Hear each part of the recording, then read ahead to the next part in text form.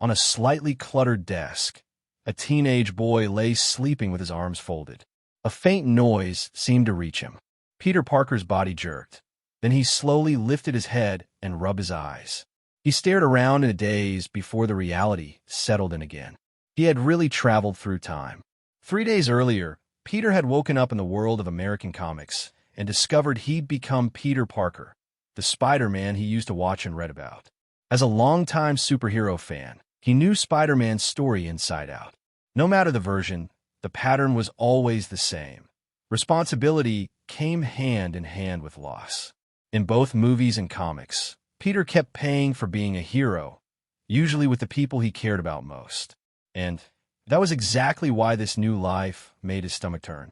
If becoming Spider-Man meant losing family and friends, then he wanted no part of it. Still, he couldn't just sit and panic. To figure out what kind of world he'd landed in, Peter spent the next few days digging online for information. That's when he found something that made his blood run cold. This world already had a Spider-Man.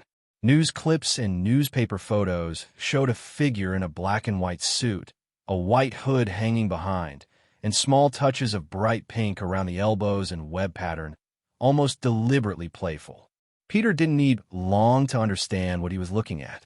Spider-Gwen. The Marvel Universe was full of parallel worlds, and in one of them, the person bitten by the spider wasn't Peter Parker, but Gwen Stacy. And in Gwen's universe, the cruel irony flipped. Peter stayed ordinary. He got bullied. He tried to fight back. He made a reckless choice and injected himself with a homemade serum, transforming into the lizard. Spider-Gwen stopped him, but Peter still died right in front of her. When Peter remembered that ending, he didn't exactly feel calm. But he wasn't helpless either. Like so many travelers in stories, he had his own advantage. A gold finger. In this life, he'd use it to become strong enough to rewrite the fate he already knew was waiting. Strong enough to protect the people around him. Strong enough to stop the inevitable from ever becoming real. Strong enough to actually live. Just as his thoughts spiraled deeper, a gentle knock came from the door. "Peter, how long are you going to keep Gwen waiting? If you don't hurry up, you'll be late," Aunt May called from the hall. "Ah, sorry. I'll be out right now." For the past few days, Peter had been forcing 2 sets of memories to fit in his head. His old life and this one. Now that the confusion had finally eased, he realized it was already the first morning of school. He changed quickly, threw on his backpack, and stepped into the living room. Gwen Stacy was already seated at the dining table. Shoulder-length blonde hair, bright eyes, effortless confidence. She rested her cheek on one hand and waved at him like this was the most natural thing in the world. "Hey, Peter. Good morning." "Morning, Gwen." In this universe, they'd grown up together. Their families lived in the same apartment building, doors right next to each other. Uncle Ben lowered the newspaper and looked Peter over. "Peter, young people should have some energy in the morning. Don't you think?" He pointed the paper slightly, as if making a case. "Look at Tony Stark. Doesn't matter when the cameras catch him. He always looks full of life." Peter wanted to argue, but stopped. There was no point. His eyes flicked to the status panel only he could see. 99.99%. He forced a smile. "I'll try, Uncle Ben. I'll change." Uncle Ben's expression softened. "That's all I want to hear. But take it slow." Peter sat, ate his bread, drank his milk, and finished breakfast under Gwen's quiet, steady gaze. Before leaving, he checked his backpack twice. Camera, documents, everything in place. Then they headed out. Down on the street, Peter and Gwen stood side by side, waiting. After a cool breeze passed between them, Peter asked, "Uncle George was supposed to drive us today, right?" Gwen sighed. "Dad got called in. He rushed to the station, so it's the bus for us." Peter nodded. "Makes sense. He's a good cop." "Yeah." Gwen's eyes dipped for a second, something complicated flashing across her face. Peter noticed, but didn't push. Her father was the New York police commissioner. Busy was normal. The bus rolled in. They climbed aboard, found 2 empty seats, and sat. Gwen leaned her backpack against her knees and smirked. "If I didn't call you, would you have been late?" "Problem maybe, I guess." She clicked her tongue. That's the kind of answer people use when they're trying to dodge a conversation. Peter turned to her seriously. "Gwen, I really do appreciate you. Can you feel the sincerity? She laughed and blinked. Yeah, I can. Then her tone shifted a little, more thoughtful. Still, since summer break ended, you've changed, Peter. I can tell. Peter stayed calm, but inside he tensed. He tried hard to act normal, but he wasn't the same person anymore. It was bound to show. Before he could scramble for an excuse, Gwen added, "But I like it. Boys should be more active. That's how they attract girls." The moment the words left her mouth, Gwen's cheeks warmed. She opened her mouth, clearly about to backpedal. Peter didn't give her the chance. "You're right. Uncle Ben said the same thing. I should change." Gwen's smile faltered just a little, like she'd hoped he'd catch what she meant instead of taking it literally. Peter Parker, book smart, feelings blind. Midtown Science High School was buzzing when they arrived. The first day always looked like this. Students everywhere, loud voices, bright faces, the campus alive again. The second Gwen stepped off the bus, attention snapped toward her like magnets. Peter walked beside her, but most people's eyes slid right past him. Invisible. That was Peter Parker at school. Gwen was everything Midtown liked. Beautiful, brilliant, confident. And her father being the police commissioner didn't hurt either. She stood out without even trying. Peter wasn't dumb, and he wasn't unattractive. But he was quiet, soft-spoken, easy to dismiss. And because he didn't fight back, people treated him like a target. But that was the old Peter. Starting today, things would change. "Gwen, let's head to class first," Peter began, then stopped mid-sentence. His steps froze, because the progress bar on the panel inside him finally ticked over. Peter's eyes flew open. He never imagined that activating his gold finger would give him 2 bloodlines. And not just any bloodlines. They were tied to one of the most famous heroes in all of American comics. Superman. As someone who'd grown up on superhero movies and the comics behind them, Peter knew exactly what that meant. Superman came from DC, one of the 2 giants of American comics. DC's history stretched across generations, and fans often split its long timeline into different ages and eras. Different styles, different tones, different power scales. But the bloodline Peter had awakened wasn't from some old, classic version. It was from a modern, terrifyingly overpowered era. The bloodline he obtained was linked to the rebirth-era Superman, the version that emerged during DC's modern continuity shifts. In that storyline, the Superman who had been active replaced the fallen one, and eventually merged in a way that produced the current dominant Superman seen in mainline comics. That was the one Peter had pulled. The one with the kind of track record that made normal, strong heroes feel irrelevant. Peter's mind flashed through all the ridiculous feats he'd seen fans debate online, the kind of battles where universes and dimensions were treated like scenery. The more he remembered, the more his heartbeat climbed. Then his thoughts drifted to the other famous, strongest Superman, rumor people loved bringing up. Silver Age Superman, the version people hyped endlessly on the internet. Yes, Silver Age Superman had absurd moments. Speed so fast it could mess with time, strength so huge it could move cosmic-scale objects, even exaggerated gag-like feats. But Peter also remembered something important. A lot of the wildest claims were exaggerated, misread, or flat-out rumors that didn't match what actually happened in the panels. The infamous Eats Kryptonite story? Not real in the way people repeated it. The scene that started it came from a situation where Kryptonite had been changed into something else, and the internet turned it into a myth. So as crazy as Silver Age Superman sounded, Peter knew the version he'd awakened now was on an entirely different level. He exhaled hard, trying to calm down. "I actually fused with this kind of bloodline," he muttered, excitement buzzing through his chest. "Peter? Hey, Peter." Gwen noticed his blank stare and waved a hand in front of his eyes, her brows drawn with concern. Peter snapped back instantly and forced himself to look normal. "Sorry, Gwen. I just remembered something that made me happy. Something that makes you happy." Gwen's expression turned curious, slightly suspicious. "And you're not going to tell me?" "Let's get to class first," Peter said quickly. "I'll tell you there." Gwen tilted her head. "Oh, is that so?" Peter nodded, but his attention slid back to the second bloodline.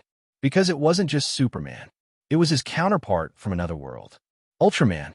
Same powers, same foundation. But the way those powers worked was completely inverted. Superman grew stronger under yellow sunlight, while Kryptonite in certain solar conditions could weaken him. Ultraman, on the other hand, could increase his strength through Kryptonite, while yellow sunlight could drain him and leave him powerless. Normally, that kind of trade would be dangerous. But Peter had both, meaning he could switch between them and cover one weakness with the other. And there was an even bigger advantage. He was operating in the Marvel Universe. No Kryptonite here. So Superman's biggest classic weakness basically didn't exist. That left only one annoying problem. Ultraman's dependence on Kryptonite would be hard to feed in a world where Kryptonite shouldn't even exist. Peter's head started to ache as he thought about it. Then he called up his personal panel in his mind. A translucent, game-like interface appeared. Name, Peter Parker.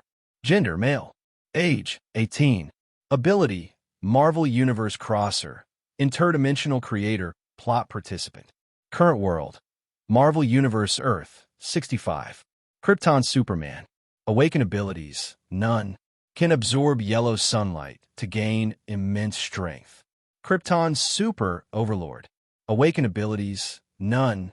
Killing enemies using the Overlord bloodline may cause Kryptonite to drop. Consuming Kryptonite grants immense strength. Peter's breath caught. Then his eyes lit up. So that was it. He didn't need to find Kryptonite in Marvel. He could create the condition for it to appear. Kryptonite drops just from killing enemies? He whispered, almost laughing. That's way simpler than sunbathing. Brutal, direct, effective. And with Superman-level power as his foundation, he finally had something he'd never had in this world before. A real chance. Because in Spider-Gwen's universe, Peter Parker's fate was already written. Bullied, broken, turned into the lizard, and dying in Gwen's arms. But if the person who was supposed to die refused to follow the script, then everything after that would change too. Hey everyone, welcome to our channel, and thank you for your support. If there's a favorite novel on the channel and you want the next part, you're just one step away. Become a Patreon member and I can make it depending on your tier. Thank you for your attention. Central City Science High School. This is Peter and Gwen's third year attending this school. After experiencing the crowd on the first day of school, Gwen, who had just sat down in the classroom, let out a long breath. There were really too many people today, Peter, especially being stared at by most of the classmates. I feel so uncomfortable all over. Gwen put the backpack on the desk and gently fanned her cheeks with her fair and tender hands. Today is the first day of school, so it's normal for the school to be lively. At this point, Peter raised an eyebrow and said, as a celebrity in the school, you can still feel uncomfortable being watched by everyone. Well, definitely. Everyone has their own life, and I just want to live a plain and ordinary life. Definitely. Maybe a little adventure once in a while wouldn't be bad. Gwen tilted her head, looking playful and cute. Hearing this, Peter couldn't help but laugh and said, there's a saying that goes, a gold nugget will always shine. Gwen, you're good-looking and have good grades, not to mention Uncle George. How is it possible not to attract attention at school? Peter's seemingly casual remark made Gwen blush in her heart. Gwen and Peter grew up together, and Gwen has always had a good impression of this kind and academically friendly boy. Hearing the person she liked praise her like this, Gwen felt both shy and happy in her heart. Westerners have always been open-minded, but Gwen, born into a traditional old white family, is relatively conservative in her thinking. Therefore, Gwen has not yet experienced the sweet taste of love. This is definitely also related to the fact that the person she likes has always been by Gwen's side. Peter, are you praising me with this? Gwen asked. Without a doubt, it's a completely generous praise. Since it's your praise, Peter, I'll accept it. Gwen suppressed the shyness in her heart and decided to change the subject. By the way, Peter, what was the happy thing you wanted to share with me earlier? Peter was taken aback.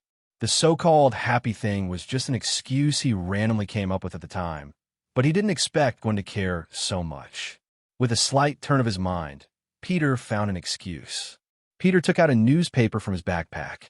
It's this. Gwen reached out and took the newspaper that Peter handed her. When she saw the headline on the front page, She couldn't help but freeze for a moment. Gwen, did you see the headline? There's a superhero who has been quite active in New York City recently. She wears a beautiful spider costume, and everyone has named her Ghost Spider, also known as Spider-Woman. I saw a report on TV before where she helped apprehend criminals. Honestly, this Spider-Woman is really cool. Not only is she agile and powerful, but she also has a noble character of helping others. In this era of materialism and money worship, the noble character possessed by Spider-Woman is undoubtedly very rare. So, Peter really likes her. Gwen's voice was as soft as a mosquito, her cheeks flushed, and even her fair neck turned crimson. Very much. In my eyes, she's a true superhero, worthy of me. No, even everyone's admiration. Peter replied firmly. Hearing Peter's continuous praise, Gwen felt both happy and frustrated. She was happy because the Spider-Woman that Peter liked was herself, but she was frustrated because Gwen couldn't share the fact that she was Spider-Woman with Peter. During the Radiance Expo held during the previous summer vacation, Gwen was bitten by a mutated spider, and since then, she has become the little Superman. The abilities of reaction, coordination, physical strength, and even thinking ability of Gwen far exceed those of normal people by several times. With the support of such strong physical qualities, influenced by her police father, Gwen secretly begins to capture criminals and contribute her own strength. Therefore, in Gwen's opinion, if she were to tell Peter, who is just an ordinary person, that she is Spider-Woman, it would surely bring unnecessary trouble to Peter. Gwen silently swears to God in her heart that she will use this power to protect her loved ones, including the boy sitting beside her at this moment, whom she has always liked. Today is the first day back to school, so there are basically no classes. Groups of students gather on campus, talking and laughing with each other, filled with a lively, youthful atmosphere. Peter, who has obtained the R-Spider bloodline, is lying quietly on a bench, basking in the sun. So that's how it is. I can switch bloodlines just by using my mind. Switching to the Super Overlord bloodline during the day, when there is sunlight, is like giving away my head.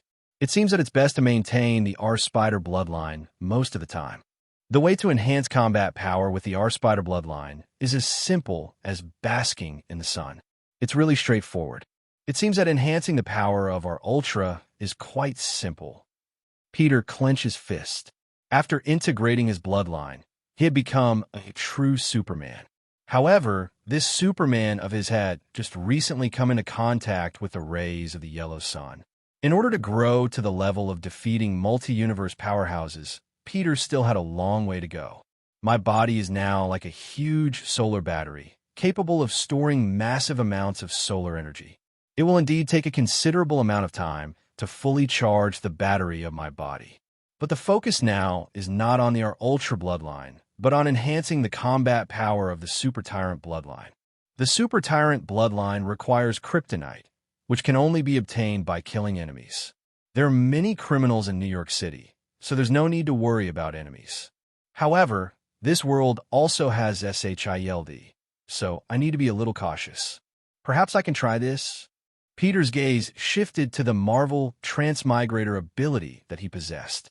Peter felt that the Marvel transmigrator ability would bring him some unexpected surprises and gains.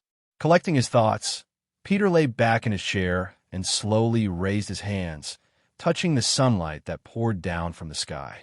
Carefully sensing the changes in his body, Peter couldn't help but marvel. Superman truly deserves to be the strongest being from Krypton. Superman, hailing from Krypton, is also known as a Kryptonian. As long as a Kryptonian is exposed to the rays of the yellow sun, they will gain extraordinary abilities and unimaginable physical qualities. The longer the exposure to the yellow sun, the stronger Superman becomes, and the more energy his cells store. Whether in daily life or in battle, Superman's energy is constantly being depleted, and this energy cannot be replenished through mere eating. The only correct method is to absorb the radiation released by the yellow sun. The radiation from the sun that reaches the Earth has been weakened by the atmosphere, making it relatively mild and easy to come into contact with. It should be noted that the closer Superman is to the sun, the more efficient his energy absorption becomes. However, this does not mean that Superman can simply fly close to the sun and absorb energy. If Superman were to rashly approach the sun when his physical qualities are too weak and his body volume is insufficient, it would result in his body absorbing an excessive amount of solar energy. When the body cells cannot withstand the immense solar energy, Superman's cells will rapidly deteriorate, ultimately leading to death. Superman, a prominent character in DC Comics, has experienced such a tragic fate. Therefore, for Superman to be able to bask in the sun up close, his body and cells must grow and become powerful to a certain extent. Now, standing on the surface of the Earth and basking in the sun is the most suitable way for Peter. A constant warm light shines on him, making Peter feel warm all over. The billions of cells dormant inside Peter's body are constantly awakened by the yellow sun, greedily absorbing radiation energy and atmospheric nutrients. Peter can clearly perceive that a portion of the solar energy is being used to strengthen his body, causing his body to begin evolving. The remaining portion of the radiation energy is stored in his cells for daily needs. The body of a Kryptonian is like a huge solar energy battery. The longer they bask in the sun, the stronger their combat power becomes. There is only a short lunch break of less than an hour. Just as Peter finishes basking in the sun and is about to go to class, his body undergoes a mutation. The most immediate change is in his vision. Peter suddenly sees more things. Looking around, countless scenes flash before his eyes, making him a bit dazzled. And the voices of students talking around him, the honking of cars on the distant road, the chirping of birds and insects, and various subtle sounds all flood into Peter's ears. The visual and auditory systems suddenly receive a massive amount of information, making Peter a little uncomfortable for a while. Is the environment he currently lives in really this noisy? Peter takes a deep breath, holds his breath, and focuses his attention on what he wants to see. Soon, the intense discomfort brought by the massive amount of information subsides like a tide. Having quickly adapted to the evolution of his body, Peter stands up from his chair and silently summons his significantly changed personal information panel. The change in the personal information panel startles Peter. Peter never expected that after only basking in the sun for less than an hour, he would awaken all of Superman's basic abilities. Kryptonian Superman awakens super abilities: energy absorption, supervision, super hearing, heat vision, X-ray vision, invulnerability, bioelectric field, freeze breath, hypnotic brainwave ability. Looking at the information panel in front of him, Peter opened each of his awakened abilities one by one, examining the details. Peter couldn't believe that he could become so powerful after only basking in the sun for such a short time. Energy absorption allows Peter to absorb the sunlight and store energy within his body. If injured, Peter can also absorb the energy from the sun to accelerate the healing of his wounds. Supervision and super hearing currently have a range of about 1 kilometer. Thinking about how Superman's later vision and hearing abilities can cover the entire world, universe, and even multi-universes, Peter knows that he still has a long way to go. As for the ability of heat vision, although it is just awakened, the temperature it releases can reach 2,000 to 3,000 degrees Celsius, with the additional impact and cutting effects. It is a long-range attack technique with astonishing power. Invulnerability is still inferior, and its defensive power can only withstand conventional missile bombardment for now. The attack power, when fully unleashed, is comparable to that of a little boy, and the speed of Peter's attacks can reach 10 times the speed of sound, while his movement speed is around 10 Mach. Peter estimated that after basking in the sun for half a day or a full day, his invulnerability should be able to withstand the power of a nuclear explosion. At that time, his attack power, attack speed, and movement speed should also increase significantly. As for the ability of bioelectric field, even when fully expanded, it only covers a range of about 50 meters. Although the coverage range is not large, it already allows Peter to distort the laws of physics and achieve supersonic flight at around 5 Mach. Among the abilities currently awakened, the one Peter is most concerned about is the hypnotic brainwave ability. Peter opened the detailed introduction and took a look. He discovered that this hypnotic ability brainwave could subconsciously affect the cognition of people around him. In other words, this hypnotic ability brainwave can help him hide his identity. No wonder no one in the comics can know Superman's true identity. Presumably, this passive ability of the hypnotic ability brainwave has played a significant role, definitely, in also Superman's glasses. Peter sighed in his heart. His growth rate was really fast. But thinking about how an adult Kryptonian coming to Earth and being exposed to the yellow sun would awaken their abilities at a rapid speed. After comparing, Peter realized that his growth rate should be within the normal range. In the movie Superman, Man of Steel, Zod, who had just arrived on Earth, also awakened his abilities quickly. And in The Flash, Supergirl, who was just rescued and placed under the sun for less than 2 minutes, awakened her abilities. These pieces of information basically indicate one thing. As long as an adult Kryptonian is exposed to the yellow sun, they can quickly awaken their abilities and become extraordinary. As for why Clark's ability awakening on Earth was so slow, Peter speculated that it should be related to Clark still being a growing child. There should be a difference between adult Kryptonians and Kryptonians whose physical organs are not fully developed. The bloodline of ours is impossible to have such a low combat power, but my body has already reached the full power state. I can feel that my body has reached a bottleneck. I think as long as I adapt to this bottleneck and break through on this basis, my body will be able to store more radiation energy. Based on the performance of Superman in movies and comics, the more energy Superman's body stores, the more astonishing his physical functions and super abilities will be strengthened. It seems that I have to take it slowly. Peter had just collected his thoughts when his powerful auditory system caught the sound of tearing air coming from behind him. Turning his head, he saw a basketball flying towards his head at an extremely slow speed in Peter's eyes. Looking further, a look of understanding appeared on Peter's face. This basketball was thrown by the notorious school bully, Lightning, from Central Science High School. Lightning Thompson, a member of Central Science High School, often bullied Peter Parker at school. Just as Lightning had walked out of the classroom, he saw Peter sitting in a chair daydreaming, which sparked his desire to bully Peter. Without hesitation, Lightning threw the basketball in his hand towards Peter. However, Peter was no longer the weak and powerless nerd he used to be. He had now become Superman, and naturally, he could easily defend against the flying basketball. Taking his gaze off Lightning, Peter reached out his right hand and skillfully caught the high-speed basketball in his arms. The group of companions around Lightning, who had originally wanted to watch the show, widened their eyes in disbelief when they saw Peter's actions in the distance. What the hell? That nerd, with glasses and a weak personality, when did he learn to be cool? Peter looked at the basketball he had caught in his hand, his face filled with contemplation. You see, Peter had just awakened the basic abilities of Superman, and his physical strength had suddenly increased dramatically. It was supposed to require a period of adaptation.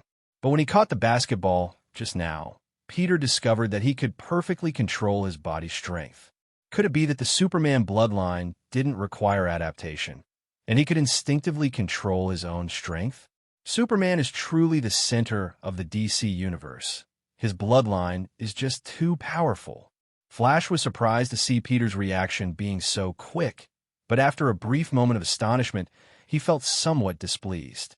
He never expected that his attempt to tease Peter would actually result in this damn nerd showing off. Hey, Peter, you better obediently bring that basketball over here. Flash stood in place, speaking in an indifferent tone.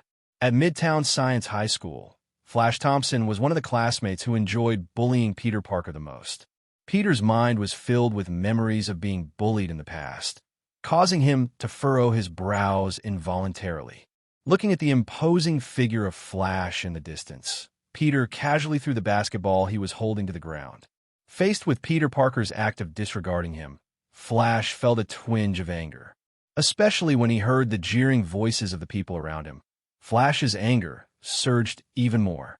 Hey bro, Peter, that nerd, actually ignored you. Look, Flash, Peter doesn't even consider you anymore. Oh my God, has Peter lost his mind? How dare he provoke our Flash like this? Under the instigation of the people around him, Flash walked towards Peter Parker with a cold face.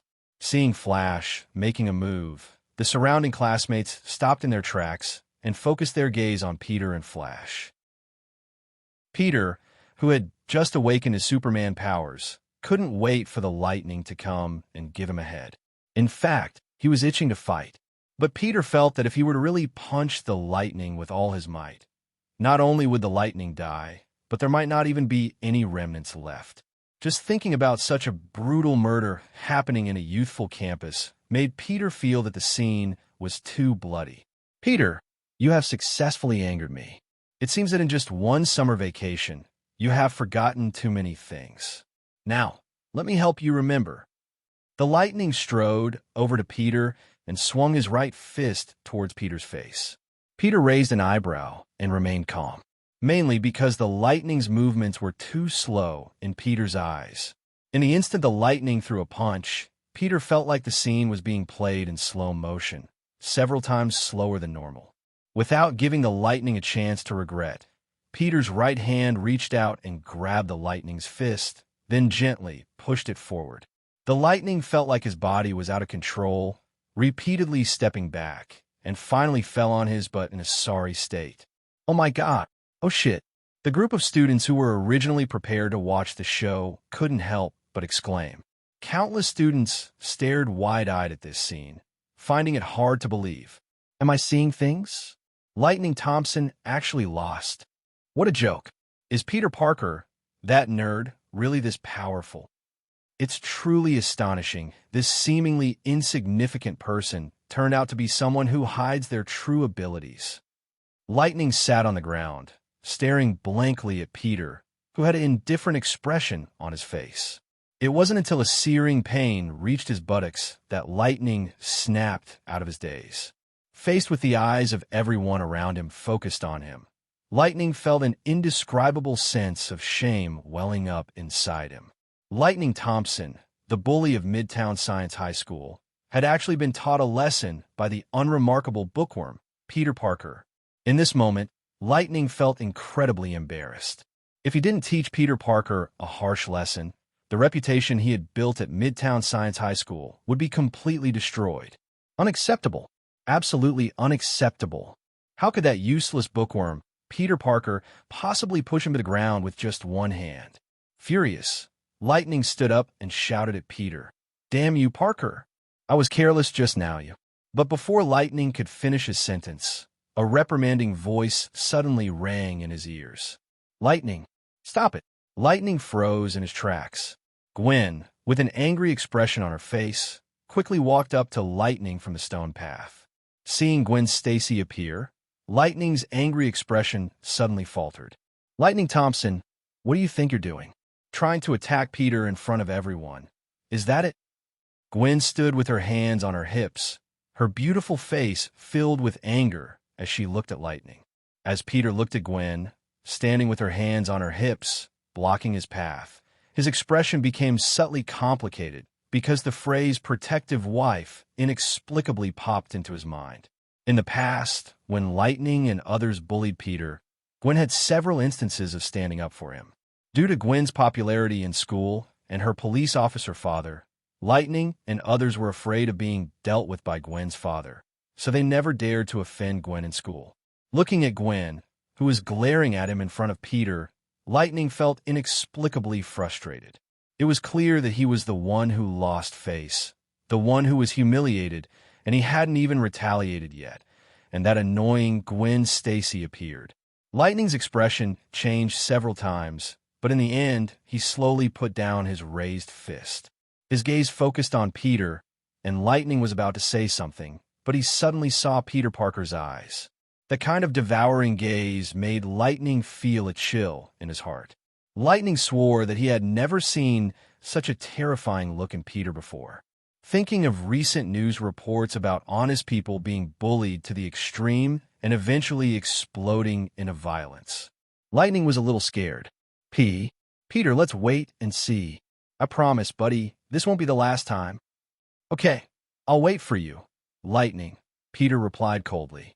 Despite feeling apprehensive inside, Lightning had to put on a tough act and leave a harsh remark before hastily picking up the basketball on the ground and walking away quickly. As Gwen watched Lightning's figure recede into the distance, her stern expression softened. Gwen turned around, intending to comfort Peter, but she saw a strange smile on his face. Faced with the peculiar smile on Peter's face, Gwen felt a little uncomfortable. Gwen, what can I say about your behavior just now? It had a bit of a possessive husband vibe. Protecting my husband like a maniac. Gwen felt like steam was about to burst out of her head, her cheeks burning hot. Peter, stop saying such things. People will misunderstand. Gwen stomped her feet in embarrassment and ran away in a panic. Watching Gwen's fleeing figure, Peter was also stunned.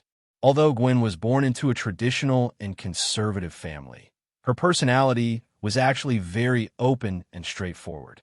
Therefore, Peter never expected Gwen to show a shy side in front of him.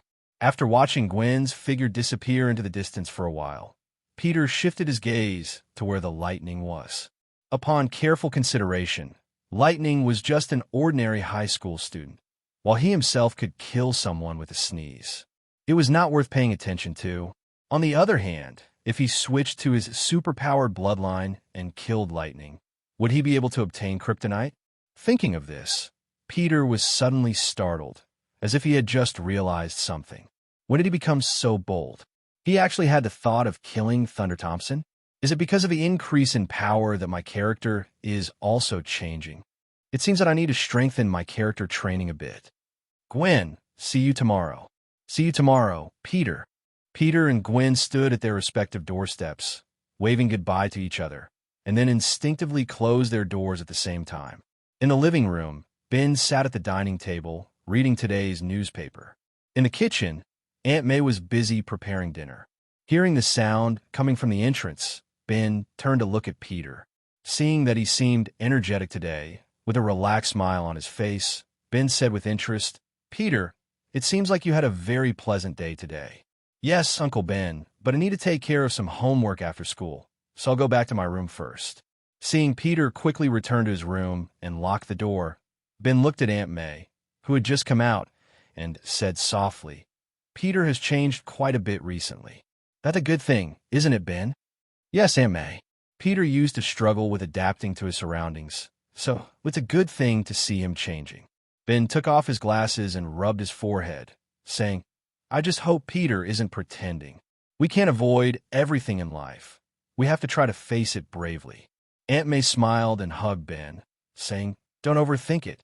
Let's call George and Gwen later and have dinner together, okay?" "Definitely no problem. That's obviously a good idea." Peter skillfully locked the door to his bedroom, because Peter was about to try using his ability called Comic Book Traveler. In addition to having the bloodline of Superman and Superbat, Peter also had a built-in panel function. Apart from that, Peter had 3 innate abilities. One was the Comic Book Traveler, one was the ability to open a small subspace, and the other was being a participant in the plot. The subspace ability allowed Peter to store things at his fingertips and train his abilities within the subspace. And the ability of the participant in the plot, as the name suggests, allows Peter to obtain rare rewards as long as he participates in plot events in the world of American comics. According to the file size of the American comic events Peter participates in, the rewards he receives will also vary. However, Peter's current focus is to master and understand the ability of being a comic book traveler. Before obtaining the bloodline of Superman, Peter's physical fitness was poor and insufficient to support him in using the ability of being a comic book traveler. After obtaining the bloodline of Superman, Peter's physical fitness greatly improved, and naturally he could use the ability of being a comic book traveler. Peter stretched out his right hand, held his breath, and activated the ability of being a comic book traveler. Immediately after, there were no signs in front of Peter, and a semi-transparent image interface appeared out of thin air. The image interface has 2 function panels. One panel, called American Comic Movies, is in a constant state of illumination, while the other panel, called American Comic Books, is in a grayed out and unselectable state. This is the first time Peter has activated the ability of being a comic book traveler, so even he didn't expect that this would be the situation after activating the ability. After a brief moment of daze, Peter reached out and clicked on the American Comic Movies panel. A white light flashed before his eyes, and the original function panel interface disappeared. In its place was an interface similar to a computer file folder. A computer disk file folder interface. Peter's face was full of astonishment. Suppressing the astonishment in his heart, Peter opened the computer file folder and took a look, and his heart suddenly raced. Because the folder actually stored all the live-action movies and TV series adaptations of American comics up to now. DC movies, DC TV series, Marvel movies, Marvel TV series, other American comic adaptations. I never expected that all the live-action adaptations of American comic books that I've seen would exist. Peter excitedly scanned through the folders in front of him one by one. Taking a deep breath and suppressing his excitement, Peter clicked on the folder titled DC TV Shows. Starting from DC's foray into live-action TV shows up until the time Peter traveled back in time. Almost all of the DC TV shows could be found in this folder. Superman prequel, The Flash, Supergirl, Legends of Tomorrow, Superman and Lois. Seeing these familiar DC TV shows, especially when he saw Superman prequel, Peter couldn't help but feel deeply moved. Because Superman prequel was a TV show that Peter had watched when he was a child, so he never expected to be able to see it again in this way one day. If I want to strengthen the bloodline of the Super Overlord, I must obtain a lot of Kryptonite. If I remember correctly, the world of Superman prequel seems to be a good place. Some information about the world of Superman prequel appeared in Peter's mind. In the town of Smallville in Superman prequel, there are Kryptonite everywhere. Not only are there ordinary green Kryptonite, but there have also been appearances of gold Kryptonite, blue Kryptonite, black Kryptonite, silver Kryptonite, gemstone Kryptonite. After careful consideration, Peter made up his mind. He would first go to the world of Superman prequel and get a bunch of Kryptonite to consume. The early stages of the world of Superman prequel are not dangerous. Even ordinary people won't have any accidents as long as they are careful. Moreover, Peter's or super bloodline already possesses considerable combat power. Upon confirming his intention to go to the world of Superman prequel, Peter began to explore the usage of the ability called Comic Book Crosser. After conducting extensive research, Peter made significant progress. The ability of Comic Book Crosser is very easy to use. It's like a person wanting to play action movies stored in a hard drive on a computer. Peter only needs to select the desired series to play, and he will obtain the ability to cross into the target world. However, there is one thing worth noting. Before the first crossing, Peter can manually drag the progress bar of the series. By dragging the progress bar of the movie, Peter can freely choose the time point to cross the world. Unfortunately, the function of dragging the progress bar only works once for a series or a movie. I didn't expect the ability of Comic Book Crosser to be so bizarre. With his eyes half closed, Peter quickly selected the first episode of the comic book TV series Superman prequel. He quickly dragged the progress bar of the first episode of Superman prequel until a nighttime scene appeared, and then he clicked the confirm button to initiate the crossing. A faint light flashed in the bedroom, and Peter's figure twisted for a moment, then disappeared as if evaporating from the human world. After about 5 minutes, Peter returned from the crossed world. Looking around the familiar bedroom, Peter's gaze finally fell on the wall clock. Having personally experienced the ability of Comic Book Crosser, Peter finally mastered the usage and techniques of the ability. Do the two worlds flow at the same speed? I can come back from the crossed world at any time, and cross back and forth at any time. This ability of mine has no limit. It's amazing. Peter looked down at his right hand, tightly holding a fist-sized green Kryptonite. This green Kryptonite was picked up by Peter in the world before crossing back. Peter also switched to Super Overlord Bloodline in the small town of Superman prequel and directly enjoyed the green Kryptonite. It was precisely this operation that allowed Peter to successfully awaken all the basic abilities of the Super Overlord Bloodline, and his combat power also soared significantly. Originally, Peter planned to eat Kryptonite in the small town until he became invincible before returning. However, what he didn't expect was that switching to the Super Overlord Bloodline and consuming Kryptonite would also push his body to a temporary capacity limit. Only when Peter's body adapted to the capacity limit and broke through this bottleneck, increasing his body's energy capacity, could the combat power of the Super Overlord Bloodline continue to improve. This point is quite similar to the Superman Bloodline. Recalling the taste of Kryptonite, Peter licked his lips, feeling a bit speechless. The taste of green Kryptonite is like eating glass shards, and it has an indescribable strange flavor. Fortunately, the bloodline of the Super Overlord has absorbed and digested all the green Kryptonite that was consumed. Now the combat power of the Super Overlord bloodline is on the same level as the Superman bloodline. Peter threw the fist-sized Kryptonite in his hand into the subspace and turned to walk into the bathroom. There was a large mirror installed in the bathroom, and Peter looked at himself in the mirror, carefully observing the changes in his body.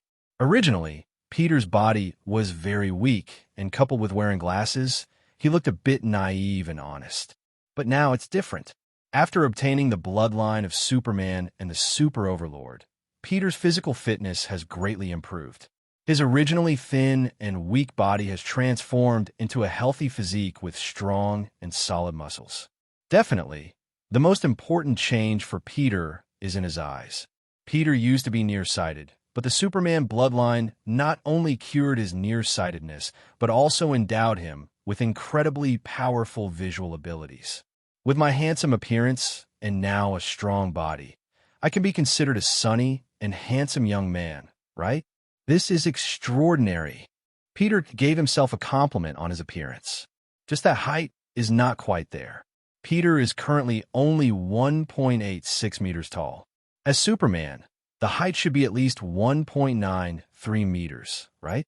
With this idea in mind, Peter switched back and forth between the Superb and Superman bloodlines twice, but there was no change in his appearance. However, there was a noticeable change in temperament. Absorbing the Superman bloodline made Peter look approachable and sunny. On the other hand, the Superb bloodline was inherently sinister. When switching to the Superb bloodline, Peter's temperament became somewhat gloomy and cold. The Superb bloodline is indeed suitable for doing some dark things. I wonder what Gwen is doing now. Peter supported himself on the wash basin with both hands, his gaze shifting. With his X-ray-like perspective ability, Peter's gaze easily penetrated through the walls. However, Gwen's bedroom was empty, with her previously worn high school uniform scattered on the bed. Did she go out swinging cobwebs? Just as Peter was thinking about this, his bedroom door was suddenly knocked. Peter, Uncle Ben. Peter quickly walked out of the bathroom and opened the bedroom door. Aunt May made a sumptuous meal tonight and is planning to invite George and Gwen to dine together. You know, it's been a long time since we had a meal with George and Gwen. Now I'm entrusting this task to you. You wouldn't refuse, right? Uncle Ben patted Peter's shoulder meaningfully, while the corner of his eye quietly moved to the computer screen in Peter's room. Peter's computer wallpaper was filled with photos of Gwen Stacy, with her golden shoulder-length hair. As someone who has been through it, I naturally understand what Peter's behavior means. Gwen is beautiful and has good academic performance. Originally, she also had a love for music, although she was a bit decadent in the past. But after all, she is someone I have watched grow up. Both Ben and George are happy that Peter and Gwen are together. Who wouldn't be happy when the relationship between the two families is so good? What reason do I have to refuse, Uncle Ben? Peter responded decisively. Then I'll leave it to you. Ben smiled and was about to turn around when he suddenly said, Have you been exercising lately? Peter, you've become much stronger. Yes. Peter was stunned, not expecting Uncle Ben to notice the change in his body. Well, young people should exercise to protect the people around them, right? Watching Uncle Ben's figure disappear into the distance, Peter slowly turned his head, recalling the meaningful words Uncle Ben had said. Seeing the computer screen full of Gwen's photos, Peter's expression became inexplicably stiff. Gwen Stacy, from the Spider-Verse, lost her mother at a young age. In this world, Gwen was raised by her father alone. Before gaining spider abilities, Gwen's life was quite miserable and decadent. The only solace for Gwen's soul was that she still had a companion she grew up with, Peter Parker. Wearing the spider battlesuit, Gwen was squatting on top of a tall skyscraper, overlooking the bustling city of New York. Looking at the busy city, Gwen's mind was filled with thoughts. Since gaining spider abilities during the summer vacation, Gwen had never thought of becoming a superhero, mainly because this world doesn't lack superheroes at all. Just the superheroes Gwen knows include the heroic and handsome Captain America from SHIELD. And Gwen looked down at her wrist where the cobwebs launcher and her spider battlesuit were. She couldn't help but recall that night. Janet Van Dyne, known as the superhero Wasp to the general public, had encountered Gwen one night before her retirement. Meeting Wasp allowed Gwen to obtain a battlesuit and cobwebs launcher. The clever Gwen modified the battlesuit into the current spider battlesuit and further optimized the cobwebs launcher. Initially, Gwen didn't intend to become a superhero.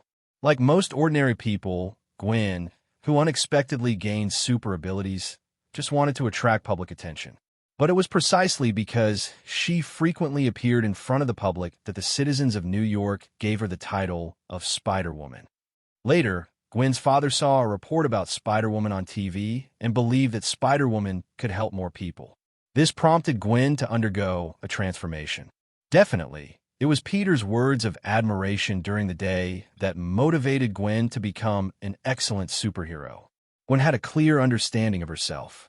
She was just someone who wanted to attract everyone's attention, but she never expected to become the hero admired by Peter. In order to establish a better image as a superhero and make Peter like her more, Gwen made up her mind to awaken and work harder to do what a superhero should do. Squatting on the top of a skyscraper, Gwen couldn't help but feel a little elated when she thought of Peter's admiring gaze. Peter, watch closely. The Spider-Woman you love will officially become a superhero starting tonight. Tonight will definitely be the true first battle of Spider-Woman.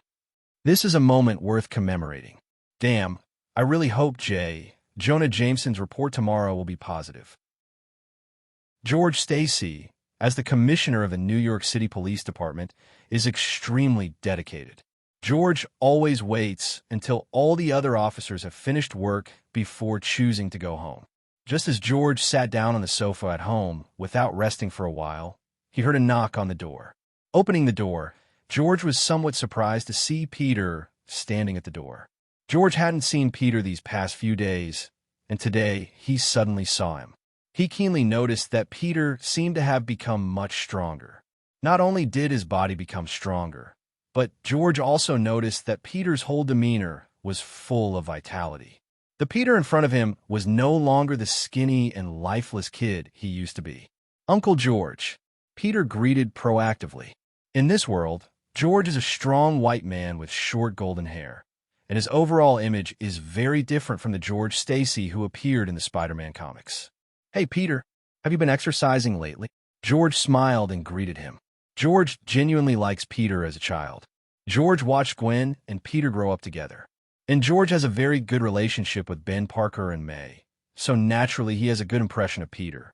In fact, I started working out a long time ago, but I only started seeing results these past 2 days. By the way, Uncle George, Ben, and May invite you and Gwen to have dinner together. It's been a long time since we had a meal together, right? Dinner. George was taken aback, and after a moment of silence, he nodded and said, "You're making May go through the trouble again. Gwen just went to the rooftop." "Then you go ahead, Uncle George. I'll go get Gwen." Watching Peter's figure disappear at the entrance of the hallway, a relieved smile appeared on George's face. As a man, George's intuition tells him that this young man, Peter Parker, whom he has watched grow up since childhood, seems to have grown up. Thinking about Peter's family situation, where he lost his parents at a young age, George couldn't help but sigh inwardly. Peter's background is terrible, but isn't my own daughter Gwen the same? Perhaps it is because they have so much in common that my daughter gets along so well with Peter. George doesn't oppose Gwen and Peter getting close. Peter's academic performance is excellent, and he has a kind heart, but he can be a bit timid in his daily life. But now it seems different. Everything seems to be heading in a positive direction. Peter naturally knows that Gwen is not on the rooftop of the apartment building. With the enhanced senses of supervision and superhearing, Peter quickly locates Gwen's position, the top of the Empire State Building. Gwen is wearing the spider battlesuit, observing the nearby streets. Well, yes, Spider-Woman is about to embark on her true meaning. Gwen's self-talk abruptly stops because her phone rings. She lowers her head and takes out her phone from her pocket. Looking at the caller ID on the screen, without any hesitation, Gwen directly answers the call. Peter, hey Gwen, Aunt May invited Uncle George and you to have dinner tonight. To have dinner together? Gwen is surprised and quickly responds, oh yes, Peter, this is indeed an unexpected surprise. I heard Uncle George say that you were on the rooftop of the apartment building, but I didn't see you. Did you go out? It's dangerous outside at night. I can come pick you up. Peter looks at Gwen from a distance, a strange smile appearing on his face. For some reason, Peter always feels a sense of satisfaction in teasing Gwen from a distance. Oh no, Peter, I'm on my way home. I just went out to buy something. Wait for me. I'll be back soon. Gwen quickly hangs up the phone, watching the police car in the street below drive away with its sirens blaring. Gwen kept her gaze fixed for a long time. Standing up from the top of the building, Gwen raised her right hand, and white spider webs sprayed out from the web shooters on her wrist, firmly sticking to the wall in the distance. Then Gwen took a step forward and grabbed the cobweb, swinging towards the distance. Swinging on the cobweb, Gwen resembled a diver, her slender legs drawing a perfect arc in the sky. Pulling hard on the spider web firmly stuck to the wall of the distant building, Gwen was quickly returning home. Peter didn't stay on the rooftop either. If he were to encounter Gwen wearing the spider battlesuit later, it would surely be an awkward situation for both of them. Therefore, Peter chose to go downstairs and return home. George and Ben were helping Aunt May, and the two of them brought out the prepared meals one by one and placed them on the table. Although they hadn't had a gathering for some time, every year on Peter and Gwen's birthdays, the two families would come together to celebrate the birthdays of the two children of similar age. Therefore, Peter was no longer surprised by this harmonious scene. Seeing Peter walking in alone, George stopped and couldn't help but ask, why didn't Gwen come in? She went out to buy something and will be back soon. Upon hearing this, George couldn't help but frown. Peter also knew what George was worried about. In this city of sin, it was extremely dangerous for a girl to go out alone at night. Aunt May usually had Uncle Ben pick her up and drop her off for work, so one can imagine how high the level of danger was. I had to go find Gwen. As soon as George finished speaking, the still open front door behind Peter was pushed open. Well, I'm sorry, I was actually going out to buy something. But as soon as I received Peter's call, I rushed back. Thank goodness, it seems like I didn't come too late. Gwen placed her small shoulder bag aside. Aunt May walked out of the kitchen and smiled at Gwen, saying, Dear, you came back just in time. Please have a seat. We haven't had a meal together for a long time. Oh my goodness. Gwen stared at the table full of delicious dishes, her eyes widening involuntarily. Sit down and we'll talk. Peter held Gwen's arm, and they both sat in the same direction. George glanced at Gwen and said as he sat down, In the future, try not to go out late at night, Gwen. It's dangerous outside. Gwen understood that her father was concerned about her, so she nodded decisively. I understand, father, but sometimes girls need certain necessities, don't they? George, don't be a killjoy at a time like this. Come, Gwen, try your favorite dish. As they enjoyed the sumptuous dinner prepared by Aunt May, the two families chatted and laughed, and soon finished their meal. Ben Parker, Aunt May, and George Stacy were discussing their own matters. Peter and Gwen went to the rooftop to chat. Peter, are you okay today? I mean about the lightning incident. Lightning?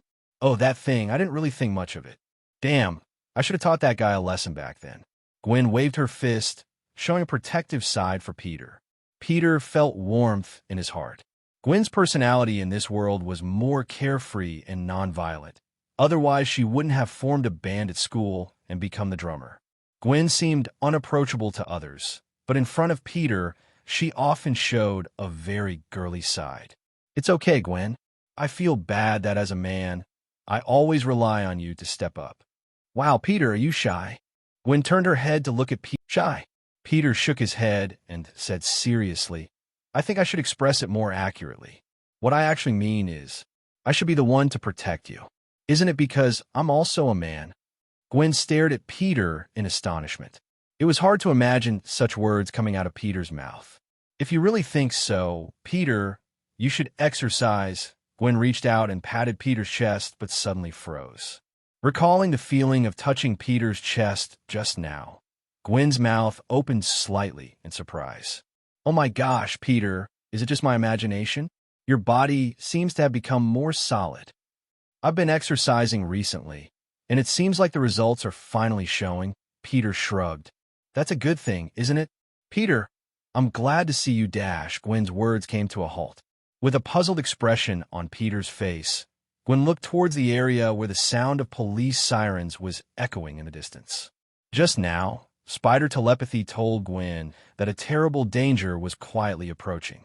The intensity of spider telepathy made Gwen very uneasy, so she quickly looked at Peter and said, "Peter, I'm sorry. I have a stomachache." "Okay. Peter, see you tomorrow. Wake up early." As she was about to disappear into the entrance of the staircase, Gwen poked her head out and waved to Peter. "Bye, Peter. Good night and sweet dreams." "Good night, Gwen."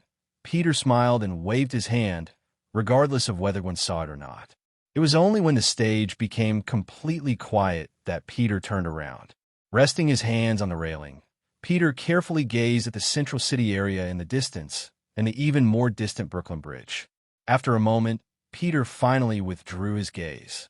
Did Gwen's spider telepathy just sense some danger? He wondered. If that's the case, I'll take this opportunity to test it out and hopefully gain a better understanding of Superman's abilities. Peter swung his arm and activated his ability as a comic book traveler. Opening the comic book and film module, he clicked on the DC Movies folder and played the movie Superman, Man of Steel. Dragging the progress bar to the beginning of the plot of Superman, Man of Steel, Peter hesitated for no more than a moment before choosing to travel. Entering the world of Superman, Man of Steel, Peter had only one goal: to go to the exploration ship located in the Arctic Glacier on Earth and create 3 sets of battle suits. For his everyday use, Peter planned to make a completely black battle suit. The black Superman battlesuit not only increased the efficiency of absorbing sunlight, but also looked cool when worn. As for the other 2 sets of battlesuits, Peter planned to choose a classic red and blue battlesuit, along with the power armor worn by the Kryptonian warriors. The power armor was the same armor that Zod wore when he first arrived on Earth in the world of Man of Steel. The power armor comes with a black cloak and has a very cool overall design. When the Kryptonian puts on the power armor, even without being exposed to the yellow sun, they can still unleash astonishing combat power, which is a major advantage. Peter's goal is very clear. He did not intend to stay in the steel body world. After successfully creating 3 sets of battle suits using the abilities of the exploration spaceship, Peter returned to the main world. Peter's figure appeared again on the originally empty rooftop. When Peter went to the steel body world, he was wearing casual clothes. But after coming back from the steel body world, the clothes on Peter's body have turned into a set of pitch black Superman battle suit. With the physique strengthened by the Superman bloodline, and against the backdrop of the black Superman battle suit, Peter looks perfectly proportioned. Peter's current physique is to the extent that even girls would drool when they see it. Slowly raising his arms, Peter clenched his fists, and the air immediately resounded with the sound of bursting. Looking up at the sky, Peter slowly spread his right hand, and the invisible life field spread out from his body as the center. Under the effect of the life field, Peter's feet broke free from the constraints of gravity, leaving the ground, and his whole body floated in midair. The black cloak behind Peter's battle suit fluttered in the high-altitude night wind. At the same time, Peter expanded his supervision and super hearing to their maximum range. Although supervision and super hearing currently only cover a range of about 5 kilometers, this range is already very good for Peter, who has just awakened his Superman powers. Gwen. Peter's eyes darted around. Relying on his amazing visual ability, Peter quickly locked onto Gwen's location. Gwen, wearing the spider battle suit, was swinging down from the sky with cobwebs. She landed in front of a convenience store where a crime was taking place. New York City is a famous city of sin, where the number of daily crimes far exceeds that of Gotham City in DC. Whether it's shooting incidents or $0 purchases, they are endless in this city. And considering that this is Marvel's New York City, the crime rate is naturally higher. With the support of his amazing visual ability, Peter saw a figure lurking in the shadows. Near the convenience store where Gwen was, there was a dim alley. Near the entrance of the alley, a muscular man wearing a lion head vest and leopard print pants was leaning against the wall, enjoying the show. This guy, seeing the appearance and attire of the man hiding in the dim alley, Peter frowned, and a name came to mind: Hunter Clayton. The situation seems very bad. My little Spider-Man is in danger. Regardless of which Spider-Man's world it is, classic archenemies will always appear. Kingpin, the underground king of New York, the Sinister Six, Hunter Clay, Venom, Morbius, and others are all classic villains in the Spider-Man world. Therefore, when Peter saw Hunter Clay in his distinctive outfit, he immediately guessed his identity. No matter who the opponent is, Peter feels it necessary to meet him. Once again, Peter's body soared into the air like a rocket, his gaze fixed on Gwen. In less than a second, Peter reached hundreds of meters high. Then, Peter stomped the air with his right foot. Boom! In the piercing sound of the explosion, Peter's body instantly broke the sound barrier and entered a state of supersonic flight. A white cone-shaped sonic boom cloud appeared in front of Peter. At this moment, he was like a high-speed fighter jet, gliding over the city and heading straight for Gwen's location. I was supposed to have a wonderful night, chatting with the person I like. But you ruined it. Gwen brushed off the dust from her hands. Looking up at the convenience store robber wrapped in a spider web cocoon, hanging from a street lamp, Gwen expressed her dissatisfaction. No, wait a minute. How could a low-level criminal like you make my spider telepathy so strong? Gwen realized something was wrong. She had already dealt with this criminal, so why was spider telepathy still working? In other words, the source of spider telepathy wasn't the guy wrapped in a cocoon hanging from a street lamp? Oh no, the strong spider telepathy made Gwen aware of the danger approaching from behind. Instinctively, Gwen tapped her foot and leaped forward with agility. While leaping forward to create distance, Gwen turned her head to look behind her. Where she had been standing, a sharp spear had unexpectedly fallen. Gwen couldn't fathom the strength of the person who threw this spear. It had pierced through the sturdy concrete ground. Goodness, is this for real? Using a spear as an attacking weapon, they're treating me like a mammoth from the Ice Age. Gwen complained while shifting her gaze to the dim alleyway ahead. But just then, a piercing sonic boom from the sky caught Gwen's attention. The intense sonic boom not only caught Gwen's attention, but even Clayton, who had just emerged from the dim alleyway, couldn't help but look up. Well, it seems like there was a fighter jet flying by just now. It looks like it's getting lively tonight, isn't it? Gwen looked at the tall figure emerging from the dim alleyway, her eyebrows slightly furrowed. Wait a minute, buddy. What kind of new style is this? You look like a hippie, no? That sounds impolite. Actually, I mean... All right, shut up, Spider-Woman, said Cliven as he pulled out the spear stuck in the ground and looked up at Gwen. Spider-Men are indeed all talkative, and this universe's version is no exception. All the Spider-Men I've killed before were men, but you, Spider-Woman, you'll be the first female Spider-Man I hunt down, said the hunter Cliven, licking his dry lips and excitedly looking at Gwen. Hey, Mr. Lion, do you want to take a look at what you just said? Gwen remained on guard at all times. Suddenly, Gwen seemed to realize something belatedly and asked in astonishment, Wait, did you just mention something? Spider-Men? There are many Spider-Men in this universe, but why haven't I heard of them? From what you're saying, are you from another universe? Multi-universe? String theory is real? You're joking, right? With a wave of his right arm, Cliven's sharp spear made a sound as it cut through the air. Faced with Spider-Woman's confusion, he clearly had no intention of explaining, saying, "All you need to remember is that my name is Cliven, Hunter Cliven. Specifically here to hunt you down." As he finished speaking, Cliven's right hand swiftly threw several poisoned flying darts towards Gwen. "You dishonorable guy." Gwen performed several backflips in a row, agilely dodging each of the flying darts. Then, Gwen leaped a few times and landed steadily on a nearby lamppost. Looking down at the menacing Hunter Cliven below, Gwen spread her hands and said, "Seriously, I have never heard of you."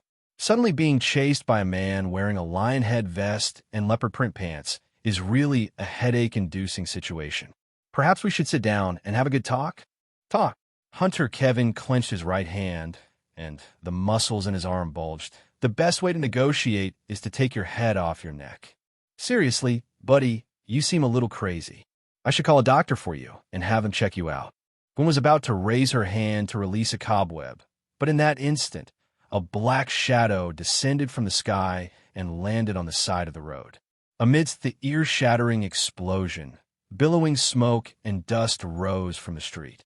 Gwen, crouching on a lamppost, could vaguely see a blurry figure in the thick smoke and dust. "Oh, look what's going on now." Satellite debris falling. A sly expression appeared on Gwen's masked face, with one eye squinting and the other wide open. Hunter Kevin was also startled by the sudden explosion. Turning his head, he saw a tall figure in a black battle suit slowly emerging from the thick smoke and dust. "Hunter Kevin, we need to talk. In most Marvel universes, DC Comics exist. Similarly, in the DC universe, Marvel Comics also exist.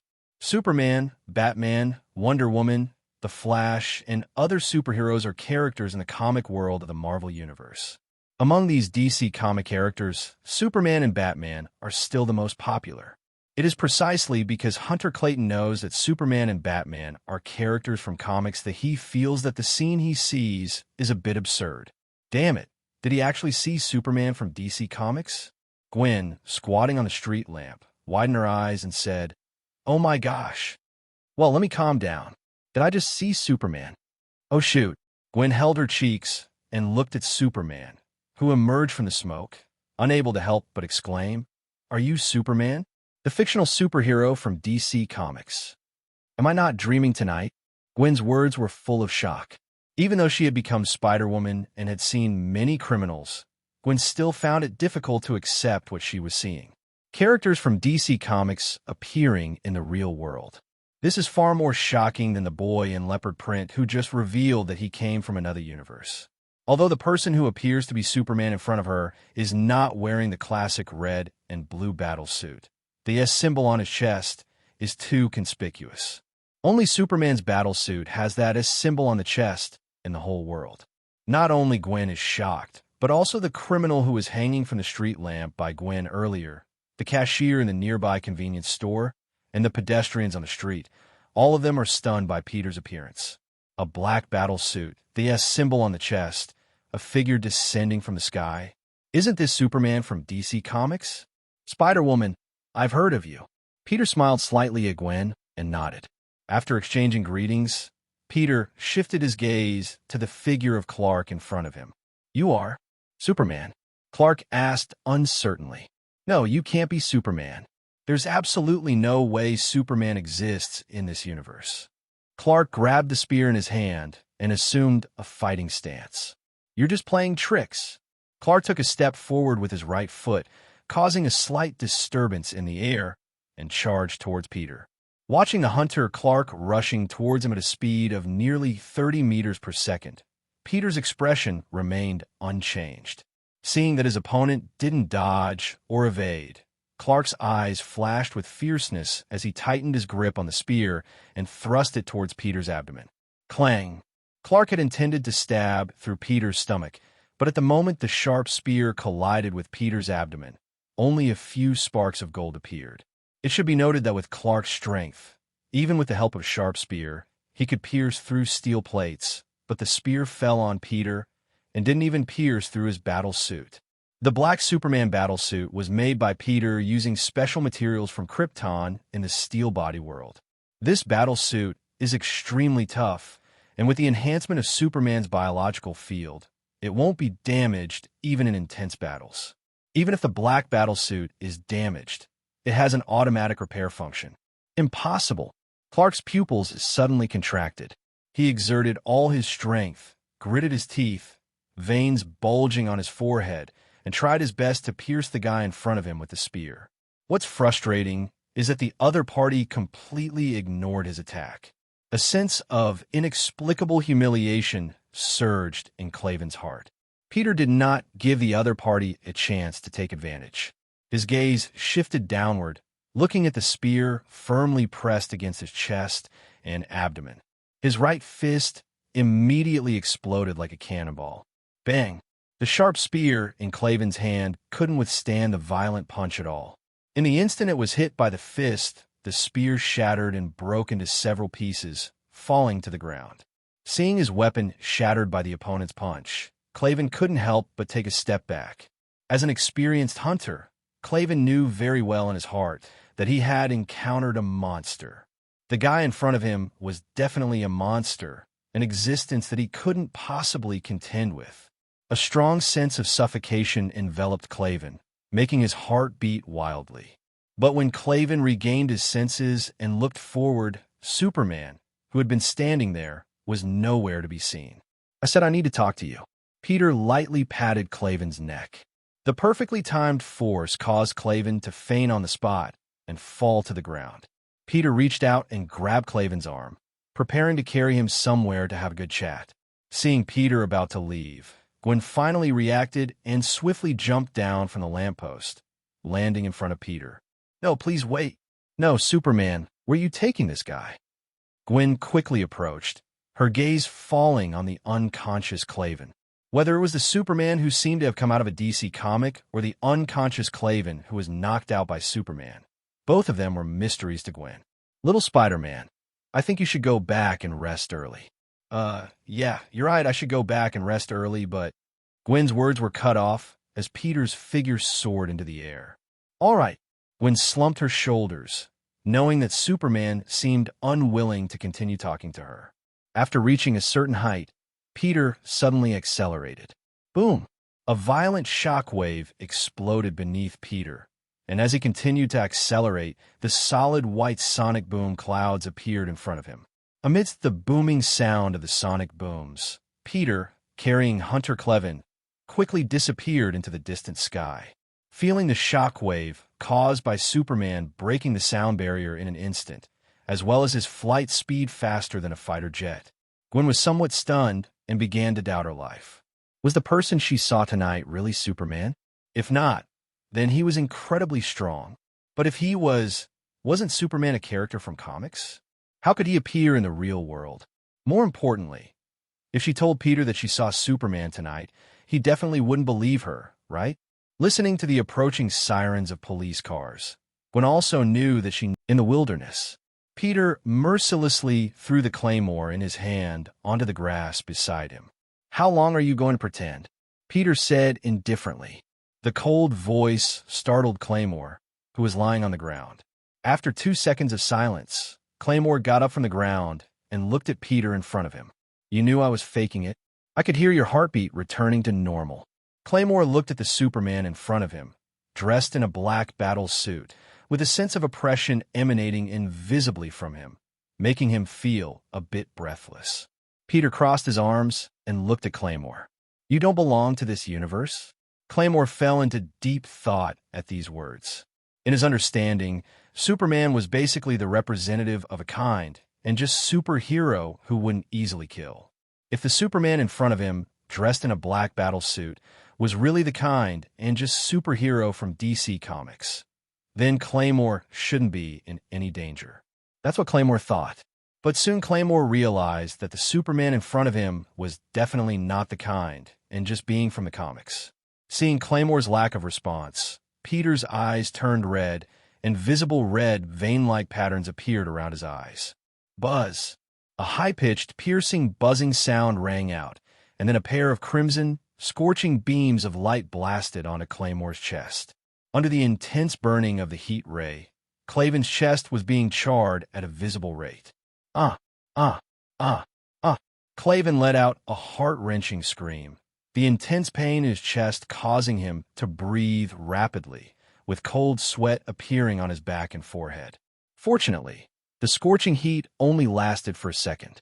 I'm not asking you. I'm telling you to answer me. Peter's cold voice made Klaven's heart race. Looking up at Superman, who was looking down on him with indifference, Klaven's forehead broke out in sweat as he realized that this guy in front of him was tough. As a person who knew the situation, Klaven quickly spoke up. I mean, I can say anything I know. Superman, stop. After Klaven blurted out these words, he clearly saw Superman's expression soften a bit. Suppressing the intense pain in his chest, Klaven took a deep breath and said in a deep voice, I did indeed come from another universe, with the purpose of hunting down every Spider-Man in each universe. Oh, Peter looked at the pale-faced Klaven, feeling quite surprised. If Peter remembered correctly, the Hunter Klaven was just one of the weaker opponents among the many enemies of Spider-Man. Although in the comics, Klaven had a record of hunting down Spider-Man, most of the time he was defeated by Spider-Man. And Peter had seen the setup of the Hunter Klaven. He didn't have the ability to travel through universes. Definitely, this doesn't rule out the possibility of some kind of mutation occurring in a Marvel universe, causing the Hunter Klaven to gain the ability to travel through multiple universes. How did you obtain the ability to travel through universes? In an unexpected accident, Dr. Octopus and Green Goblin in the universe, I was and developed a new device that could observe the multi-universe. In another experiment, the new device exploded, and I happened to be passing by and accidentally gained this ability. Peter listened without expressing agreement or disagreement, unsure of the truthfulness of Hunter Cletus' words. After a moment of contemplation, Peter suddenly asked, Do you know the number of this universe? The sudden question caused Cletus' pupils to contract. Only those who have knowledge of the multi-universe know that each universe has a different number. Cletus, who possesses the ability to travel through the multi-universe, naturally knows the numbers of the universes he has been to. And the fact that Superman in front of him can ask this question indicates that he has a deep understanding and awareness of the multi-universe. As Cletus thought about this, his fear grew even stronger. Not daring to be negligent, Cletus quickly answered Peter. This is Earth 65 universe. You said you successfully hunted several Spider-Men. What are the numbers of the universes those Spider-Men belong to? Earth 3123, Earth 6799, Earth 51778, Earth 120703. Cletus listed the numbers of the 4 universes he had been to. The first 3 numbers did not stir any emotions in Peter's heart. When Peter heard the last universe number spoken by Klaven, a ripple of emotion stirred within him. Earth 120703, the universe of the live-action Spider-Man movie Amazing Spider-Man, which means that the Amazing Spider-Man was killed by Klaven? Tell me about the Earth 120703 universe. What have you done there? Klaven didn't know what Peter's intention was, but still said, the most impressive thing about the Earth 120703 universe is that in this universe, Peter Parker hadn't even had a chance to become Spider-Man before I hunted him down. I see. A bright smile appeared on Peter's face. I'm glad you're an honest person. I've told you everything I know. Can you let me go now? Sorry, I never said I would let you leave. Seeing the dazzling red light in Peter's eyes, Klaven's expression suddenly changed. In a state where Klaven couldn't react at all, 2 beams of ultra-high temperature heat vision shot out from Peter's eyes. Klaven, who had been looking for an opportunity to activate his ability to travel through dimensions, didn't even have a chance to scream before his body was instantly melted on the other side. The robber, Xiao, who was arrested by Gwen, was not taken away by the New York City Police Department, but is currently undergoing a special interrogation by S.H.I.E.L.D. The world where Gwen's spider exists naturally also has S.H.I.E.L.D. However, The S.H.I.E.L.D. director in this world is not Nick Fury, but Peggy Carter. However, this world's Peggy Carter incorporates some of Nick Fury's characteristics, so she also wears an eye patch on her face. "Captain, did we get any results from the interrogation?" Peggy Carter pushed open the door and walked in from outside. As for the captain she just mentioned, it is the United States captain of this Spider-Gwen world, a black woman. This world also had a super soldier program, but Bucky Barnes and Steve Rogers, who participated in this super soldier program, died during its implementation. Only one female soldier, named Samantha Wilson, passed the experiment. After Samantha Wilson successfully became the United States captain, she led the Allied forces to defeat the Nazis, but later she got trapped in a temporal tunnel and returned to society many years later. Yes, the interrogation is over. The United States captain stood up from the chair and said in a deep voice, his statement in the interrogation transcript matches what we saw on the surveillance video. That leopard print boy wanted to hunt down the mysterious Spider-Woman. But no one expected that, at that critical moment, Superman would appear. The United States captain recalled the figure she saw on the surveillance video, and her expression became somewhat subtle. Even though she is a bit old-fashioned, she is not unfamiliar with Superman. Superman comics were born in 1938, and at that time, she had also read Superman comics. As the S.H.I.E.L.D. director, Peggy Carter is not unfamiliar with DC Comics. What's important is that Superman is a globally renowned fictional superhero. Therefore, when she received a report saying that Superman had appeared, Peggy Carter specifically contacted the DC Comics department and asked them to compile and send over Superman's information, preparing to slowly review it. If it weren't for seeing the surveillance footage, who would have thought that this clearly fictional superhero, Superman, would actually be seen in the real world one day? Thinking of this, Peggy Carter couldn't help but have a headache. Just by looking at the appearance in the surveillance footage and the S symbol on his chest, the guy who descended from the sky and took away the Huntress really looked like Superman, although this Superman didn't appear in the classic red and blue battlesuit. Superman in DC Comics has worn a black battlesuit before. The main issue is that S.H.I.E.L.D. currently has very little information about Superman, so Peggy Carter cannot be 100% certain that the guy in the surveillance footage is really Superman. In Peggy Carter's opinion, the guy in the surveillance footage is most likely someone pretending to be Superman with some kind of super ability. Superman comics and movies are very popular in this world, so it's normal for similar super ability users to imitate Superman. Director, what should we do? What else can we do? Peggy rubbed her temples. We currently have too little information, so we can only continue to observe. Understood. Wearing a black battle suit, Peter quietly returned home without attracting anyone's attention. There is a fire escape outside the apartment building, so Peter can climb up to his home through the fire escape on regular days. Definitely, relying on the fire ladder, Peter can also climb to the window of Gwen's bedroom next door. Peter's bedroom and Gwen's bedroom are only separated by a wall. The news that Peter just received from the hunter, Cleven, surprised him greatly. The extraordinary spider died in the hands of the hunter, Cleven, before becoming Spider-Man. Peter definitely still maintains a skeptical attitude towards what Cleven said. However, in order to verify the truth of Cleven's words, Peter still plans to go to the extraordinary Spider-Man world to take a look. With a slight movement of his mind, Peter voluntarily activated his ability as a Marvel crossover traveler and quickly opened the Marvel Movies folder. In this folder, there are several subfolders, namely MCU Movie Universe, X-Men Movie Universe, Spider-Man Trilogy, Extraordinary Spider-Man Duology, Spider-Man, Parallel Universe, Multiverse Duology, others. His gaze swept over these folders, and Peter's gaze finally fell on the Extraordinary Spider-Man Duology folder. Using his mind, he opened the Extraordinary Spider-Man folder, and the two Extraordinary Spider-Man movies appeared before his eyes. Before Peter even played the movies, he felt that something was not quite right with these two films. What's going on?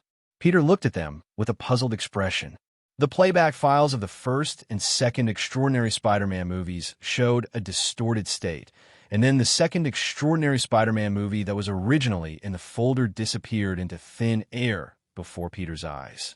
This was the first time Peter had seen such a strange phenomenon.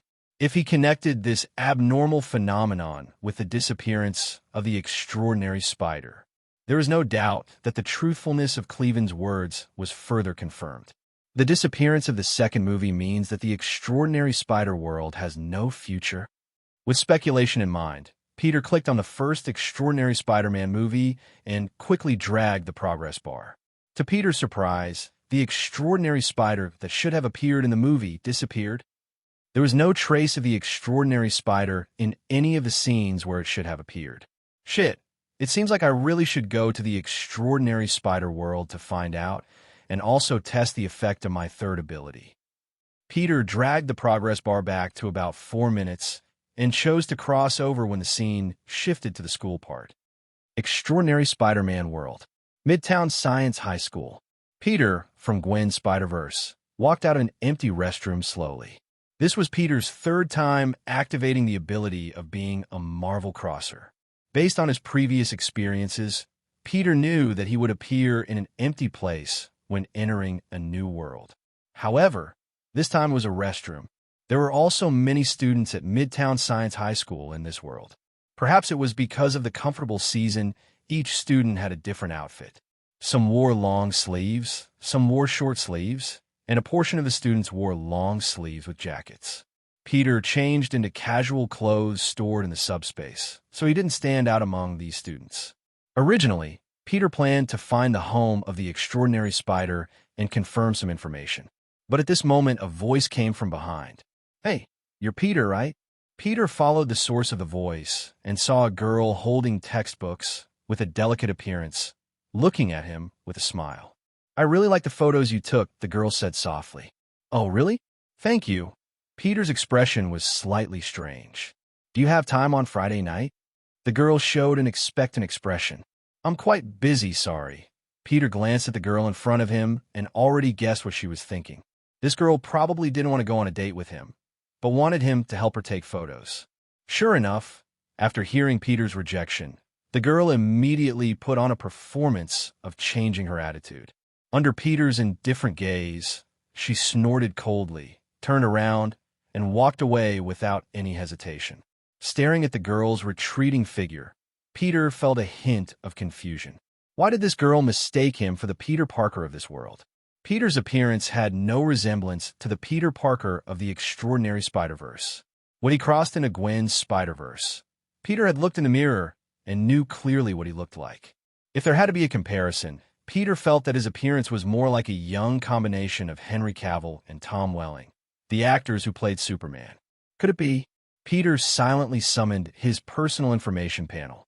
Sure enough, in the ability column of the panel, there was a new ability added. World's Favor. When you travel to other worlds, you will receive the World's Favor, which grants random special effects each time it is activated. Effect in this world. World's Favor. Cognitive Shield. This world needs a Spider-Man. Because the extraordinary Spider-Man has died, the World's Favor is bestowed upon you. People who are familiar with the extraordinary Spider-Man will mistake you for him, but those who didn't know the extraordinary Spider-Man will see your true appearance. World's Favor.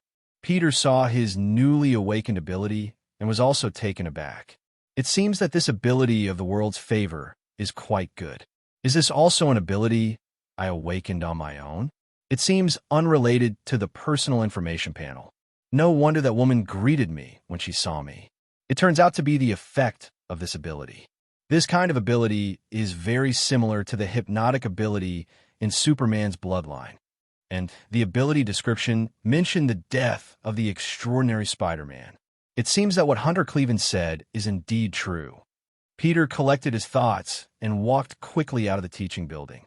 Looking at the students passing by in groups, chatting and laughing, Peter raised an eyebrow. The Central City Science High School in this world is indeed lively, just like yesterday's back-to-school day. After scanning around, Peter's gaze finally fell on a beautiful girl in front of him. In the central area of the campus, on a bench under the shade of a tree, Gwen Stacy was sitting there quietly, reading a book. The Gwen Stacy in this world looks completely different from Spider-Gwen. Spider-Gwen has a very outgoing personality and loves music. After putting on the spider battlesuit, she becomes even more talkative. Therefore, although Peter knows that both of them are called Gwen Stacy, he also understands that the Gwen in this world and his childhood friend Gwen are completely different people. It's like encountering someone with the same name and surname. Peter's mood is a bit complicated. This scene in front of me is very familiar. It seems that I have come to the beginning of the extraordinary spider storyline. Peter withdrew his gaze from Gwen and looked thoughtfully at his third ability. The opening event of the Super Spider plot should be Peter stopping Flash's bullying behavior, right? With a thought, Peter summoned his personal information panel and carefully examined the introduction of the plot participant ability. Plot participant. You can participate in the plot stories of various worlds, regardless of the story's file size. After participating in the plot, you can obtain rare rewards. Just as Peter finished reading the relevant introduction of this ability, the sound of a group of students making a commotion came from a distance. Seeing the crowd gathering in the distance, Peter couldn't help but smirk. He walked quickly and easily pushed through the onlookers to the center, where the tall figure of Flash Thompson came into view. The Flash Thompson of this world looked different from the Flash in Gwen's Spider-World. The Flash in the Super Spider-World had a crew cut and a much kinder face compared to the Flash in Gwen's Spider-World. In fact, Peter didn't have much animosity towards the Flash in the Super Spider-World. Compared to the despicable Flash in Gwen's Spider-World, the Flash in this world could console others after learning about the death of Peter's uncle, which was enough to show that he wasn't a bad person at heart. Eat it, eat it, eat it! The students around him all chanted in unison, their voices making Flash excited and further fueling his bullying behavior. The target of Flash's bullying was a thin and weak boy named Gordon. Flash reached out and hung Gordon upside down, with no resistance from Gordon's ability. Half of Gordon's face was stuffed into the plate on the table, and his entire face was squeezed and distorted, covered in food. Eat your vegetables, Gordon, eat quickly. Flash had just finished speaking when he noticed Peter, who had squeezed into the crowd. Hey, Parker, did you bring your camera? Take it out and take a picture for us. Peter raised an eyebrow, surprised that Flash would actually initiate a conversation with him. However, when Peter crossed over to this world, he didn't bring a camera with him. Even if he had brought a camera, Peter wasn't interested in taking pictures of this kind of thing. Now, Peter was participating in the Super Spider plot, and the plot participant ability had already been successfully activated. In other words, as long as Peter completed this small plot in front of him, he would receive a rare reward. Parker, what are you standing there for? Where's your camera? Flash, put him down. Peter spoke calmly. Peter's attitude left Lightning stunned. What's got into Peter today? How could he have such an attitude towards himself? Parker, are you kidding me? Lightning threw the Gordon he was holding to the ground. Just a Peter Parker. When did you dare to speak to me in this tone?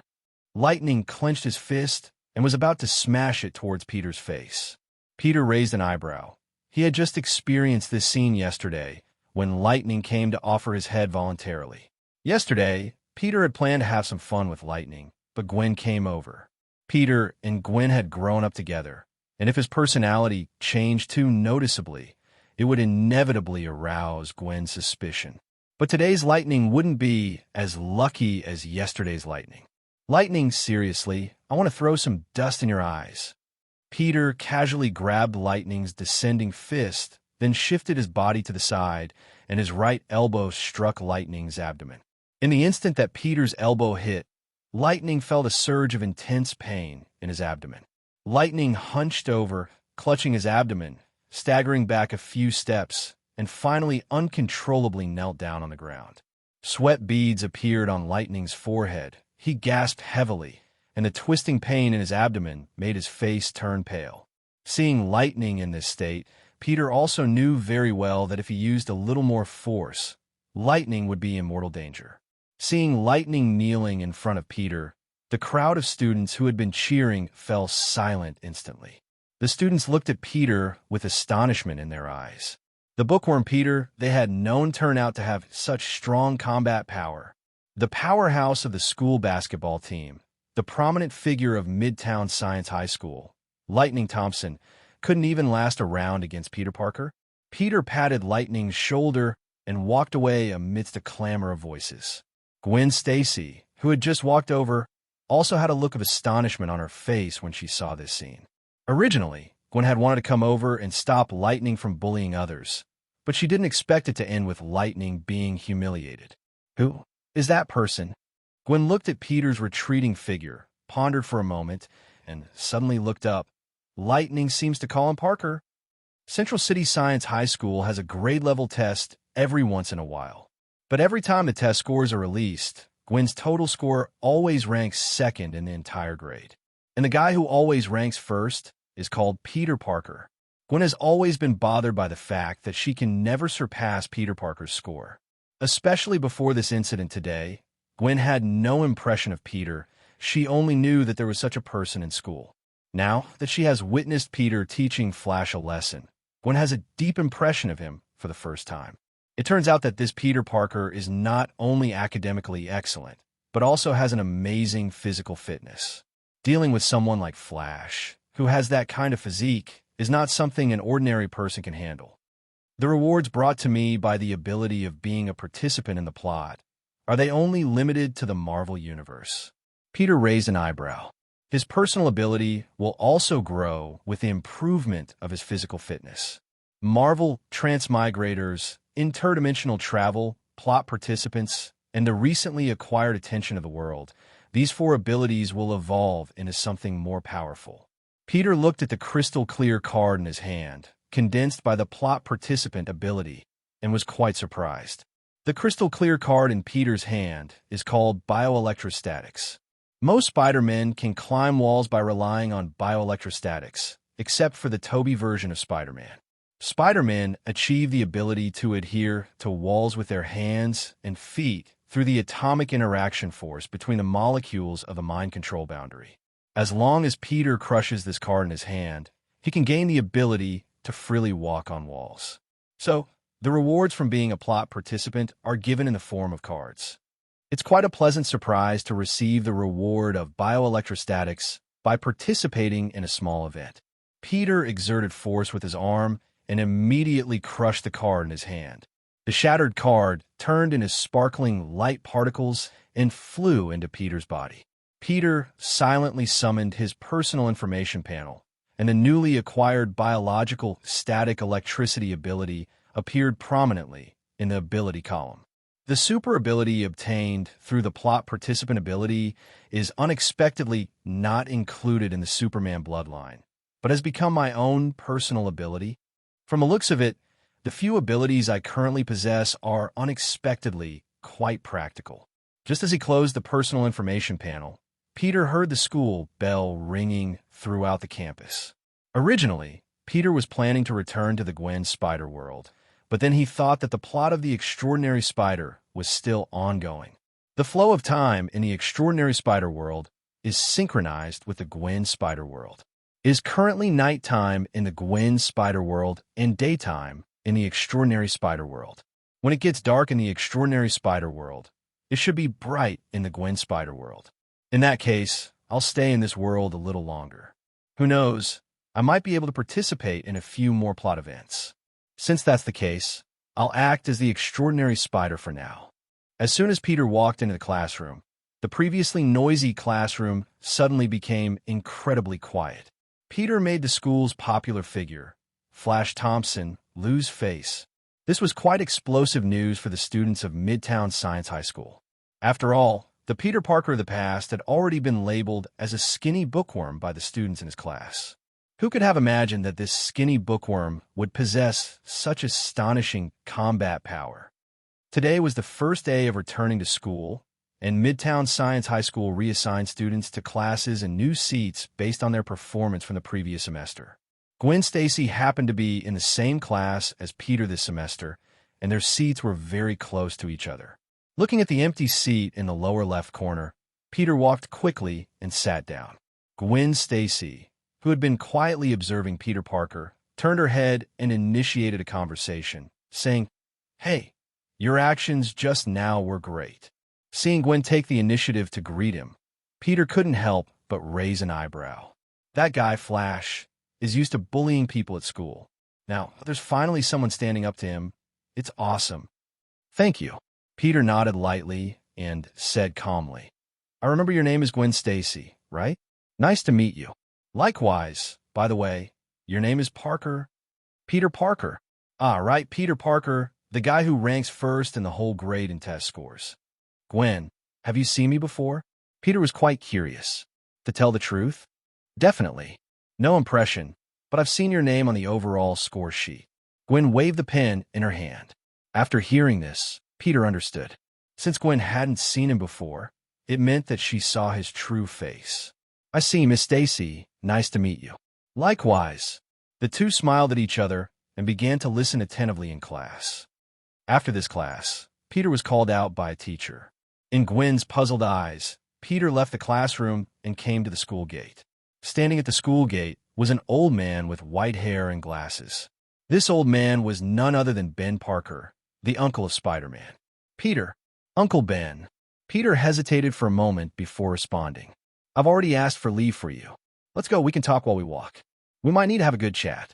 Looking at this unfamiliar Uncle Ben, Peter thought for a moment and nodded in agreement. Sitting in the passenger seat of Uncle Ben's car, Peter took the initiative to ask, Uncle Ben, what do you want to talk to me about? Child, I want to know why you didn't come home last night. We couldn't even reach you by phone. Aunt May was very worried about you, to the point where she couldn't sleep all night. I know you're not that rebellious, right? Luckily, I saw you at school today. Thank goodness you're okay. Uncle Ben's words made Peter unsure whether he should tell the truth. If he told Uncle Ben and Aunt May that the Peter Parker of this world is already dead, and that he's another Peter Parker from a different world, wouldn't this truth be too cruel for the two elderly people? Peter felt that since Ben Parker had mistaken someone, he might as well tell a white lie. Sorry, Uncle Ben. Yesterday, I had some things happen. My phone and backpack both fell into the sewer. Upon hearing Peter say this, Ben Parker fell into silence. He initially wanted to investigate further, but in the end, he sighed lightly, took off his glasses, and rubbed his forehead, saying, Peter, both May and I know that you are a good kid. We both hope that you have your own principles, especially your father. He firmly believes that if you can do something good for others, especially when you have the ability, it's not a choice, but a responsibility. The Parker family is born this way. Peter vaguely guessed why Uncle Ben would say such words. From Peter's disappearance yesterday until now, Ben thought that Peter had gone astray, so he wanted to bring him back to the right path in time. Whether it was this world's Uncle Ben or the Uncle Ben of the Gwen Spider-Verse, they were both responsible individuals. Uncle Ben. Peter reached out and grabbed Ben's arm. This action made Ben Parker, who was originally very worried about Peter, stunned. Believe me, everything will be fine. Ben remained silent for a few seconds, then nodded and patted Peter's shoulder. Peter followed Ben back home. Aunt May, who had been waiting outside for a long time, saw Peter getting out of Ben's car and hurriedly ran up to hug him. Hey, Peter, it's really great that you're okay. Feeling Aunt May's warm embrace, Peter hesitated for a moment before reaching out and patting Aunt May's shoulder. I'm sorry for worrying you, Aunt May. Anyway, as long as you're okay, welcome back, child. Aunt May prepared a sumptuous meal and watched Peter finish eating before saying, Go and rest, child. You must be tired. Actually, a little. Peter stood up and nodded to the two enthusiastic elderly people. Watching Peter go upstairs, Ben Parker took a few seconds before saying, I thought Peter had gone astray, but it seems that it's not quite the case. Perhaps it's some emotional issue. Young people may all have such experiences. Ben Parker speculated to himself. Aunt May glanced at Peter going upstairs and said with concern, Ben, I feel like Peter has changed a lot. After experiencing setbacks in relationships, people will grow, right? Think about when we were young, May. Sorry, it's hard for me to remember those things. That's really sad. Ben crossed his arms and looked helpless. Peter arrived on the second floor and reached out to open the bedroom door. But before Peter could enter, a dazzling light appeared in the room. Under Peter's curious gaze, several rotating and overlapping rhombus-shaped colorful spatial portals manifested in the bedroom. Seeing this very familiar spatial passage, Peter raised an eyebrow. Peter had seen this spatial passage in the movie Spider-Man Into the Spider-Verse. In this movie, Spider-Man 2099 developed a special wristwatch that could traverse parallel universes. Through this special wristwatch that could traverse the Marvel parallel universes, Spider-Man 2099 and his team could travel to many parallel universes where Spider-Man existed. In a flash, as the information about this spatial passage crossed Peter's mind, a figure wearing a red and blue spider battlesuit, with a very large build, walked out of the open portal. Lila, report the information. This universe should be one of the two universes we cannot observe, right? Spider-Man 2099 raised his arm and spoke to the watch on his wrist. Yes, but at this moment, you should look ahead, Lila replied. Upon hearing Lila's words, Spider-Man 2099 was startled and quickly looked ahead. Seeing Peter staring at him with a strange expression, Spider-Man 2099 felt inexplicably embarrassed. Taking off the mask on his face, Miguel O'Hara said in a deep voice, I know you're scared, but don't be afraid. I mean no harm. Do I look scared to you? Peter walked into the room with a calm expression and locked the door behind him. Miguel O'Hara, hello. Do you know me? Miguel O'Hara was initially startled, then looked at Peter in disbelief. Definitely, you are Spider-Man 2099. Peter glanced at Miguel and said while sitting on the side, Do you want to sit down and have a good chat? I think that's necessary. Miguel took a deep breath and sat down with Peter. In reality, Miguel felt like he was seeing a ghost. Why could Peter Parker in front of him face all this strangeness so calmly? Especially the way Peter Parker looked at him, Miguel felt extremely uncomfortable all over. I want to know, why aren't you surprised at all and don't show the kind of fear that a normal person should? Peter didn't immediately answer Miguel, but carefully observed him.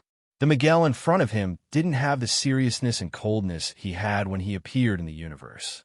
This made Peter come up with a guess. Perhaps this Miguel in front of him had just started exploring parallel universes and hadn't experienced the cruel events that were about to happen. Miguel O'Hara, from the Marvel Universe Earth, 928B. As Spider-Man in the 928B world, Miguel's origin story differs from most Spider-Men. He was not bitten by a mutated spider, but instead injected himself with a serum extracted from a spider in order to cure a terminal illness.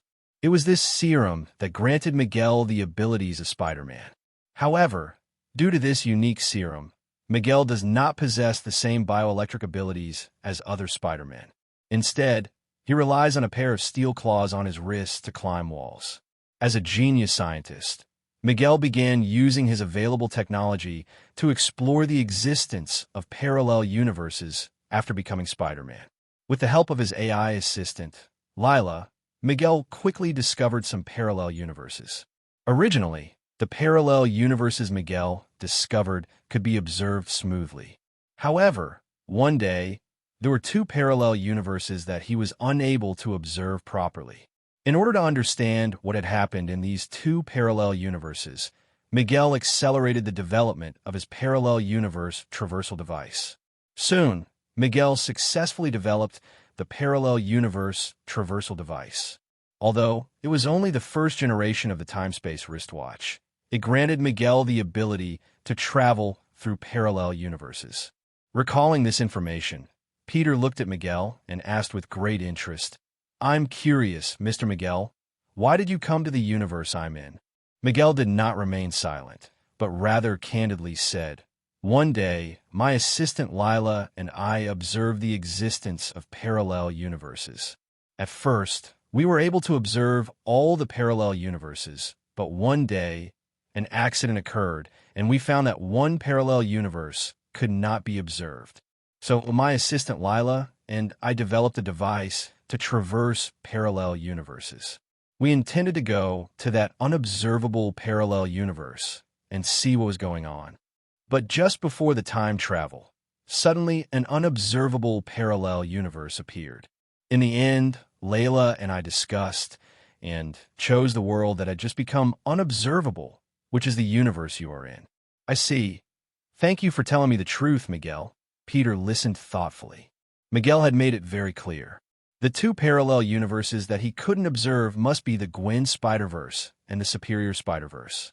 These two universes have one thing in common, which is the presence of Peter, this special existence. Let me tell you something. A figure the size of a palm appeared next to Miguel.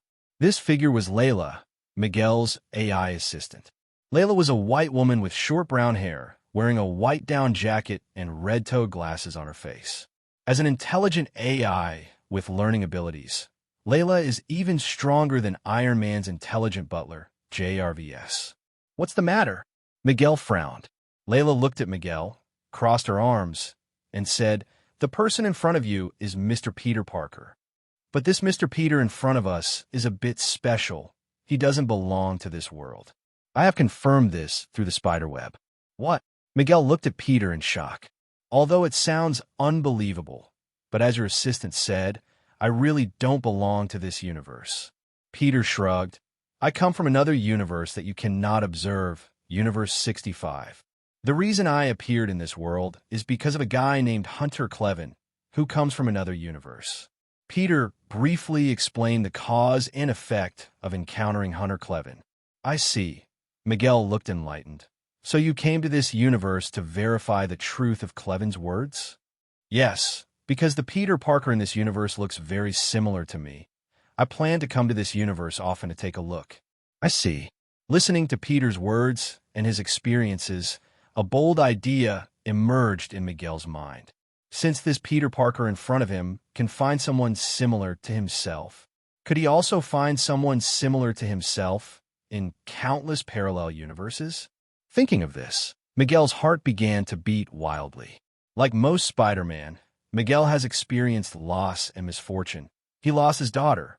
If he could find a universe where his daughter exists, but he doesn't exist as a father, then he could have a happy and fulfilling family life again, right?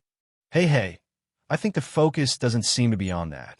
Layla's voice sounded from the side, and it was this conversation that temporarily woke Miguel up. No, Mr. Peter, how did you come to this universe? Do you also have the ability to travel through universes? Peter smiled and looked at the other person. Although my ability is not as convenient as the watch in your hand, overall, it's okay. I think I understand now. Miguel lightly tapped his palm. Layla, I believe I should figure out why those two universes cannot be observed. It must be because of Mr. Peter's existence. As for why our observations are being blocked, perhaps it is because Mr. Peter is originally incredible. After Miguel finished speaking, he quickly extended his right hand to Peter and said with enthusiasm, Mr. Peter, I have gained a lot from this conversation with you, but I have more important things to do now, so I won't disturb you any longer. All right, we can chat again when we have time. Peter watched Miguel open a spatial channel and disappear, his face filled with confusion. Peter couldn't understand why Miguel was so excited. Wait, recalling the words he had just said to Miguel, combined with Miguel's experience of losing his family, Peter couldn't help but furrow his brow. Could it be that Miguel saw his own experience and wants to find a parallel universe where he can live happily with his family? If that's the case, does it mean Miguel's future tragic experience has something to do with him? No. Even if Miguel didn't encounter him, he would still have those thoughts. After all, this guy developed a device to travel through parallel worlds just to make up for that bit of regret in his heart. The web-weaving incident? The phrase came to Peter's mind, and his expression couldn't help but the web-weaving incident is somewhat similar to what would happen to Doctor Strange in the Marvel Cinematic Universe if he encountered an absolute point in time. Because there are many parallel universes in the Marvel world, most of these parallel universes have the existence of Spider-Man. However, some of these Spider-Men are Peter Parker, while others are different individuals who take on the role of Spider-Man. Although these Spider-Men do not live in the same universe, their destinies are connected by a massive invisible spiderweb. This massive spiderweb is called the Spider-Man Parallel Universe. On this massive spiderweb, cobwebs eventually form individual nodes, which are called web-weaving incidents. In simple terms, web-weaving incidents record the significant events that Spider-Men experience in their lives. Some of these incidents are quite positive, while others are extremely unfortunate. Unfortunate incidents include the death of Uncle Ben, the death of Aunt May, and the deaths of police officers around them. When these web-weaving incidents are disrupted by external factors, the universe in which the incidents occur may collapse and disappear.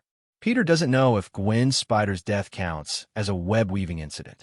However, Peter is already a special existence, not only having the bloodline of Superman, but also possessing a mysterious panel. In theory, Peter, who has the bloodline of Superman, has escaped the fate of dying in front of Gwen, so it can be considered a web-weaving incident destined to happen to Gwen Spider. But nothing abnormal has happened in Gwen Spider's world. Peter thinks that perhaps, as Spider-Man 2099 said, he is a special existence. Otherwise, Gwen Spider's world, where Peter is located, and the newly arrived Superior Spider's world would not have become unobservable. In the DC universe, Superman is the center of the entire multi-universe, and the DC world exists because of Superman. Could it be because of this characteristic that the Gwen Spider-Verse and the Superior Spider-Verse have undergone subtle changes? Peter speculated. Regardless of the reason, as long as it is not affected by the Spiderweb event, it is a good thing. Peter glanced at the current time, realizing that he had been in this world for some time now. The flow of time between the traversed worlds and the main world is synchronized, which means that the world he is in is about to dawn. If only there was an ability to slow down the flow of time in the traversed worlds, then I wouldn't have to worry about the flow of time in the main world when traveling to other worlds. Gwen Spider-Verse. Peter, who appeared in the bedroom, shifted his gaze to outside the window. The slightly dim sky was beginning to show a hint of pale white. The sun was about to rise from the horizon. For Peter, this was the perfect time to bask in the sun and replenish his body's energy consumption. It's a pity that my steel body has reached its capacity saturation. I need some time to digest and adapt before breaking through the limit. If there were no limitations on my body's capacity, I would become a powerhouse across the multi-universe. But if I were to suddenly become a powerhouse across the multi-universe, perhaps my attitude towards things would change. Peter thought of how the world would be seen through the eyes of the most powerful. Becoming a powerhouse at the multi-universe level, one would generally lose interest in ordinary things. Once you reach that level, most of the stories happening in various universes would probably seem trivial and meaningless to me, like child's play. Peter cleared his mind and reached out to grab the phone on the desk next to him. After flipping through the phone, Peter was surprised to find that Gwen had sent him several messages last night. "Hey, Peter, are you asleep?" "I can't sleep." "Hello, Peter. Any telepathic connection today? I knocked on the wall several times, but you didn't respond." "Haha, Peter, you're done for. How dare you ignore me? You'll see tomorrow." To be honest, if Peter replies to me now, it's not too late. "Don't you want me to turn into a devil tomorrow?" Smiley face, smiley face, smiley face. Seeing these messages from Gwen, Peter felt a bit innocent. He didn't expect Gwen to still be awake so late last night. Following the principle of comforting a girl, Peter quickly composed a message and replied to Gwen. After replying to Gwen's message, Peter put away his phone and quickly changed his clothes. Just as he stood up, Peter noticed that his original casual outfit was a bit ill-fitting. The Superman lineage not only brought Peter a tremendous increase in combat power, even the appearance of the body is quietly changing. Under the clothes Peter is wearing, there are strong and sturdy muscles. In addition, Peter's skin has become slightly whiter than before, and his face has become more contoured with a deeper gaze. As for Peter's height, it is also quietly increasing. Peter's original height was 1.85 meters, but after the strengthening of the Superman bloodline, his height has jumped to 1.87 meters. And Peter can clearly feel that 1.87 meters is not his limit. With the continuous strengthening of the Superman physique, his outward appearance will also undergo tremendous changes. Standing on the rooftop of the apartment building, the rising sun from the horizon sprinkled the first ray of sunlight on the earth today. Feeling the warmth brought to his body by the morning sun, Peter couldn't help but close his eyes and quietly enjoy today's sunbathing. After basking in the sun for about half an hour, Peter slowly opened his slightly closed eyes. Looking down at his own hands, Peter could sense the restraints on his body loosening. It's either today or tomorrow. Within these 2 days, I will break through the bottleneck of my body. As long as I break through this bottleneck, my body will be able to store more energy than now. And at that time, my combat power will skyrocket. Just as Ben Parker, who had just gotten out of bed, walked into the living room, he saw Peter walking in from outside wearing a jacket, causing him to be taken aback. A few seconds later, Uncle Ben finally reacted, "Child, what were you doing?" "I went out for a morning run, Uncle Ben. I've been exercising during this time." Peter pretended to wipe the non-existent sweat off his forehead. He said he went out for a morning run, but Peter was actually sunbathing on the rooftop of the apartment building. Uncle Ben was stunned for 2 seconds before nodding softly. It's good that Peter is making changes, but remember to take it step by step." "Yes, definitely. I know exactly what I'm doing, Uncle Ben. Get ready and come have breakfast. We can't keep Gwen waiting today, can we?" Ben thought of the photos of Gwen on Peter's computer desktop and couldn't help but smile. Maybe I should be a bit more proactive occasionally? Young people should have some drive.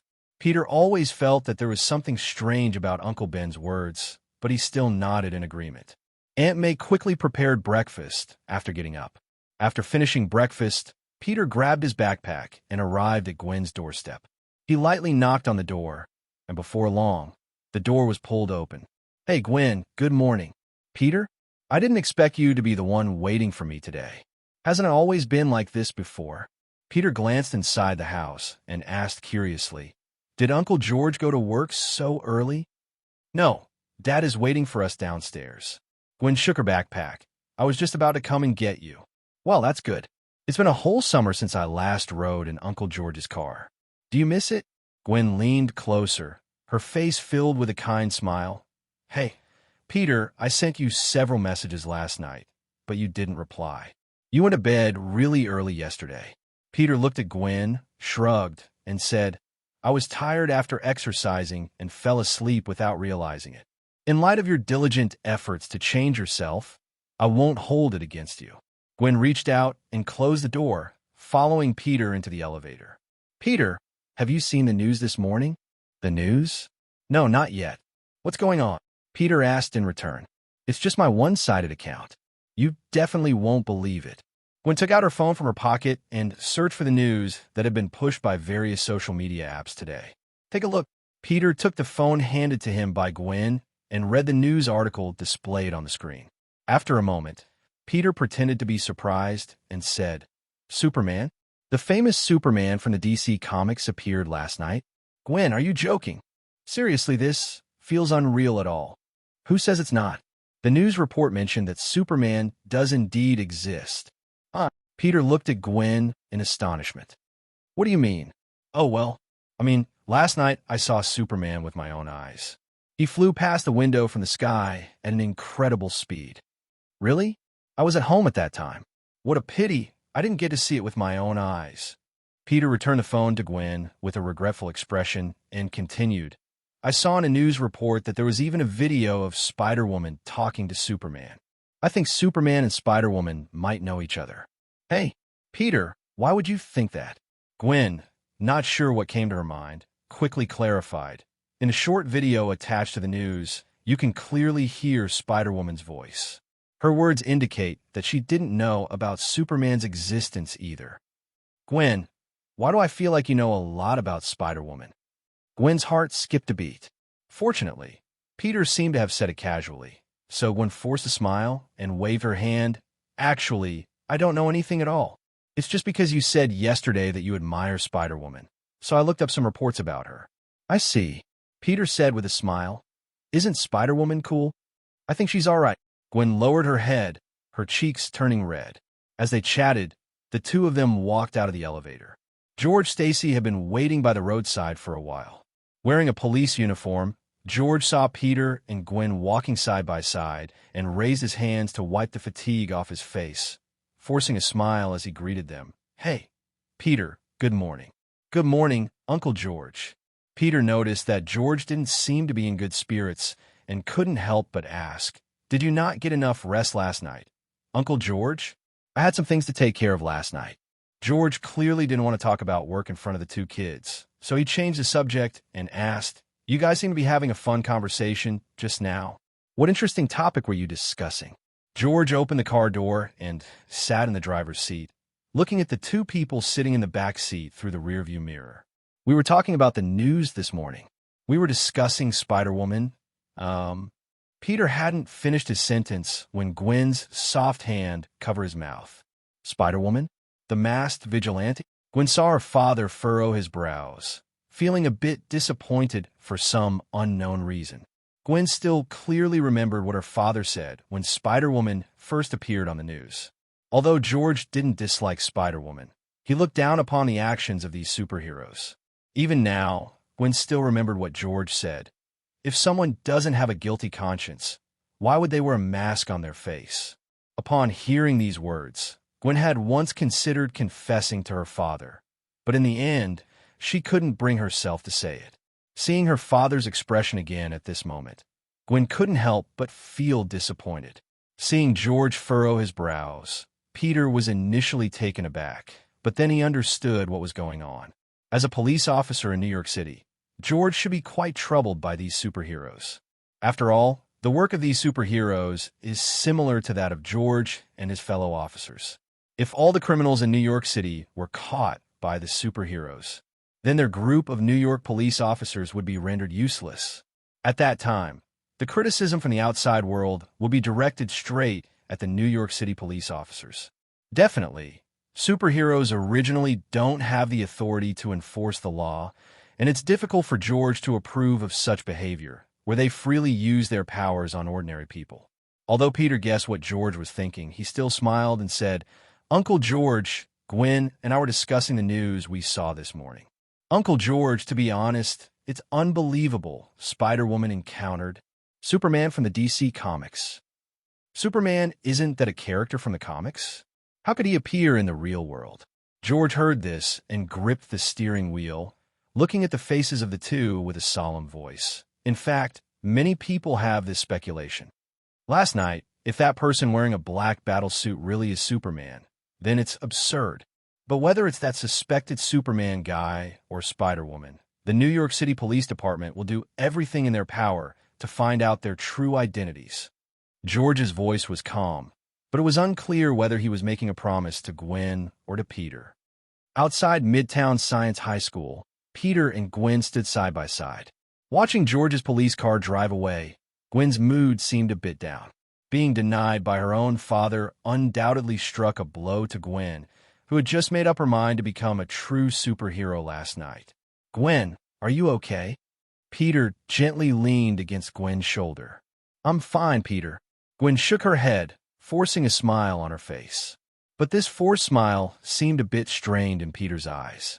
After thinking for a moment, Peter could only offer some comfort. Uncle George is the police commissioner, and he must consider many aspects more than we do. Actually, apprehending criminals is the job and duty of the police officers, and the appearance of superheroes does make it a bit difficult for them. But no matter what, it can't shake the beloved position of Spider-Woman in my heart. Peter's words inexplicably warmed Gwen's heart. Adjusting her emotions, Gwen struggled to tiptoe and pat Peter's shoulder. "Thank you, Peter." "Thank me for what?" "Hey, I'm here maintaining your beloved Spider-Woman, Peter. You should thank me." Peter found it inexplicably funny, thinking Gwen's excuse was really lame. Since Gwen didn't tell the truth, Peter decided to tease her. "So, Gwen, is this what you're upset about? The beautiful Gwen, miss, is actually considering me." "Peter, you rascal."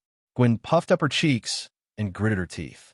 For some reason, Gwen felt that Peter's smile was a bit smug, and it made her want to take a big bite out of him to vent her frustration. The underworld of New York City is ruled by the notorious Kingpin. Compared to the Kingpin in the MCU world, the Kingpin in Gwen's Spider-Verse undoubtedly exudes a stronger sense of oppression and intimidation, mainly because the Kingpin in Gwen's Spider-Verse is of a towering stature, covered in muscles all over, making him look like a small hill from a distance. Perhaps it's because the Kingpin's physique is too robust, His head appears somewhat small under such a huge body. In Kingpin's office at the moment, Kingpin sat behind his desk, clasping his hands together, his expression indifferent as he shifted his gaze to the man in sunglasses in front of him. "Lawyer Murdoch, how is the information I requested? Have you confirmed it?" Kingpin asked in a deep voice while sitting in his chair in front of the desk. Matt Murdock, whether in the MCU world or in most of the comics he appears in, is a well-known daredevil. But in Gwen's Spider-Verse, Matt Murdock is purely a villain. As Kingpin's top enforcer, Matt Murdock has earned a fearsome reputation in New York City with his brutal methods.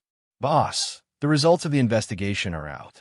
That damn Spider-Woman did indeed set foot in the Hell's Kitchen last night. Besides Spider-Woman, there's also the widely circulated Superman on the internet. I have personally confirmed that there were indeed many eyewitnesses who saw Superman on that road last night. And the surveillance footage from the nearby convenience store further confirms this news. As for whether the other party is truly Superman, in my opinion, it may be open to question. Currently, the individual who resembles Superman, apart from wearing a black battlesuit with an S symbol on the chest, being able to fly, and having astonishing physical strength, has not displayed many of the iconic abilities that Superman possesses. I understand what you mean, Lawyer Ma. Are you suggesting that the guy is likely someone disguising themselves as a superpowered individual? Gene Bing furrowed his brows slightly and lightly tapped his fingers on the desk. In that case, let's put this matter aside for now. Matt, I want you to go to Washington Bridge with Rhino tonight and bring something back.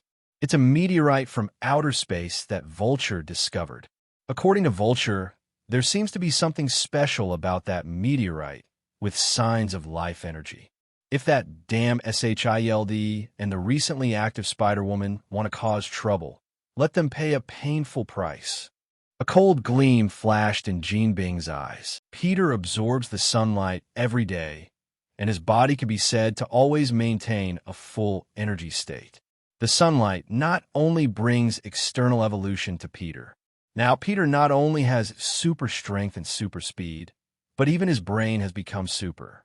Therefore, the content of the teacher's lectures seems a bit simplistic in Peter's eyes, making him feel sleepy. Superman's brain not only makes Peter's learning more terrifying, but also gives him the ability to remember everything at a glance. In addition, Peter's thinking speed has increased countless times compared to before. Now Peter feels that his brain is at least at the level of a supercomputer in terms of calculation ability. With the continuous improvement of Superman's physique, Superman's brain will become even more powerful in the future. For me, the most important thing about a superbrain is thinking speed. Whether it's the thinking speed of Superman's bloodline or the thinking speed of the Super Tyrant's bloodline, they are both important. Speaking of which, if my body could integrate the bloodlines of Superman and the Super Tyrant and remove the shortcomings of both bloodlines while inheriting their strengths, that would be perfect. The weakness of the Super Tyrant's bloodline is the inability to resist the fear of the yellow sun's rays and the fear of Kryptonite. The weakness of the Superman bloodline is the fear of Kryptonite and the fear of the red sun's rays.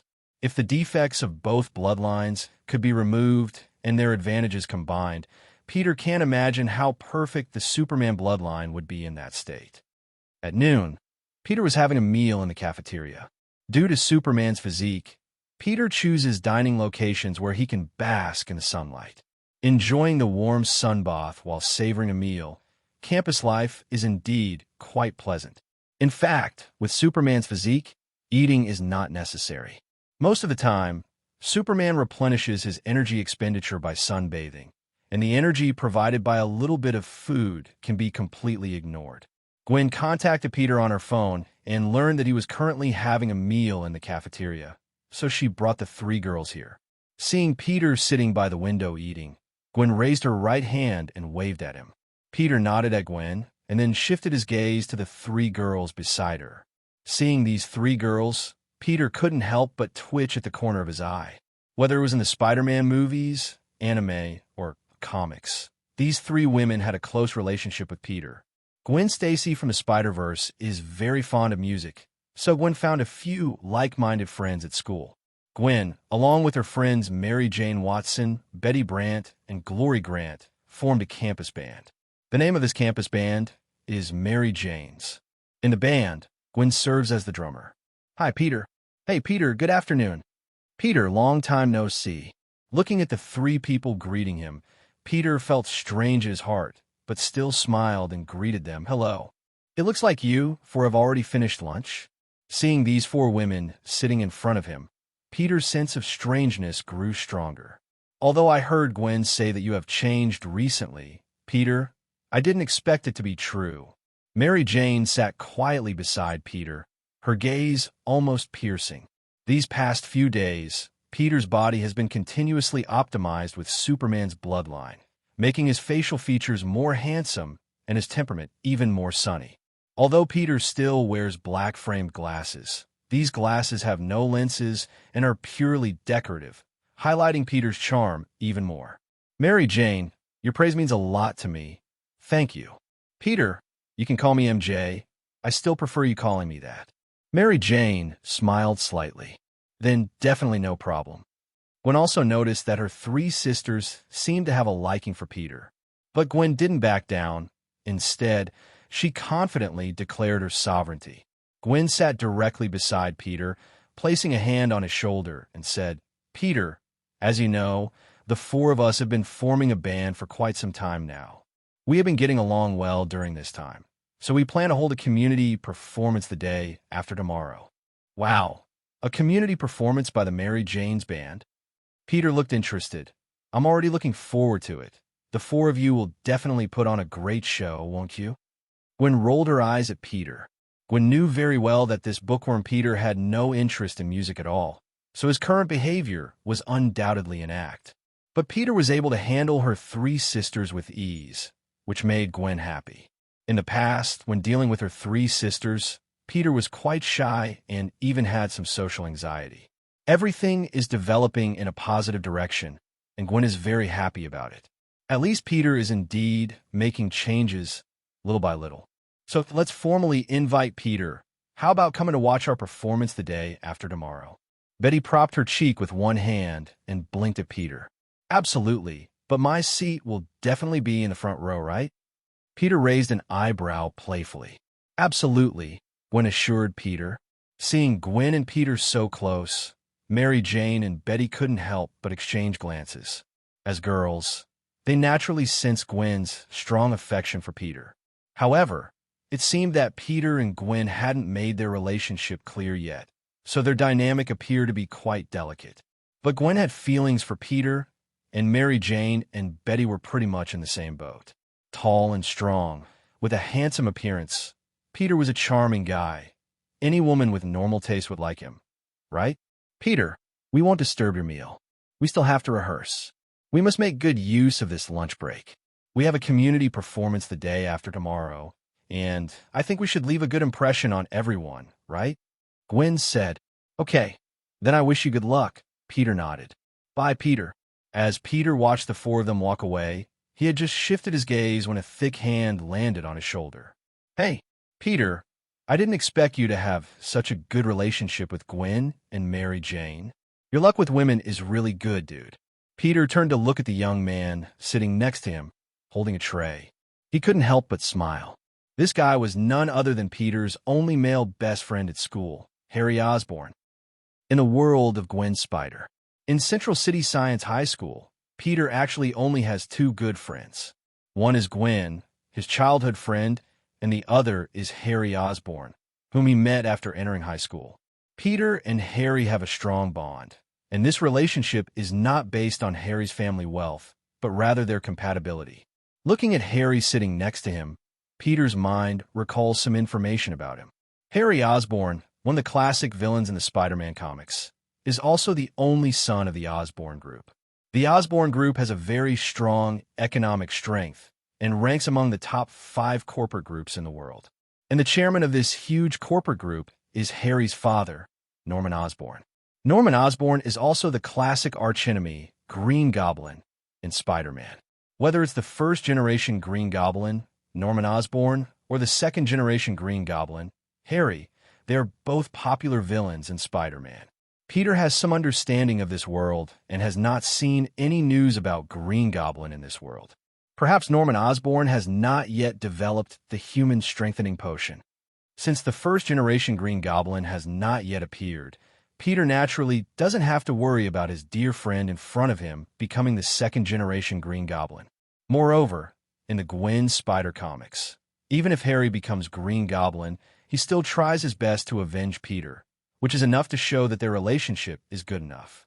Sorting out his thoughts in his mind, Peter focuses his gaze on Harry and smiles, saying, "Harry, you were a little slow today. Hey, buddy, I'm a good-looking guy, and I always attract admirers along the way. It's inevitable." Harry narcissistically touches his shaved head. In this world, Harry doesn't have long hair, but rather a shaved head.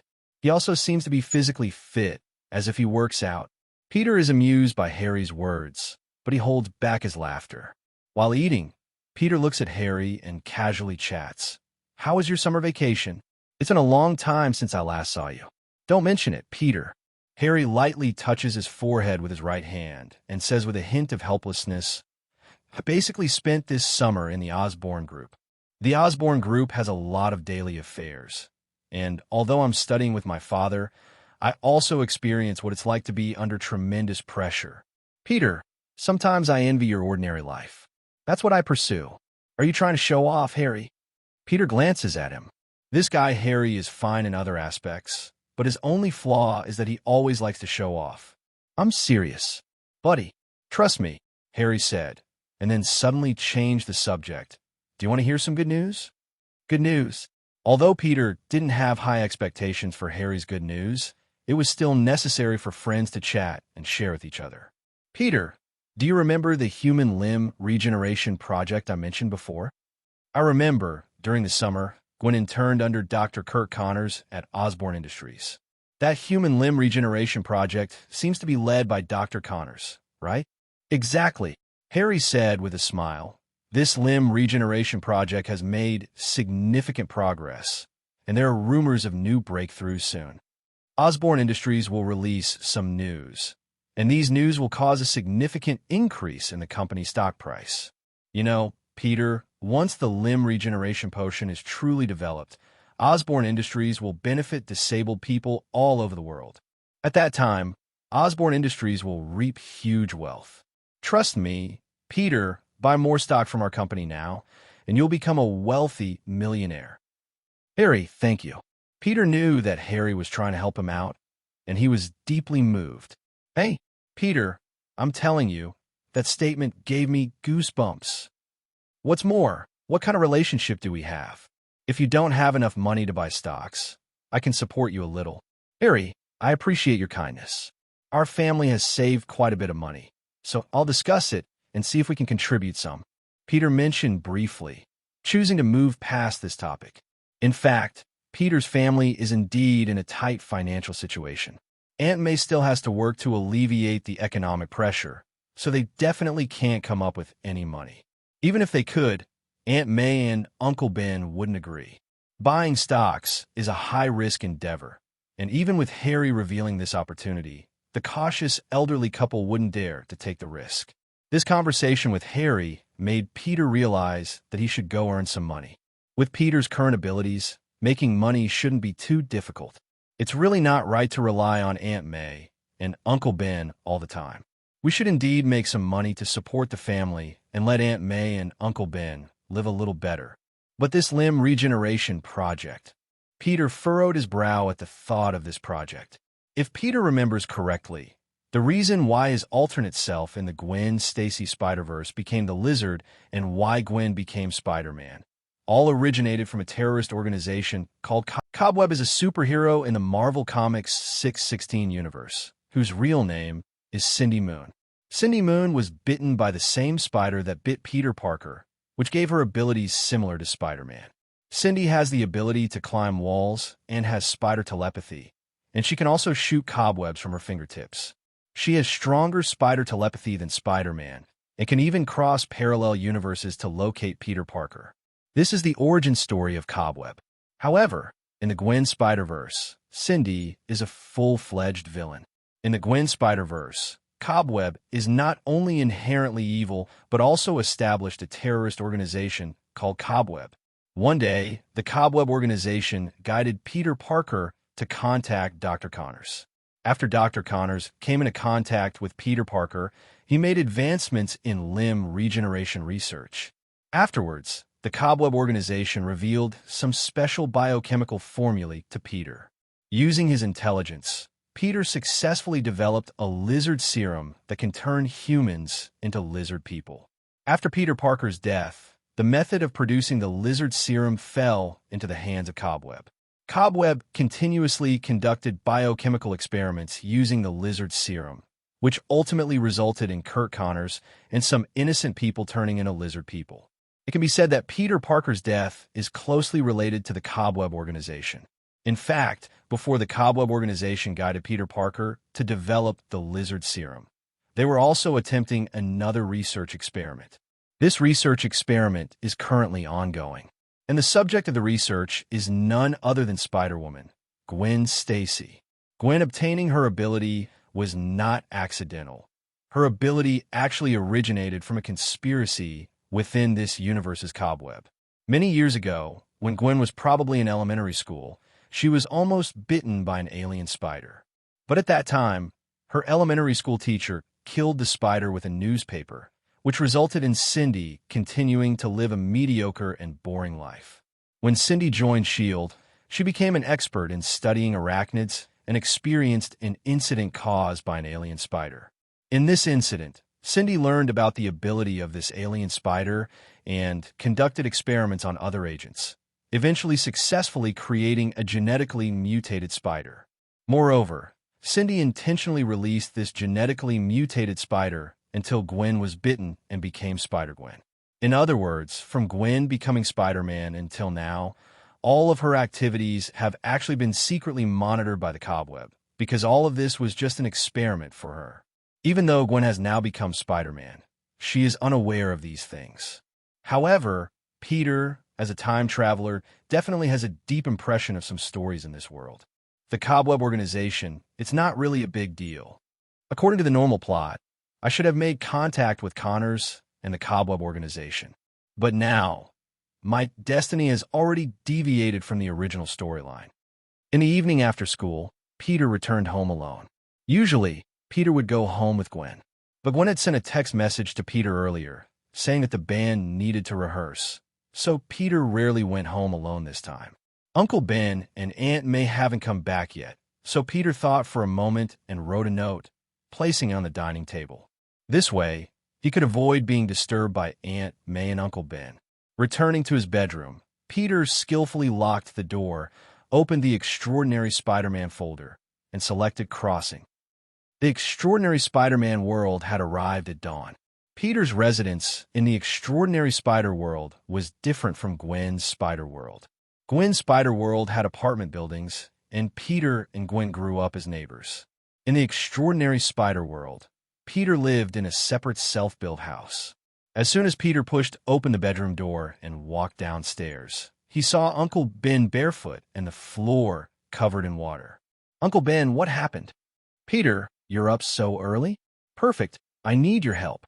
Uncle Ben crossed his arms and wiped the sweat off his forehead. "There's a leak in the basement, and I'm fixing the pipes. Take a look in the basement to see if there's anything you need. I'll clean up the basement properly.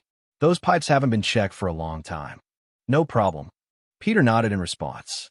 Soon, under Uncle Ben's guidance, Peter arrived in the spacious basement. With his keen visual ability, Peter's gaze quickly fell on a dusty briefcase. Uncle Ben, who was beside him, followed Peter's gaze and gently tapped his forehead, saying, "Look at my memory. That was left by your father, asking us to take good care of it." This briefcase was purchased by him at the leather goods store on 9th Street when he was only 19 years old. "I think it wants me to take it away from here." Peter reached out and took the briefcase out. "This is the only item your father left behind. If you take good care of it for the right reasons, then take it with you." Uncle Ben sighed with emotion. Okay.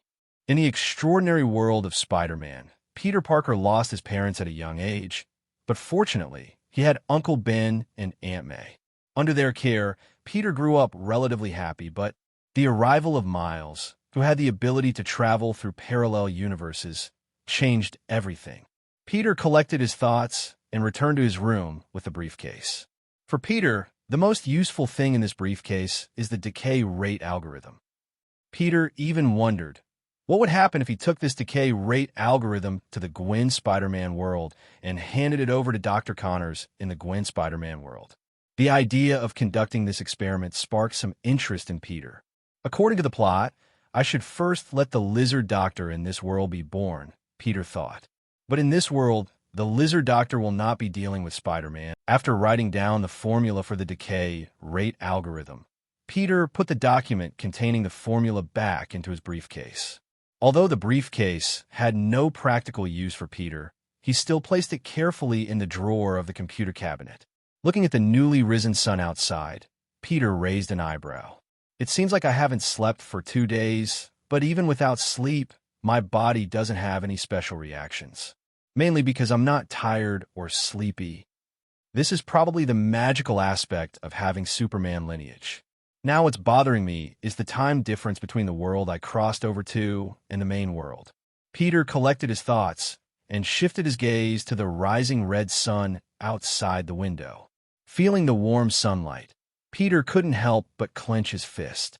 The bottleneck of the Superman lineage is loosening, and it should break through after basking in the sun for a while.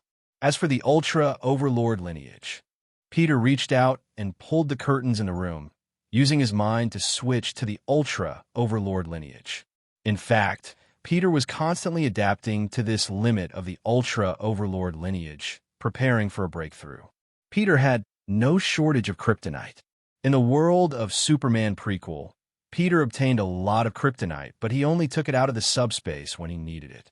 Just like now, Peter glanced at the small green Kryptonite in his hand, which was the size of a dumpling, and quickly stuffed it into his mouth, chewing and swallowing it.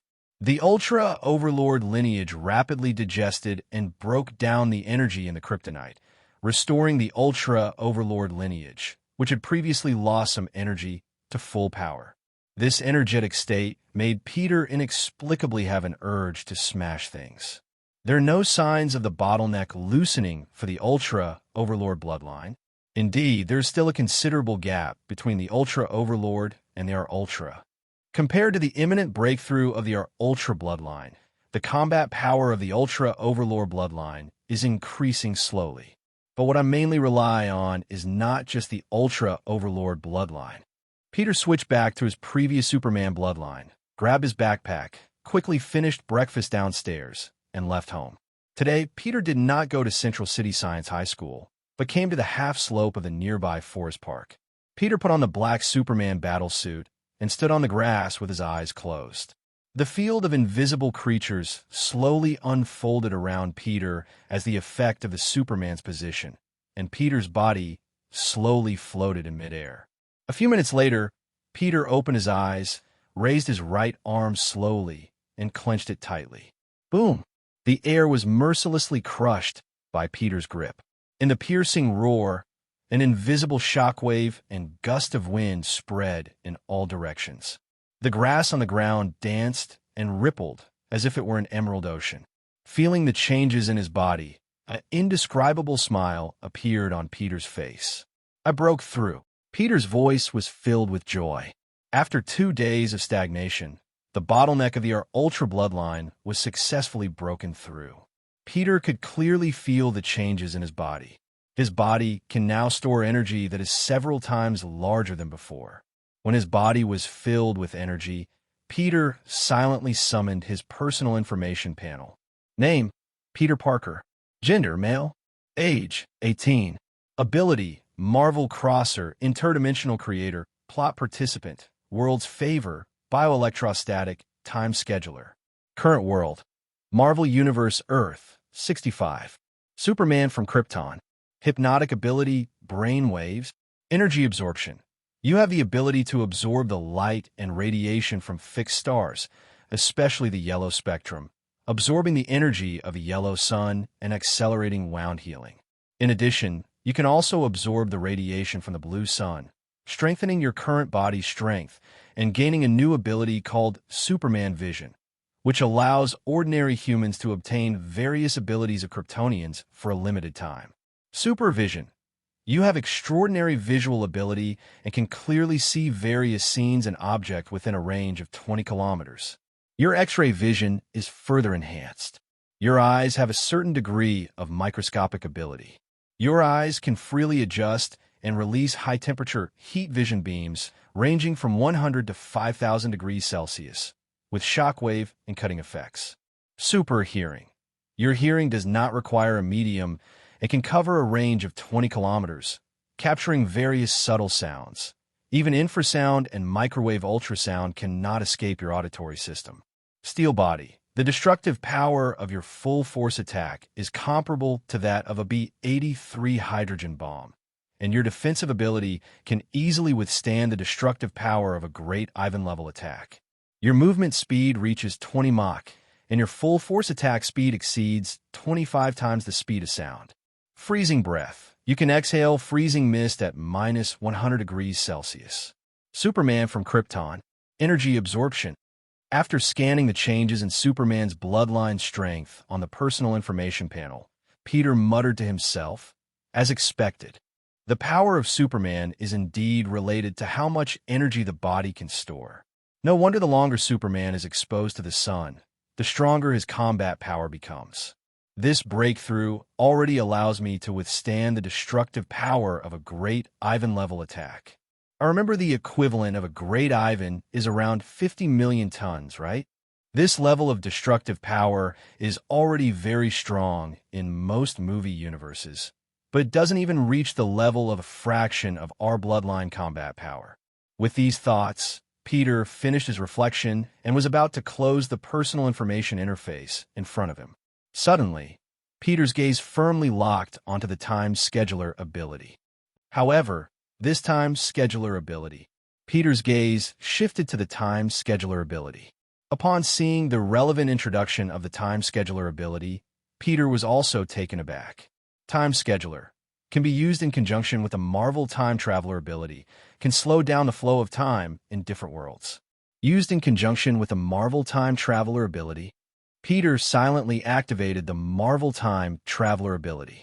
The folder interface came into view, and Peter quickly clicked into the folder of the Extraordinary Spider-Man, selecting a file to play. Since Peter had already traveled to the Extraordinary Spider-Man world before, there was no progress bar option appearing on the playback interface. Although the progress bar option was lost, the player interface gained a new function of the time scheduler. Peter carefully studied it and felt extremely delighted in his heart. With the help of this time scheduler function, Peter could change the flow of time in the main world and the flow of time in the traversed world.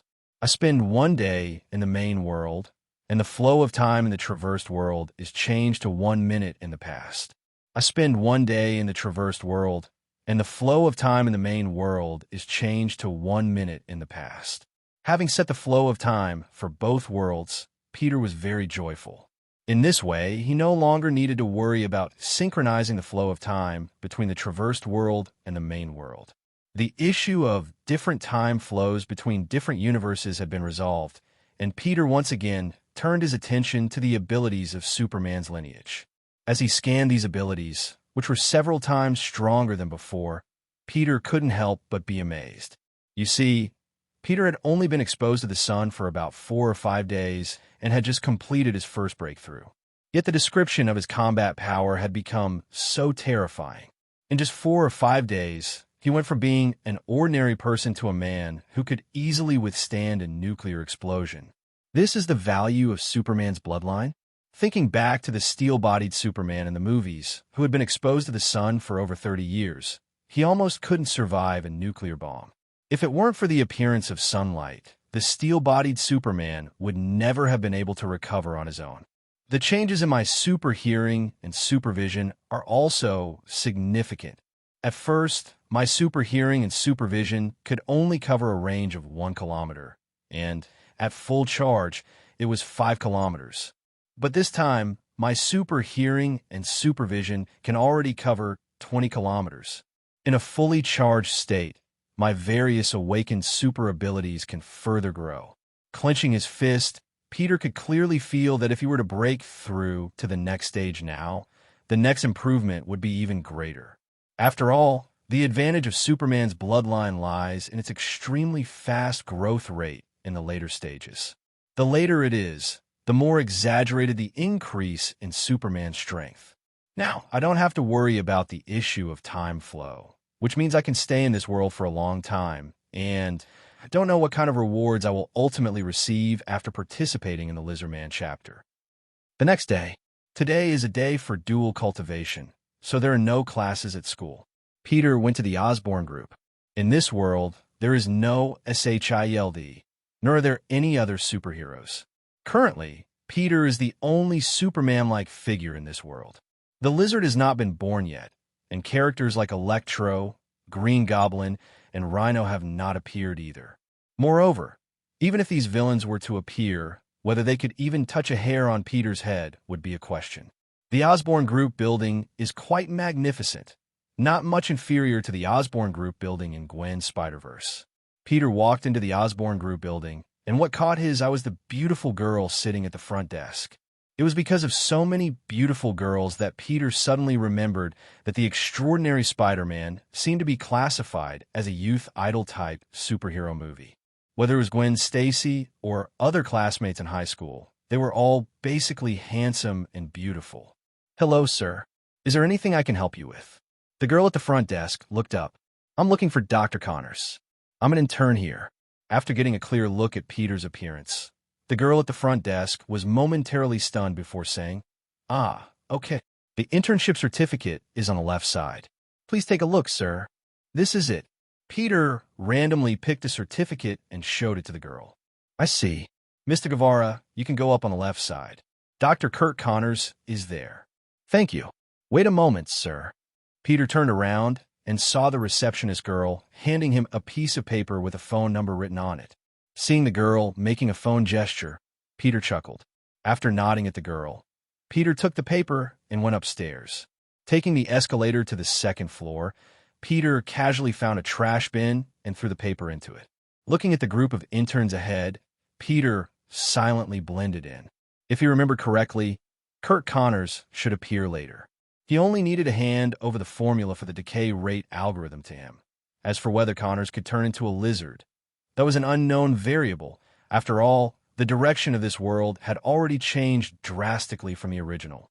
In the moment Peter blended into the crowd, Dr. Connors' intern assistant, Gwen Stacy, walked out holding a stack of documents. "Welcome to Osborn Group. I am Gwen Stacy, a graduate student from the City Science Institute, and also..." Gwen paused halfway through her words. Gwen saw the man standing at the back of the crowd, Peter, who was 1.93 meters tall. "Is it him?" Gwen lowered her head and looked at the intern list in her hand, but there was no name Peter Parker on it.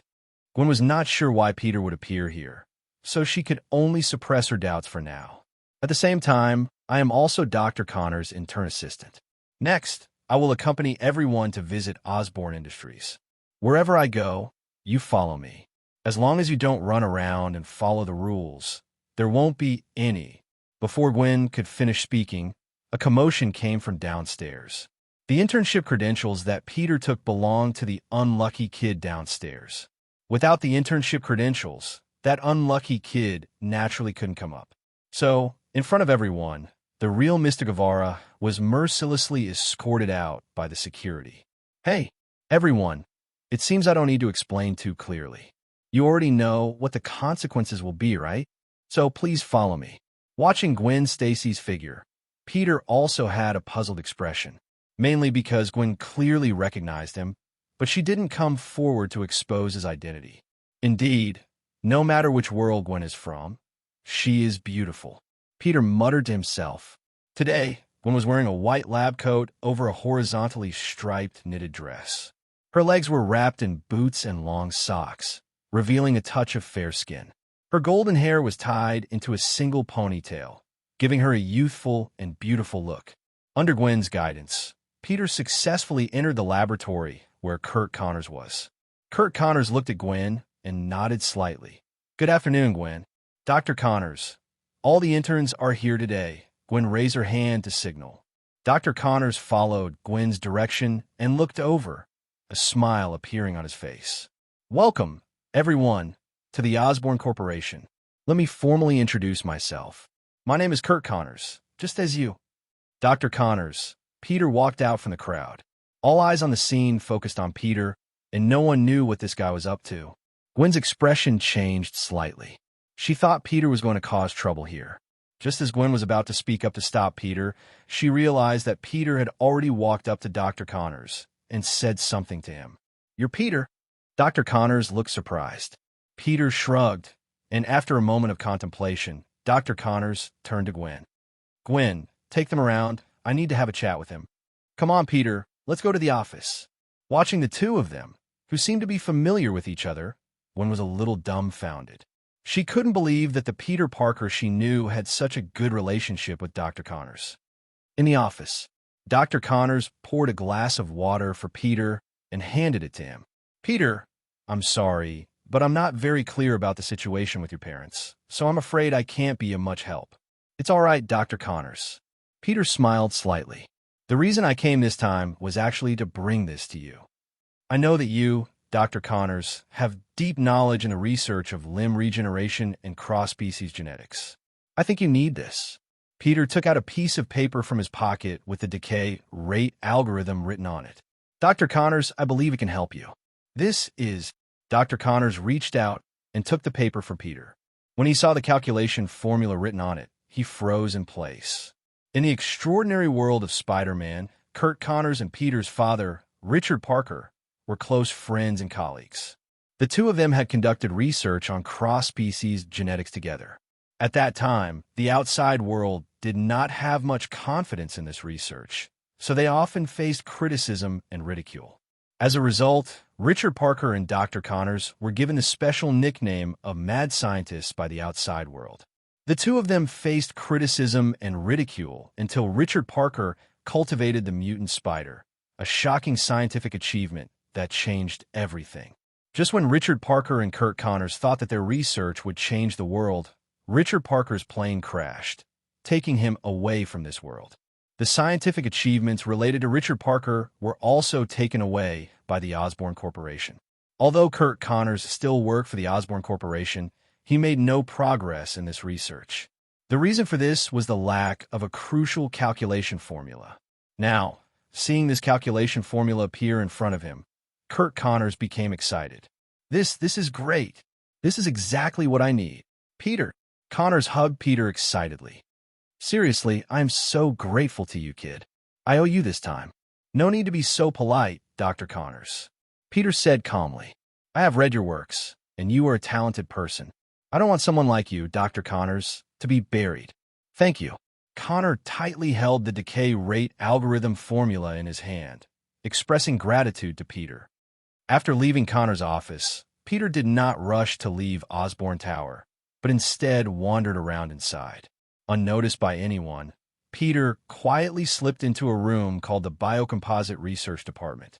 This room was used by Osborn Corporation to develop cobweb material produced by mutated spiders. It was in this room that the extraordinary spider bit Peter, turning him into Spider-Man. Although Peter came to this room, he had no intention of being bitten by a spider. Peter already possessed the bloodline of Superman and the ability of bioelectrostatics. In a sense, all he needed was a web shooter to become Spider-Man. But becoming Spider-Man, how could it compare to being Superman? Moreover, in the world of extraordinary spiders, they can only bite the original Peter Parker. If they were to bite someone else, the consequences would be dire.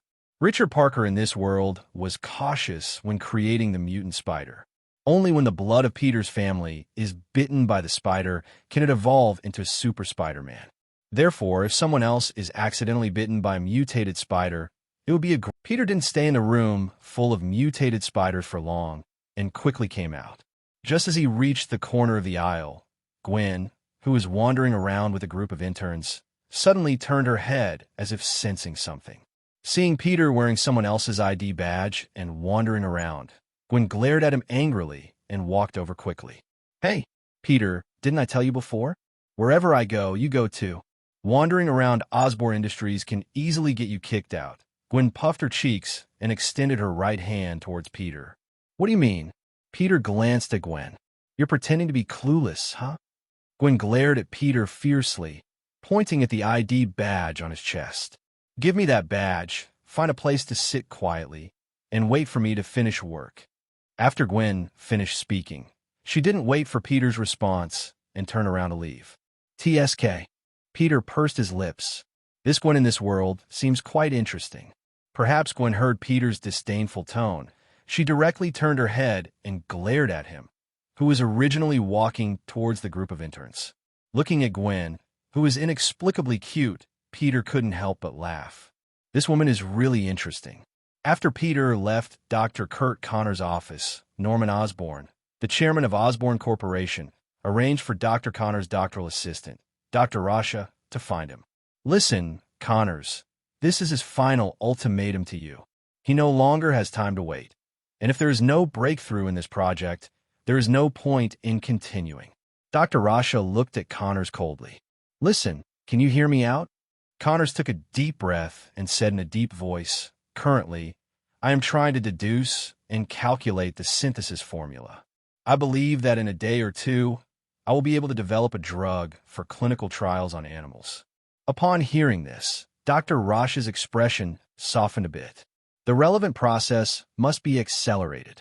Once cross-species genetic engineering has been tested on animals, we can proceed directly to human testing.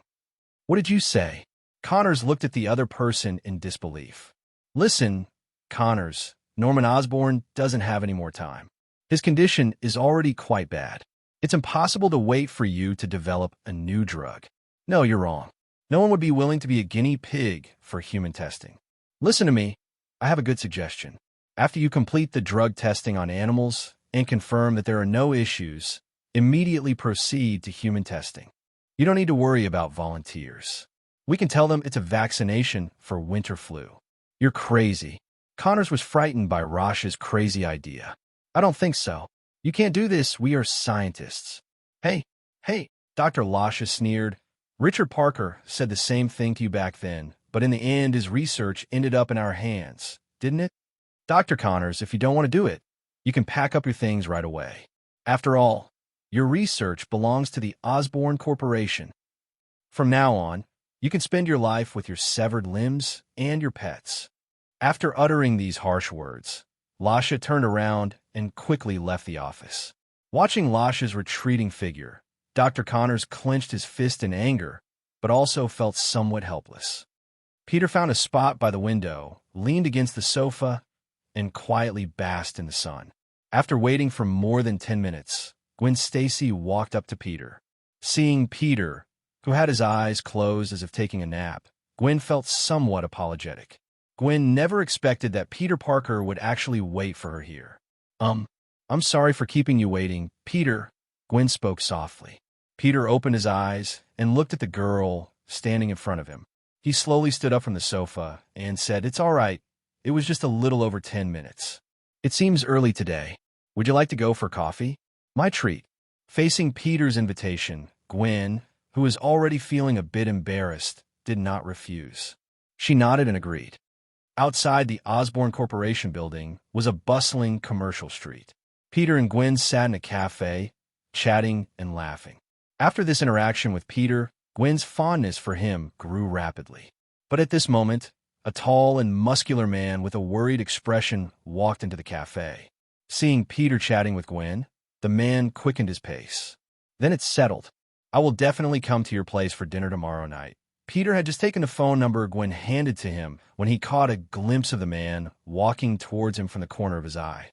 This man was none other than Spider-Man 2099, who had crossed paths with Peter before.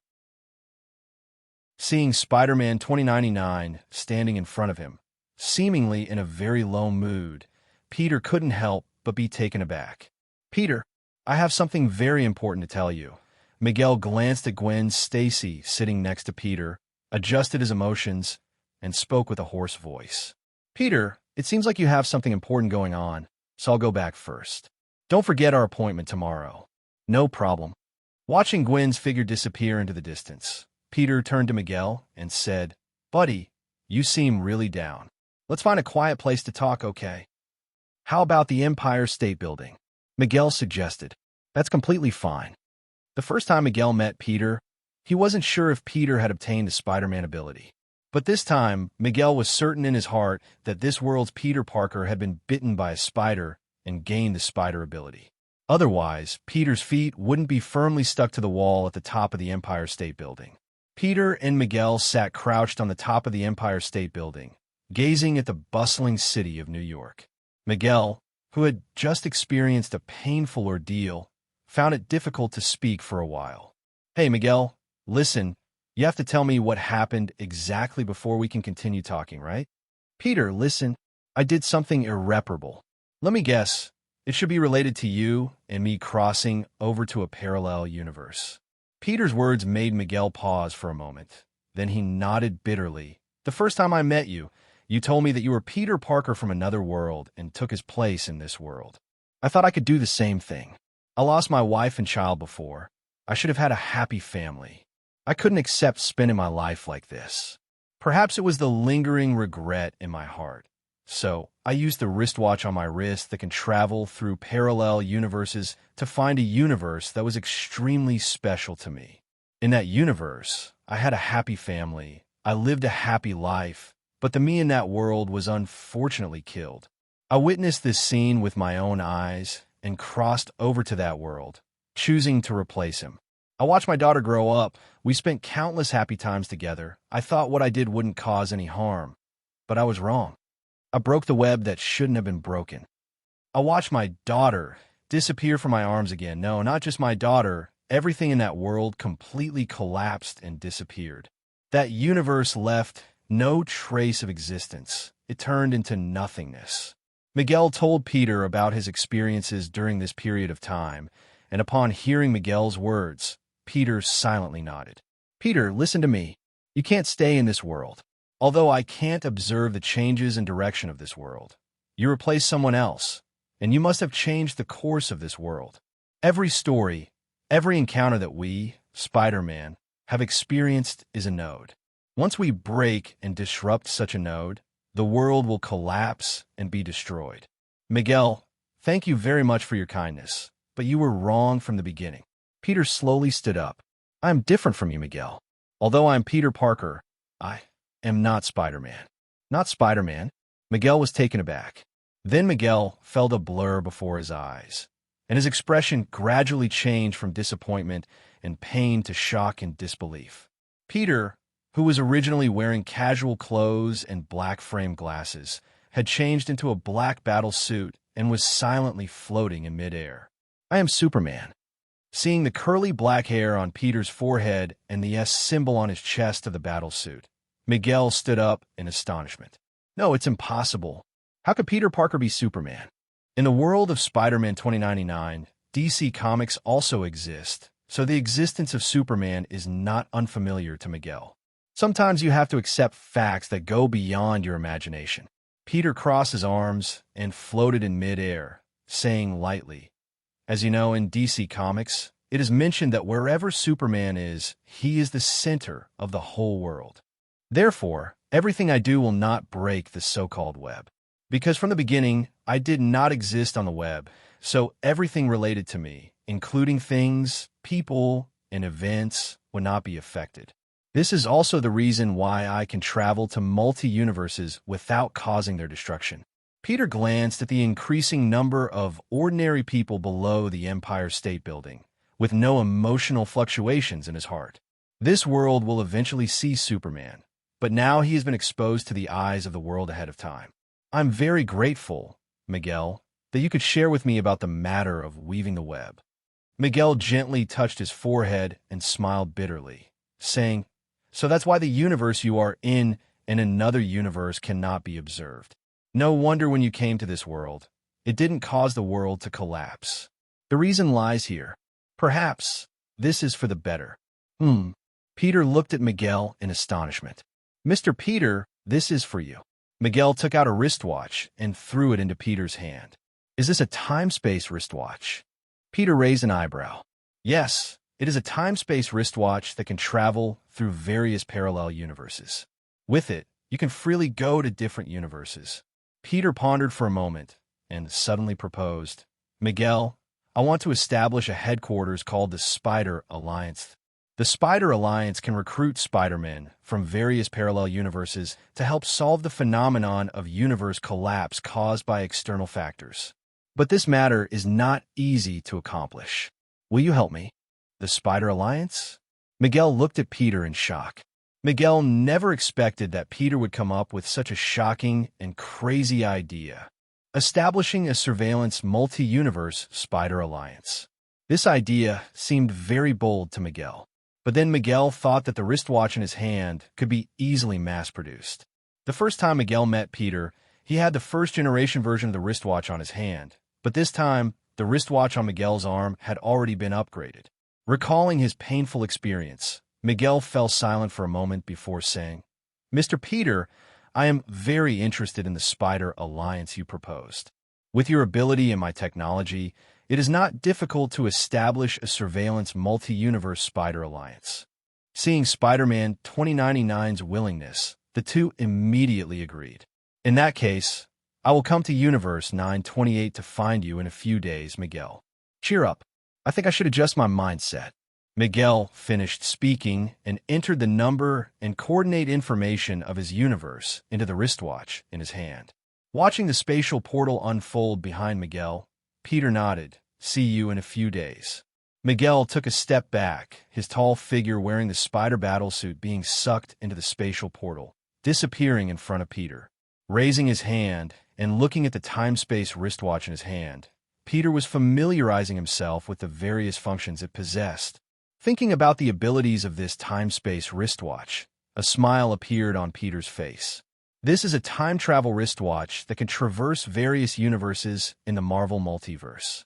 In fact, it has its own advantages and disadvantages compared to Peter's ability as a Marvel multiverse traveler.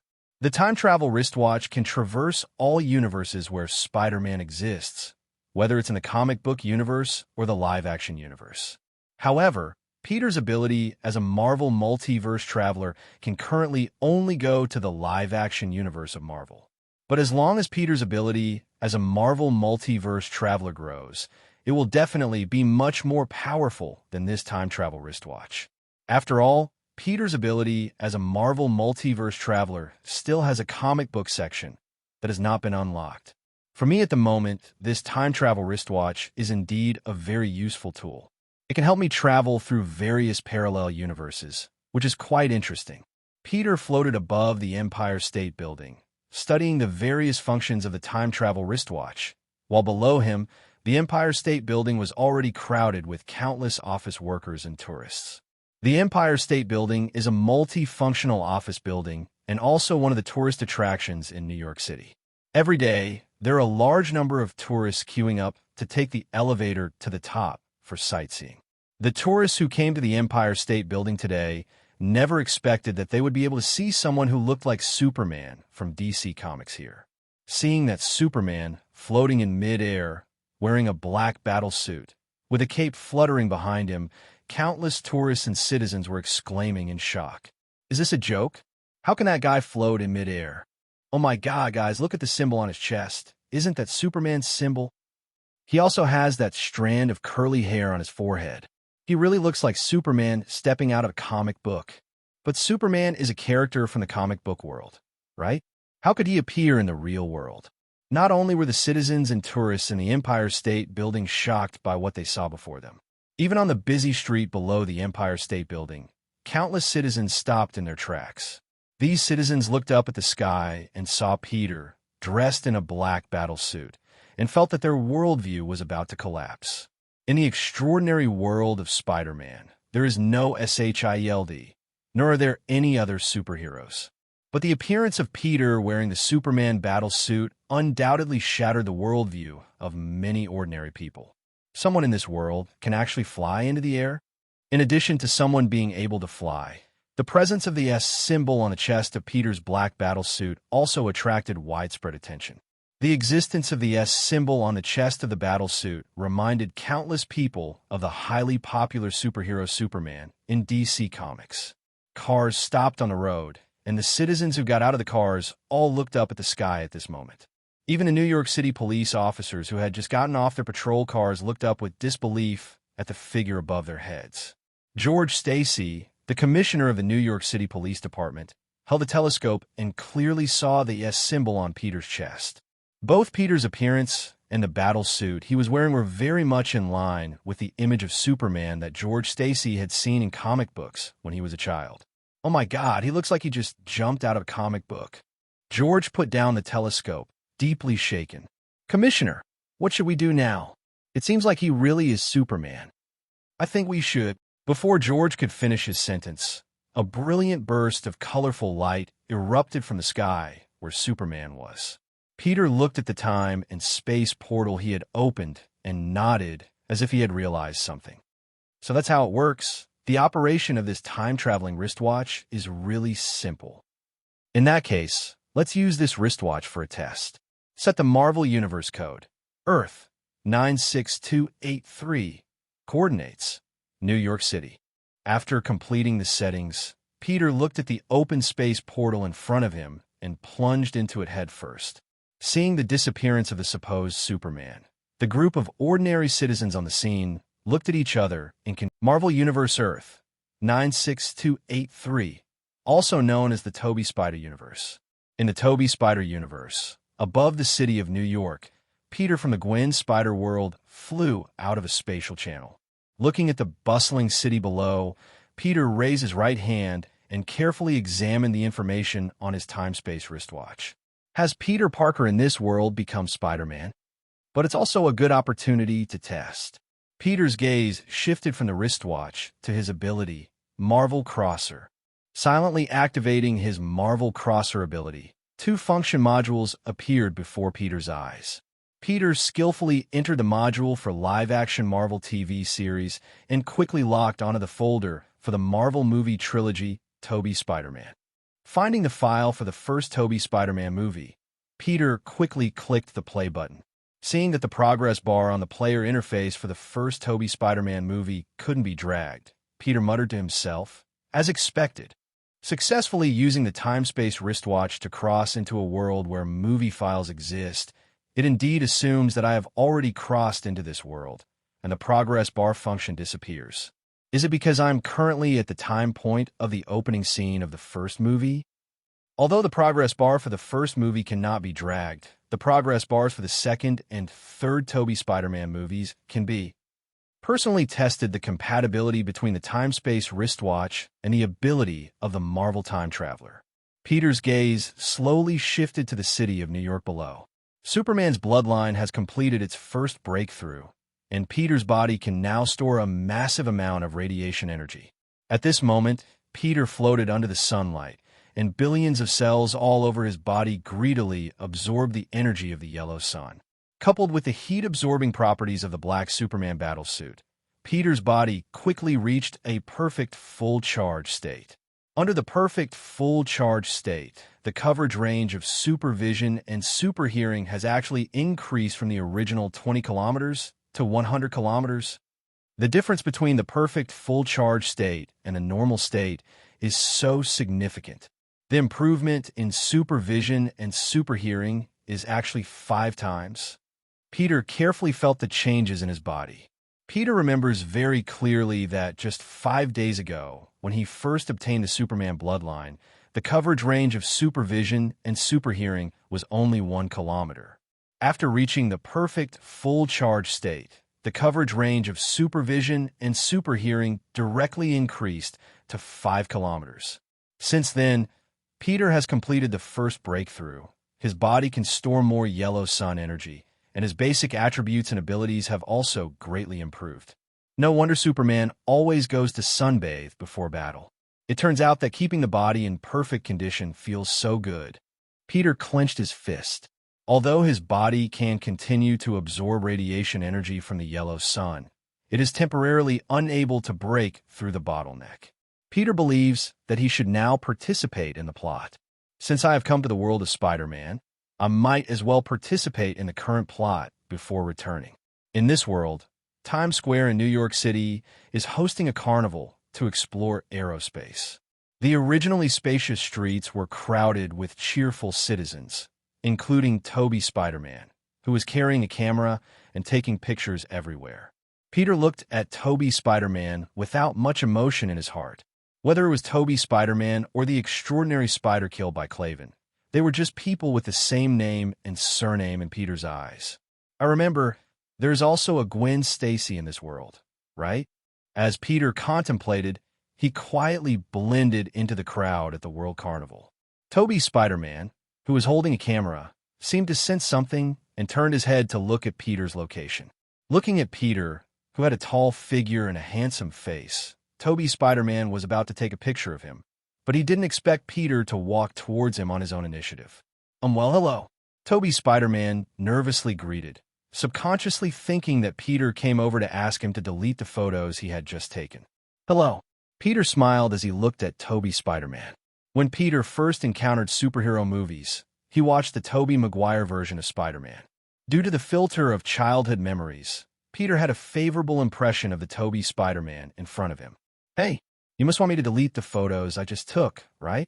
I'm sorry, I just really enjoy photography. Who doesn't? Peter shrugged. Toby Spider was taken aback, looking at Peter with some surprise. It turned out that he had encountered a kindred spirit. I noticed that your gaze has been focused on the balcony dancer, Miss Upstairs. You must really like her, right?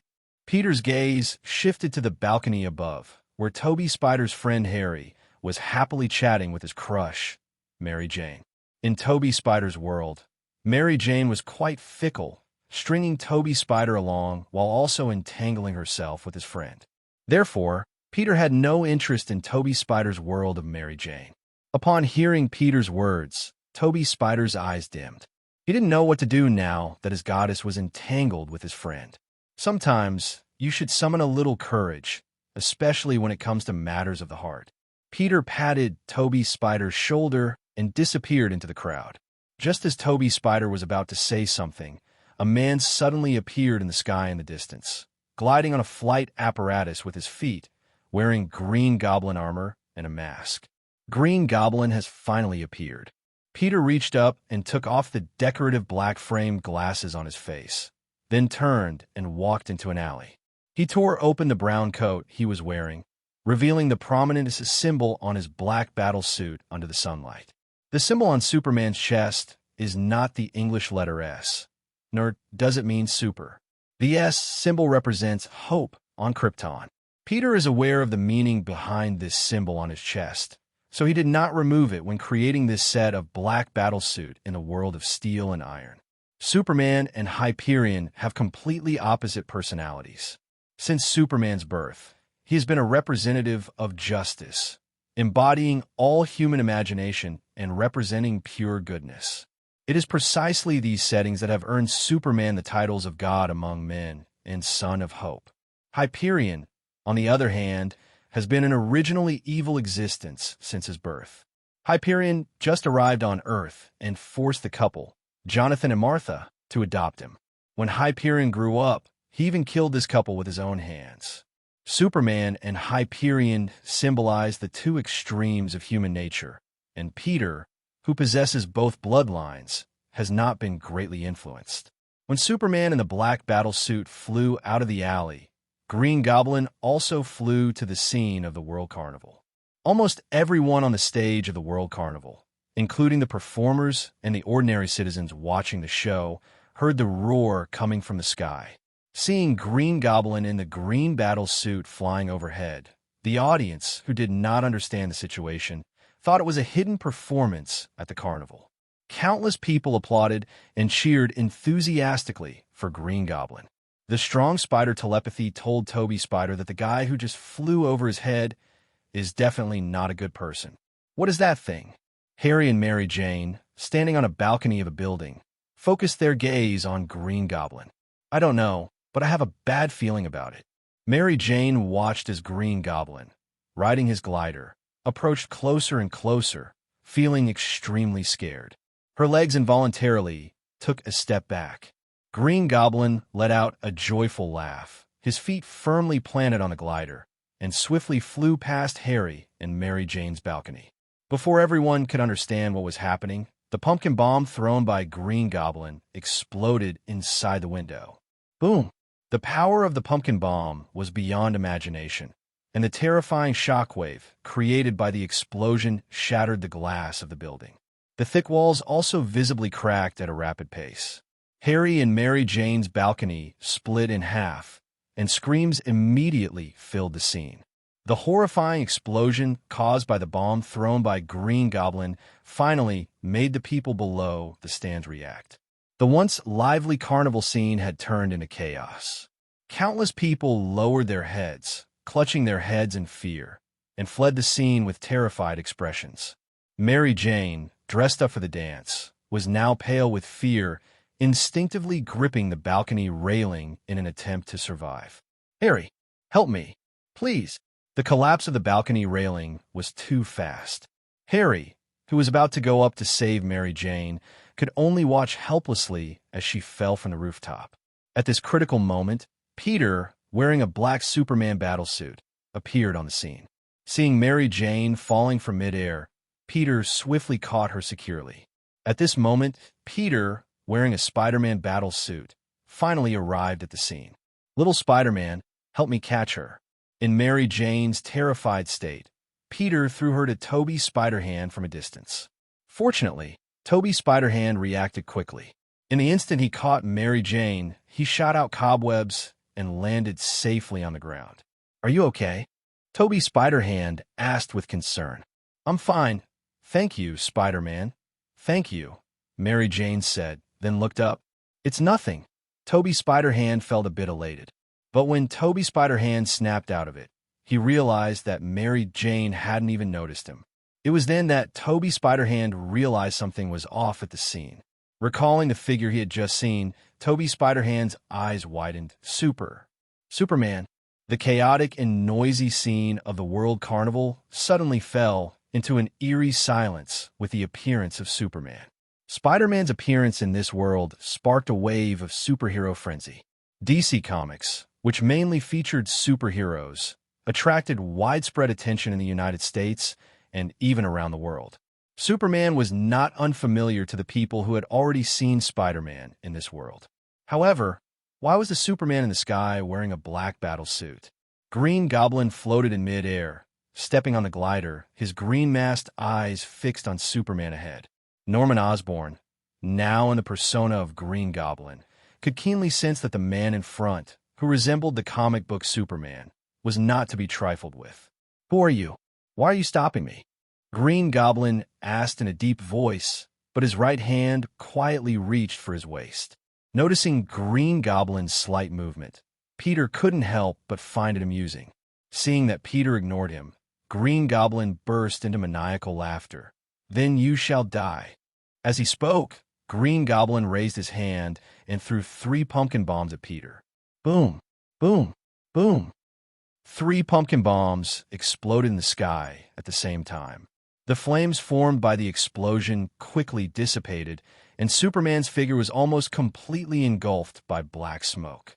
This sudden situation once again caused a series of piercing screams at the scene. But as the smoke from the explosion dispersed, Superman, wearing a black battle suit, floated there with a calm expression on his face, even showing a confident smile. "Is that all?" Green Goblin's pupils suddenly contracted, and before he could react to what was happening, Peter, as if teleporting, instantly appeared in front of Green Goblin. I saw Peter clenching his right fist, and his fist, like a cannonball, mercilessly collided with the air. Boom! Under the piercing explosion, an unstoppable punch landed just above Green Goblin's chest, causing a burst of force. Ahem! The armor in front of Green Goblin's chest sank about 1 centimeter in thickness, and the terrifying force caused him to spew out a mouthful of bright red blood on the spot. Immediately after, Green Goblin's body flew out from the glider, like a kite with a broken string, crashing onto the ground in the distance, stirring up a thick cloud of smoke. A flash of joy crossed Peter's eyes. He didn't expect his control over his physical strength to be so precise. Peter's punch didn't take Green Goblin's life, but only caused a minor injury that he could still recover from. But Toby Spider-Man, standing on the ground, was already dumbfounded. The power of Superman's punch just now was like a bomb explosion, making people clearly feel what absolute power means. Green Goblin wiped the blood from the corner of his mouth and looked down at the dented armor on his chest. He felt a strange sense of relief. Fortunately, this armor has enough defense. Otherwise, just now he would have been punched to death by Superman. I have to get out of here. Green Goblin could feel the intense pain in his chest. His clear thinking told him that he definitely couldn't defeat the guy in the black battlesuit above him. Recalling the terrifying speed at which Superman suddenly appeared in front of him just now, Green Goblin scanned the surroundings and instantly locked onto a girl with golden hair in the distance. Like a flying arrow, Green Goblin shot out from the thick smoke and dust in an instant. While the golden-haired girl was still in a state of confusion, Green Goblin had already locked onto her neck. Gwen Stacy felt that today's encounter was simply terrible. Because the World Carnival was being held at Times Square, Gwen asked her father, George, if she could come over for a bit. But George refused Gwen, citing the large crowd and the potential danger. What George Stacy didn't expect was that Gwen still sneaked out in the end. The lively atmosphere at the carnival site improved Gwen's depressed mood a bit. But as Green Goblin threw a bomb and attacked the scene, Gwen realized that her father was right. Even though Gwen tried to find a place to hide as soon as possible, she was still targeted by Green Goblin. Looking at Green Goblin, who had his hands locked around his own neck, Gwen's face was filled with fear, and her heart was in a state of panic. Green Goblin looked up at Superman above him and with a hoarse voice said, "Let me leave here, and she will be unharmed." "Superman, you wouldn't want this beautiful girl to wither so early, would you?" Green Goblin noticed Superman's gradually cold gaze and felt a sense of danger. Boom! Green Goblin, who had his hands locked around Gwen's neck, suddenly saw a flash before his eyes. Then, he felt his arm being tightly gripped by a pair of iron tongs, rendering him unable to move. Peter grabbed Green Goblin's right hand and exerted a little force.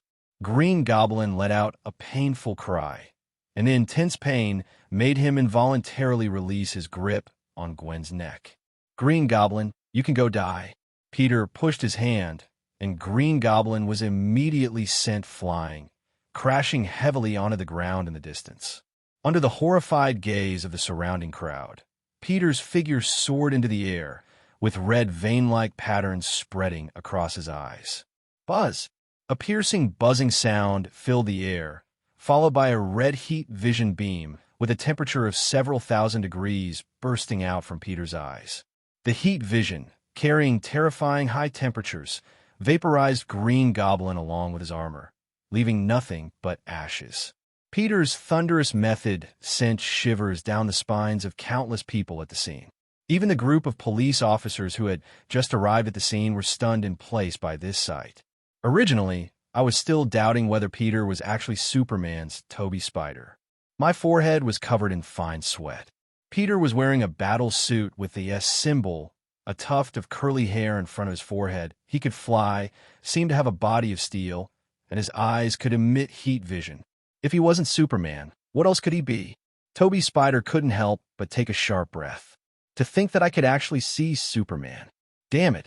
Gwen, who was beside me, almost witnessed the entire process of Superman dealing with Green Goblin. For this superhero who saved her, Gwen had no fear at all, especially when she noticed that Superman seemed to be preparing to leave. Gwen heard the sound of police sirens.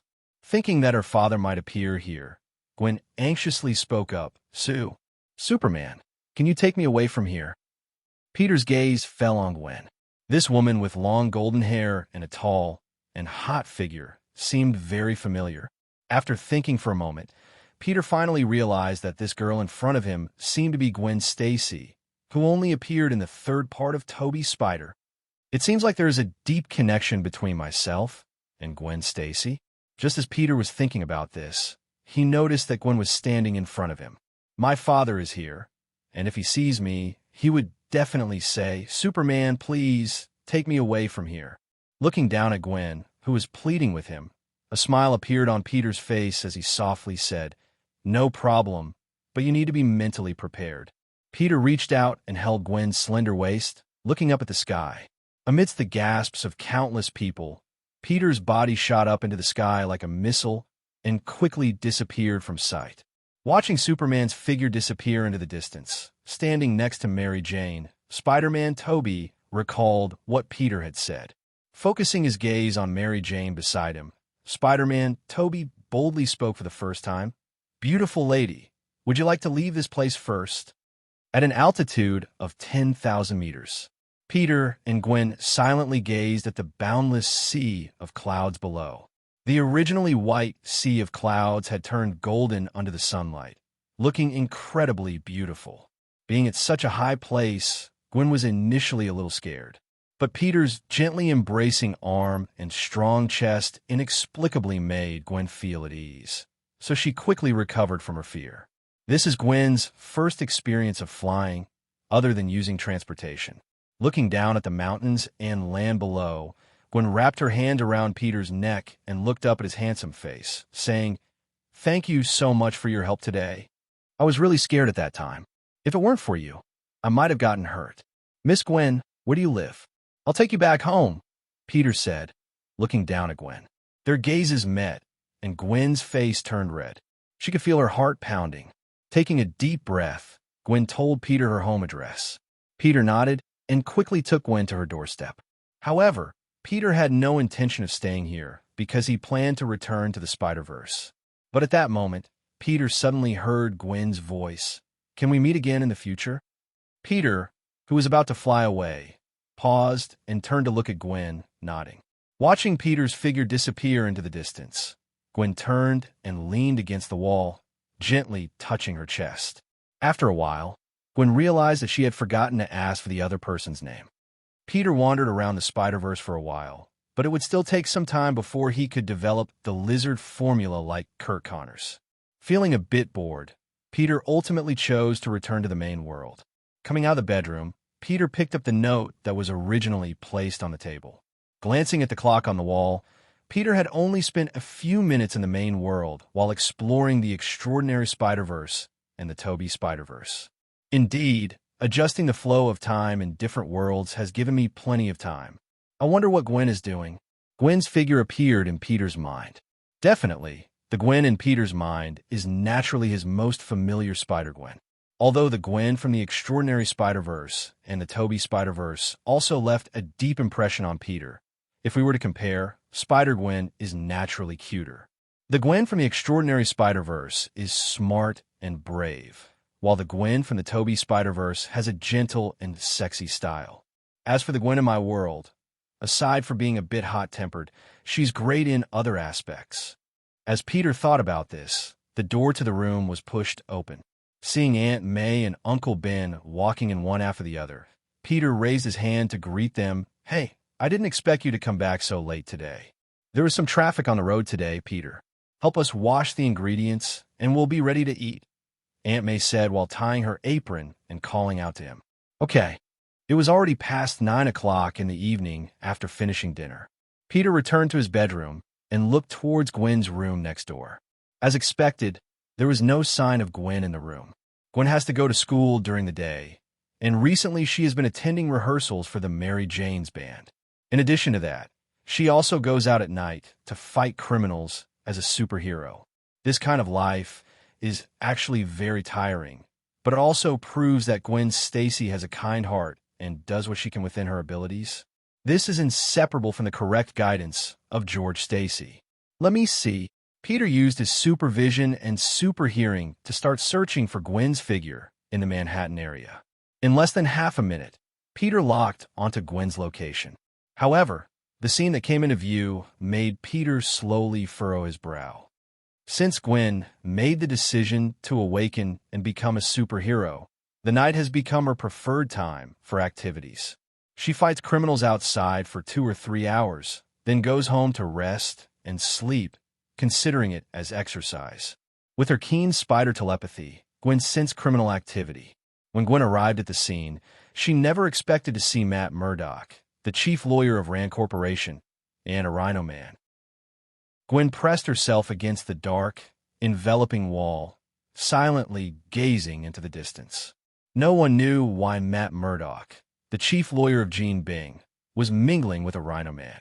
Could it be that the seemingly upright lawyer, Matt, had a hidden side that no one knew about?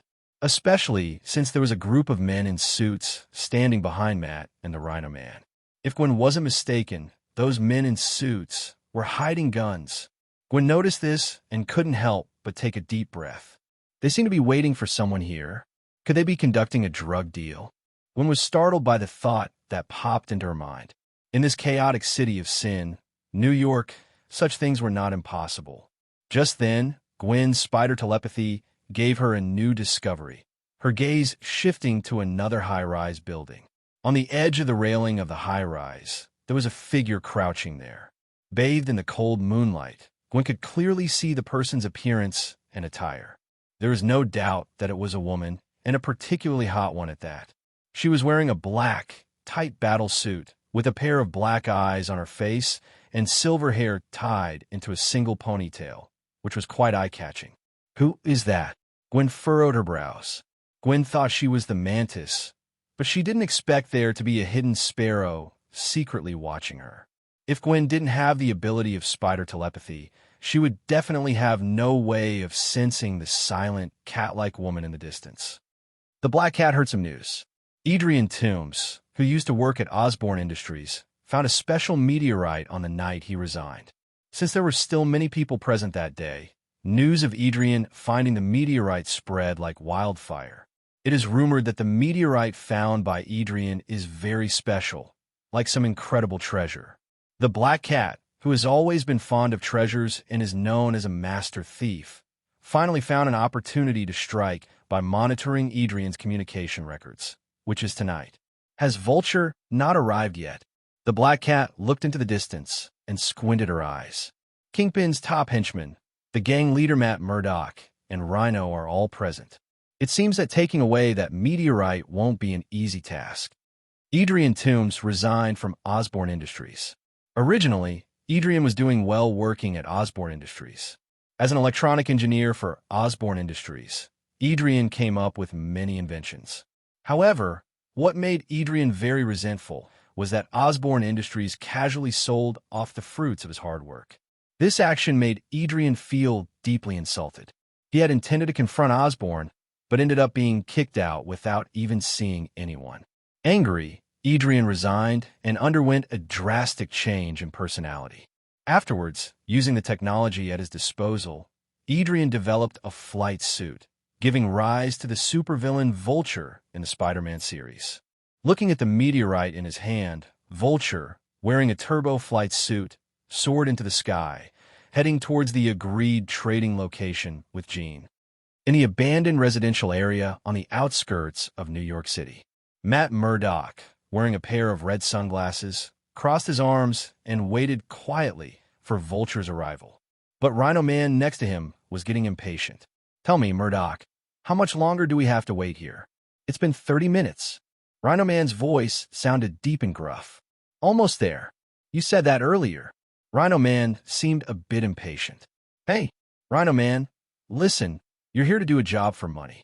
The boss hired you, so you should obediently follow the terms of employment, right? Matt Murdock spoke lightly. Rhino Man exhaled a hot breath and remained silent. Although Rhino Man really wanted to punch the man in front of him in the head, he also knew that dealing with this man was not that easy. Moreover, he was Jin's top enforcer, and if he offended Jin, it would be a complete loss. Although Rhino Man had a simple mind, he could still think about this aspect. Rhino Man's name was Alexei Sisevich. Originally, he was enforcer for the Russian Mafia in New York. Later, Rhino Man participated in an experiment that attached a polymer to his skin. Using radiation and genetically modified chemicals, a layer of tough polymer was attached to his skin, along with a rhino horn, turning him into the Rhino Man. That experiment gave the Rhino Man super strength, speed, endurance, and stamina. In addition, the rhino-like exterior shell could withstand extreme temperatures and resist any attack, making him nearly indestructible. It is because of these characteristics that the Rhino Man is often hired by the Mafia as a thief and assassin. As time went on, Vulture never showed up, which made the Rhino Man increasingly impatient. Just as the Rhino Man was about to lose his patience, a piercing whistle suddenly came from the sky. Matt Murdock, the Rhino Man, and a group of big men standing behind them all looked up at the sky. A middle-aged bald man wearing a turbo flight suit descended from above, kicking up a thick cloud of smoke. Vulture's gaze fell on Murdock, the man with red sunglasses on his face and a blind cane in his right hand, who was his trading partner. As the head of the Mafia in New York City, Matt Murdock had a great reputation, and Vulture was still very wary of this man who often used an iron fist. But today, he came here to make a deal, and money was a businessman's language. Vulture believed there wouldn't be any problems. "Vulture, I've been waiting for you for a long time," Matt Murdock said calmly. "I brought the meteorite. Where's the money?" Vulture glanced at the suited man behind Murdock and asked in a... Vulture was actually very wary of the henchmen brought by Murdock. Although Vulture is a supervillain, his body cannot withstand bullets. The henchmen behind Murdock all carried guns, and Vulture naturally knew how risky this deal was. "Vulture, the boss admires you. He asked me to tell you that perhaps we can deepen our cooperation," Murdock said, raising his hand lightly after finishing speaking. The two suited men behind Murdock stepped forward, carrying silver boxes, and then opened them in front of Vulture. Seeing the two boxes full of US dollars, Vulture nodded and said, "Okay, money in one hand, goods in the other. As for the olive branch you extended to me, I need some time to consider," Vulture said, throwing the box containing the meteorite towards Murdock. The black cat, who had been waiting in the shadows, instantly stood up. She raised her hand and shot the grappling hook onto the railing of the opposite rooftop. Then, using the grappling hook, the black cat swooped across from the sky, intercepting the meteorite thrown by Vulture in midair. Murdock frowned slightly. He had already perceived the presence of the black cat and even Spider-Gwen, who was hiding in the shadows, in advance. Matt Murdock had once come into contact with chemical reagents. Although the chemical agents caused him to lose his vision, they greatly enhanced his other four senses. His keen sense of touch strengthened the entire nervous system of Murdock's body, not only allowing him to feel balance, but also giving him superhuman reflexes. He could even detect faint impressions of ink on paper, allowing him to read like a normal person by touching regular paper. In addition, Murdock can also feel subtle changes in temperature and pressure within a 5-foot range of his body. Furthermore, Murdock's auditory system is also remarkable. He can hear sounds several blocks away, and the entire city appears in his mind like a three-dimensional image. With his excellent sensory system, Murdock, who has long mastered this intelligence, showed a hint of contempt on his face. Feeling the figure of the black cat receding, Murdock turned his head to look at Vulture and said, "Although there is still a trouble, you can now bring that thing over." Vulture raised an eyebrow, surprised that Murdock could anticipate such things. With such outstanding abilities, it's no wonder that Kingpin is so confident in him. "Murdock, I admire you," Vulture exclaimed, slowly stepping forward and taking out the fist-sized meteorite from his pocket. "I have heard about some of your abilities. I think you should be able to sense that this meteorite is extraordinary." Murdock took the pockmarked meteorite handed to him by Vulture. With the feedback from his astonishing perception, Murdock did indeed feel a biological reaction within the meteorite. "The goods have been checked, no problem." Murdock handed the meteorite to his subordinate next to him and instructed him to pack it. Then, he suddenly pulled out a handgun from his pocket. Murdock raised his arm and aimed at Gwen, who was lurking in the darkness in the distance, and fired several shots in succession. Bang! Bang! Bang! Oh no! The strong spider telepathy immediately prompted Gwen to react. Gwen pressed her body against the wall and agilely leaped a few times, barely avoiding the flying bullets. Did that woman just get scammed? Was the transaction just now actually prearranged by both parties? Not only was that woman scammed, but they even noticed my presence. Isn't Matt Murdock blind? How could he confirm my location? Gwen's mind was filled with various questions. After evading Matt Murdock's attack, Gwen quickly rushed out of the dim alleyway. Gwen's astonishing speed of movement left the group of lackeys behind Matt Murdock dazzled. Before the lackeys could draw their guns, Gwen had already charged into the crowd. Gwen extended her hands and instantly grabbed the arm of a big man, effortlessly lifting and throwing the 160-pound adult male into the crowd, causing a large number of people to fall over. Peter, who was staying at home, knew he had to intervene when he saw Gwen and Murdock's group fighting. Gwen was still a novice at this point. Whether it was Daredevil, Rhino, or Vulture, it would be difficult for Gwen to handle them alone. Not to mention that these three villains were now on the same side. Even if the group of lackeys behind them could be defeated by Gwen, the trio of Daredevil would definitely give Gwen a hard time.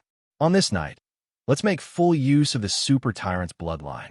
Since we're using the Super Tyrant's bloodline, let's just switch to a brand new battle suit.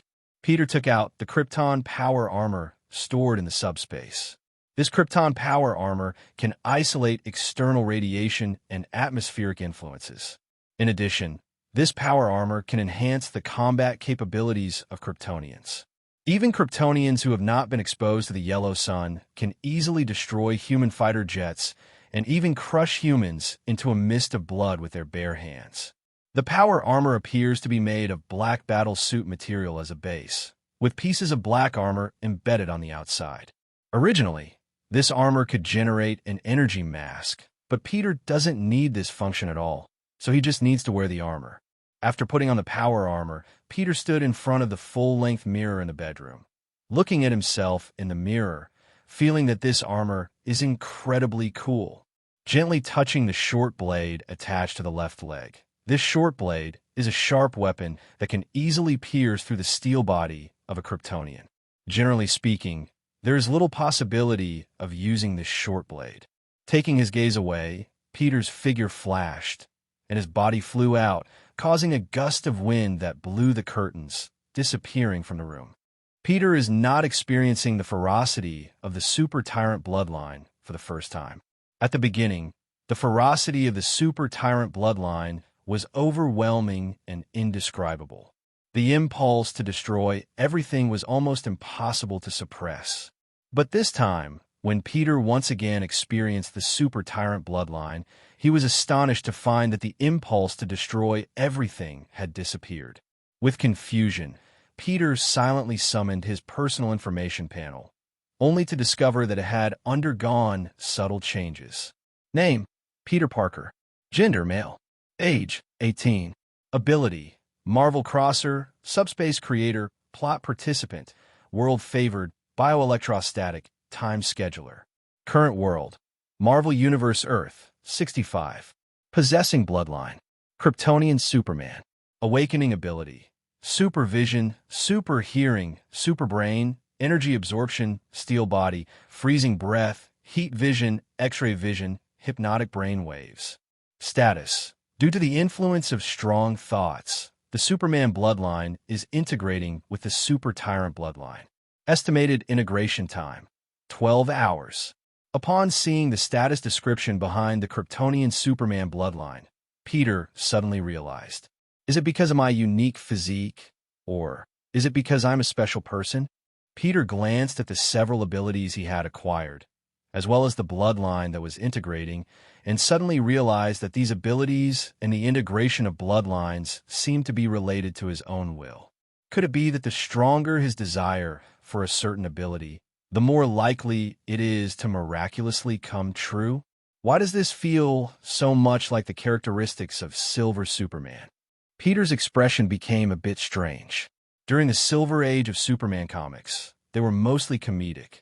Although Silver Superman's overall strength did not reach the level of a single universe. Due to the nature of comedic comics, Silver Superman sometimes obtained whatever ability he wanted. Although Peter was not sure where his physical characteristics came from, he was currently too weak in terms of strength, so there was no need to think too much about it. Boom! A sonic boom resounded in the sky above New York City, and Peter, wearing a powered armor, had a conical white sonic cloud forming in front of him. Under the frictional force generated by high-speed flight, A dazzling blue flame faintly appeared in front of Peter. Superman could use his biofield to counteract the physical phenomena caused by sonic booms and friction, but in Peter's opinion, this approach was completely unnecessary. Regardless of which version of Superman, they would not be bored enough to use their biofield to counteract these physical phenomena. Gwen swiftly knocked down the group of henchmen brought by Matt Murdock and used Cobweb to bind them together. Having dealt with these henchmen, Gwen didn't have time to rejoice before her strong spider telepathy reacted again. Without turning her head, Gwen heard a whistling sound coming from behind. Seeing the surprised expression on Murdock's face, Gwen quickly bent down to dodge this sudden attack. Looking at the staff that swept past her, Gwen raised her hand and shot Cobweb to the right, then pulled it abruptly.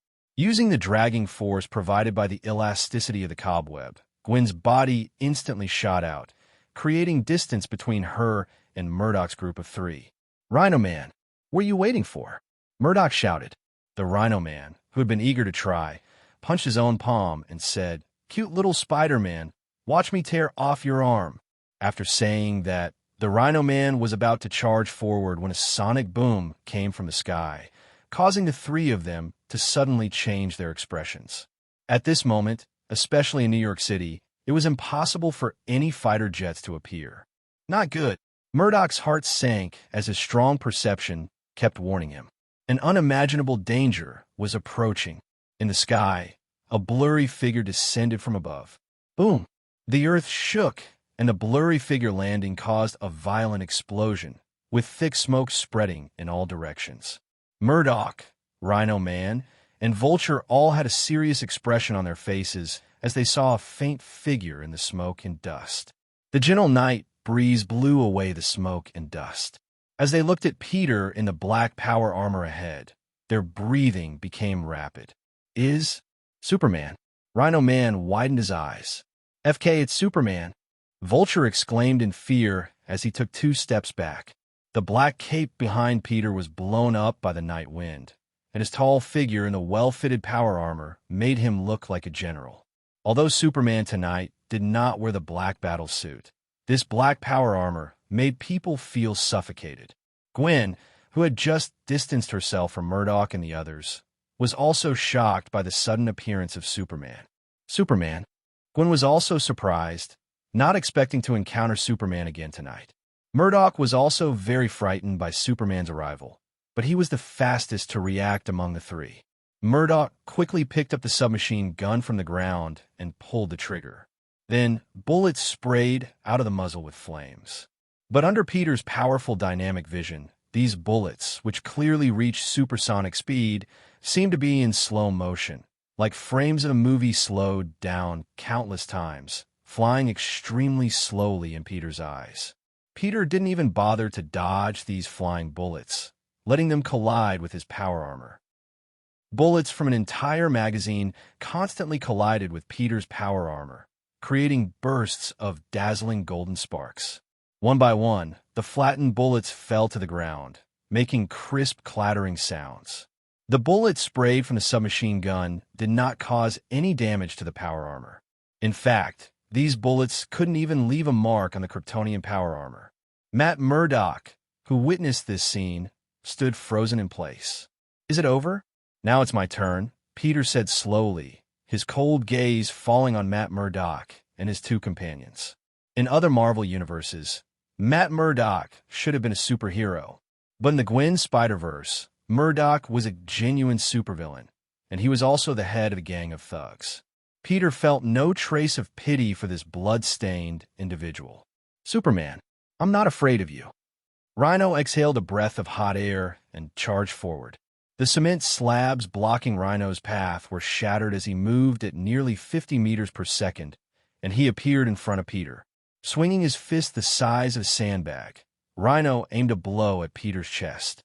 Watching Rhino's slow attack speed, Peter extended his right hand and casually caught his attack. Feeling the power behind Rhino's punch, Peter narrowed his eyes. The strength of this punch is estimated to be around 100 tons. A punch with the force of 100 tons is enough to shatter an ordinary person's body.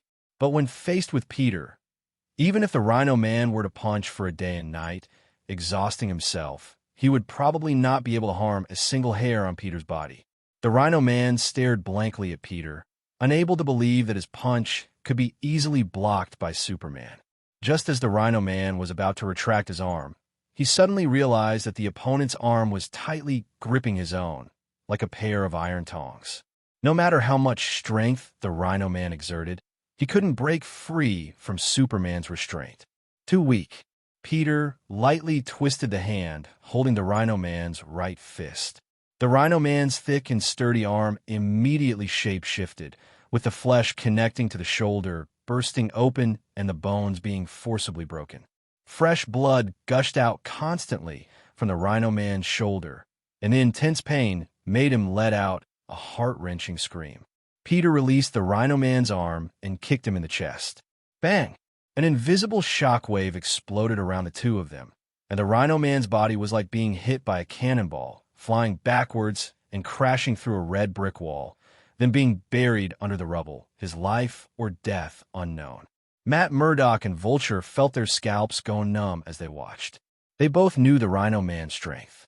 Even when facing heavy weapons such as pistols, machine guns, and rocket launchers, the Rhino Man would not be harmed in the slightest, and his strength is astonishing enough to lift nearly 80 tons of weight. The terrifying combat power of the Rhino Man in front of Superman would actually be instantly defeated? Just how powerful is that Superman in the distance? Murdock and Vulture couldn't imagine. Just at this moment, Peter's cold gaze has already locked onto the two of them, only to see the Superman wearing power armor in front raise his right arm and unleash a violent punch from a distance. Boom! The air in front of Peter's fist was ruthlessly exploded. The fist wind compressed the air, and a terrifying gust of wind and airwaves were stirred up. The domineering fist wind plowed deep furrows in the ground along the way, and Matt Murdock and Vulture were sent flying, spitting blood, and falling into the ruins, dead beyond death. Watching Superman thunderously kill Murdock and the other two, Gwen, who had just debuted not long ago, had never seen such a bloody scene before. In her previous encounters with criminals, she basically just tied them up and waited for the police officers of New York City to take them away. She had never tried killing before. You killed them. Gwen felt her voice trembling. Yes. Peter looked at Gwen and nodded lightly in response. Peter could feel that the thunderous means he had just displayed had scared Gwen. Although Peter felt sorry for Gwen in his heart, he still said, "These criminals have blood on their hands. Being merciful to them is being cruel to oneself." Little Spider-Man, think about it. What would they do if your family and friends were targeted by these criminals? Seeing Gwen's silence, Peter walked slowly towards the distance. When he was killing Matt Murdock and Vulture just now, Peter saw a meteorite fall from Murdock's body. Peter activated his X-ray ability and had already seen what was inside the meteorite, a dark, sticky, and lifelike special substance. If Peter wasn't mistaken, this sticky black substance should be venom. After picking up the meteorite from the ground, Peter's eyes glanced at a tall building not far away. Felicia Hardy, also known as Black Cat, was leaning on the railing of the rooftop of the high-rise building, nervously watching him. Black Cat, huh? Peter glanced at the Black Cat Felicia in the distance, his face showing a pensive expression. It seemed that Felicia Hardy from the world of Gwen Stacy Spider-Woman had some deep-seated grudge against Kingpin. Peter remembered that as French thieves, the father and daughter Black Cat duo had once stolen Kingpin's first bucket of gold that he had earned. It was precisely this act that caused a feud between Kingpin and the Black Cat duo. As Kingpin expanded his influence and subdued the gang leader Murdock, the well-established Kingpin had Matt Murdock find an opportunity to kill the Black Cat's father. In order to seek revenge against Kingpin, the Black Cat had been working hard to improve her combat skills and had formed her own Black Cat army. Felicia Hardy seems to be a popular celebrity in this world. Unfortunately, she stole a fake. Peter weighed the meteorite ball in his hand. The venom enclosed within the meteorite seemed to have sensed Peter's powerful aura and was already stirring. Seeing Gwen standing still in a daze, Peter didn't say anything. The experiences of tonight would surely make Gwen understand many things. Peter looked up at the night sky. Boom! Peter's body shot straight into the sky, then changed direction and flew straight towards the east, quickly disappearing from the sight of the Black Cat and Gwen, wearing his powered armor. Superman. Gazing at the figure of Superman fading into the distance, Black Cat's expression appeared somewhat complex. In a certain sense, she should be grateful to Superman. Murdoch killed her own father, and now Superman has taken down Murdoch, avenging her. There should probably be another chance to meet. Black Cat glanced at Spider-Woman standing still in the distance, but didn't linger. Turning around and releasing her grappling hook, Black Cat, just like Spider-Man, swung away from the scene. After Black Cat and Gwen had left for quite some time, Captain America finally arrived at the scene with a group of agents. Surveying the chaotic environment, it was evident that a battle had taken place here not long ago. Captain America let out a sigh, gently touching the wireless communication earpiece on his ear, and said, "Peggy, we're late."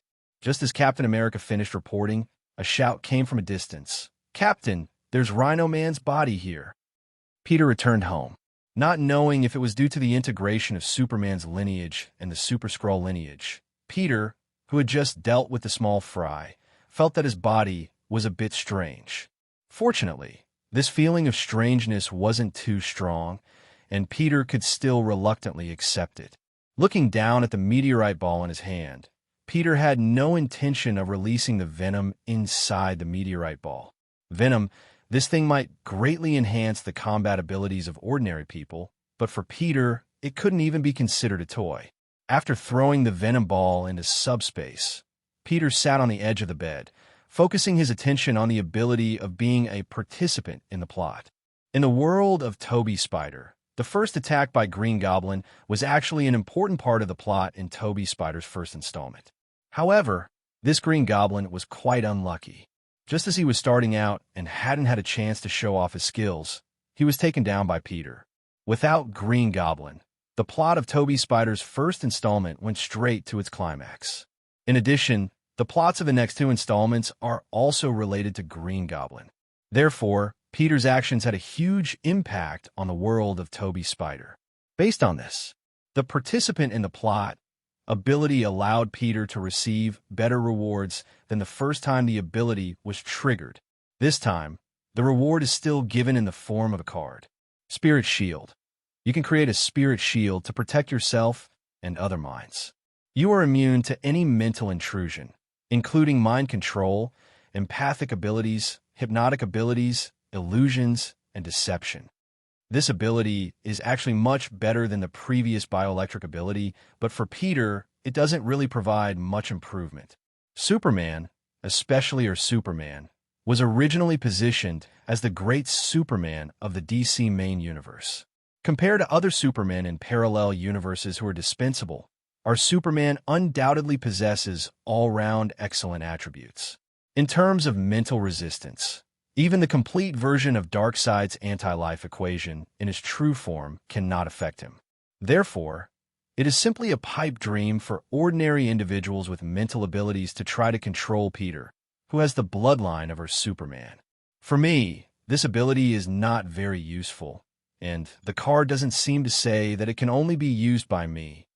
Perhaps it can be used to strengthen my little Spider-Man? Peter thought for a moment and decided to throw this crystal card into the interdimensional space. There is no rush now. After all, Gwen hasn't confronted him yet, and Peter hasn't confronted Gwen either. Peter still enjoys the subtle relationship between him and Gwen. Now all we need to do is wait quietly for the integration of Superman's bloodline and the Super Tyrant bloodline. I wonder what unexpected gains there will be. Just as Peter was thinking this, his auditory system caught some movement coming from next door. Gwen, wearing the spider battlesuit, returned to her own bedroom. Taking off the spider battlesuit, Gwen stuffed it into the drum set. Gwen usually hides her spider battlesuit in there, so the space in the drum set is very safe for her. Thinking about her experiences today, Gwen's mood inexplicably became a bit depressed. After all, it was the first time she had witnessed a murder scene in person, and the impact was quite significant for Gwen. Thinking that Peter might still be awake, Gwen thought that maybe she could chat with him. So, Gwen reached out and gently knocked on the wall connecting to Peter's bedroom. "Peter, are you asleep?" Upon hearing Gwen knocking on the wall, Peter also walked to the wall and quietly tapped it twice in response. Seeing Peter's response, Gwen turned around, lifted the window, and climbed to Peter's window along the emergency fire escape outside. "Hey, Peter," looking at Gwen squatting in front of his window, pressing her face against the glass. Peter felt that Gwen was incredibly cute. But Peter quickly stepped forward and lifted the window, allowing Gwen to crawl into the room. "You're still not asleep this late?" "I can't sleep." Gwen sat on the edge of Peter's bed, propping herself up with her hands, and said, "Peter, aren't you recently very interested in superheroes?" "No, more specifically in Spider-Woman?" "Yes, Spider-Woman. I am indeed very interested." "Why are we talking about this?" "Peter, do you think Spider-Woman would kill criminals while fighting them?" "Spider-Woman." Peter shook his head. "Gwen, I don't think Spider-Woman would do that." Gwen looked at Peter in confusion. She didn't understand why Peter believed in Spider-Woman so much. Since Spider-Woman started operating in New York City, every criminal she captures is handed over to the police. So far, there haven't been any reports of Spider-Woman killing anyone. "Seriously, Gwen, I believe in Spider-Woman. Just consider me a fan filter. In my mind, Spider-Woman is a kind and righteous superhero." Gwen was moved again and felt a complex mix of emotions. She was moved because Peter liked and trusted Spider-Woman, who was actually herself. The complexity came from the fact that Peter seemed to have too much faith in superheroes. If Peter knew what Superman had done tonight, he would probably find it hard to accept, right? Gwen once again recalled the words Superman had said to her. "Hey, Gwen, you should tell me what's really going on with you. I can tell that you're burdened with something. We grew up together, and if you have any difficulties or confusion, you can completely talk to me. Who knows, maybe I can give you some answers." Peter sat down next to Gwen. The two were very close, with only a fist-sized distance between their shoulders. "Peter, I saw some news about Superman." "News?" Peter pretended to look puzzled. "Besides caring about Spider-Woman's news, I don't really pay much attention to other superheroes." "What happened?" Peter's words made Gwen feel somewhat relieved. Using the excuse of news, Gwen realized that she shouldn't have revealed what happened today in any other way. "I saw in the news. Superman is also fighting criminals. Isn't that normal? What else can superheroes do if not fight criminals? Become idol stars?" Peter shrugged. "Peter," Gwen pouted. Although Peter's statement was not wrong, she couldn't help but feel a bit attacked. "Ahem, Gwen, please continue. Superman may not be as we see him in DC Comics. He is not an inherently good superhero. He shows no mercy to those criminals and even kills them with a single punch." "Oh." Peter's face showed a surprised expression, but he said, "Superman has had many versions since his creation. In some versions, he does indeed kill people, so it's not surprising. Moreover, Gwen, are you really sure that he is Superman? Superman is a character from DC. Don't you think it's absurd for someone to come out of a comic book? Although I'm not sure if he is really Superman. The news did mention that he killed people. I'm wondering if the public would resist if Superman were to eliminate criminals in front of everyone." Peter sneered. If Superman can eliminate criminals, why would he care about what the outside world says? In fact, I personally think that Superman's approach may be correct.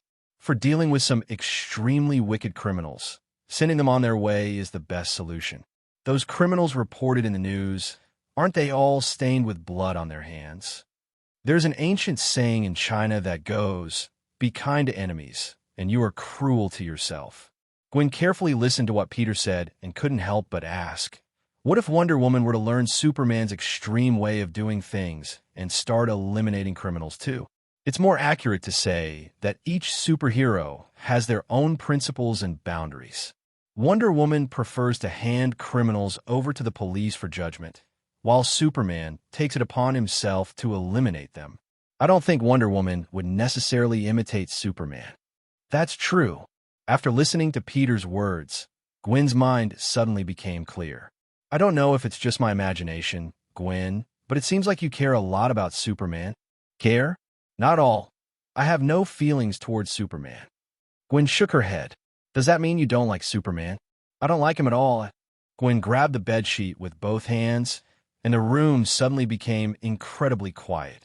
A few seconds later, Gwen leaned towards Peter's position, and their shoulders gently touched. I can see that you've been burdened with something lately, Gwen. How about we talk more tonight? After chatting for a while, it was already late. Gwen looked at the time and realized it was not right. She left like a startled little rabbit.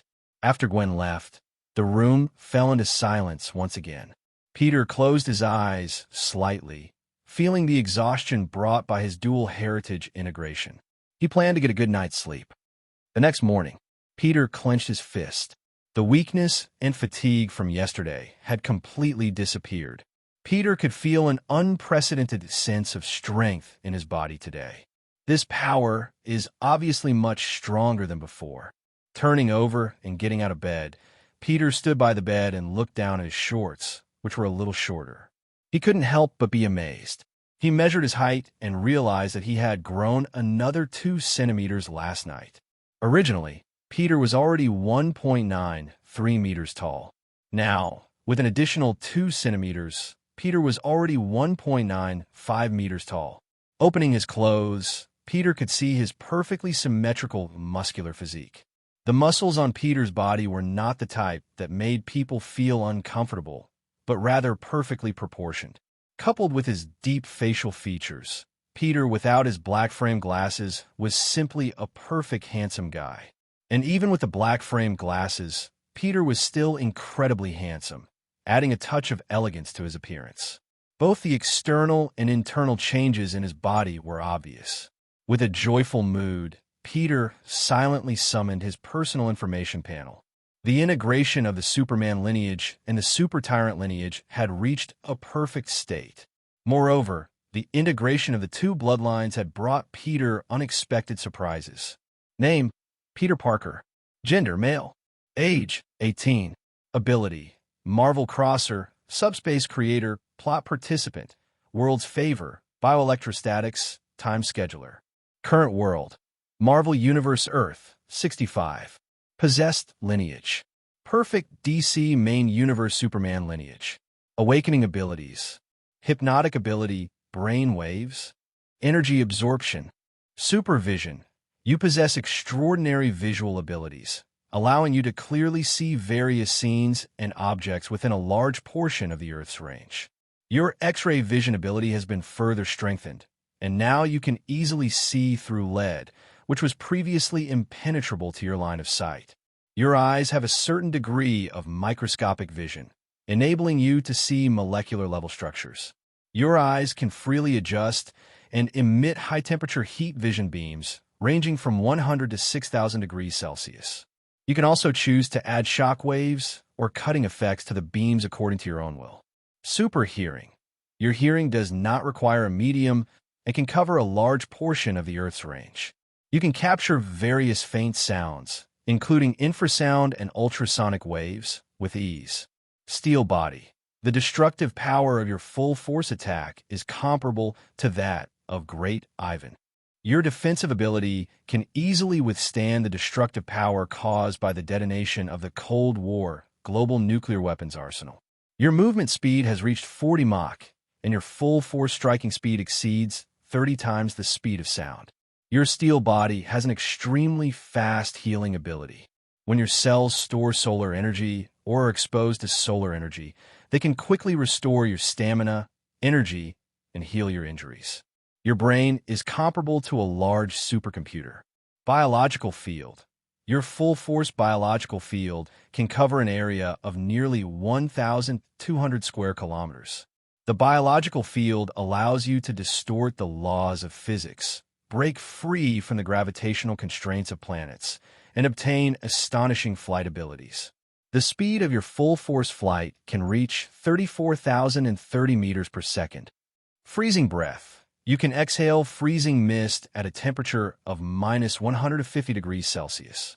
Perfect immunity: The integration of Superman's bloodline and the bloodline of the Super Tyrant eliminates your weaknesses, such as fear of Kryptonite, exposure to red suns, and exposure to yellow suns.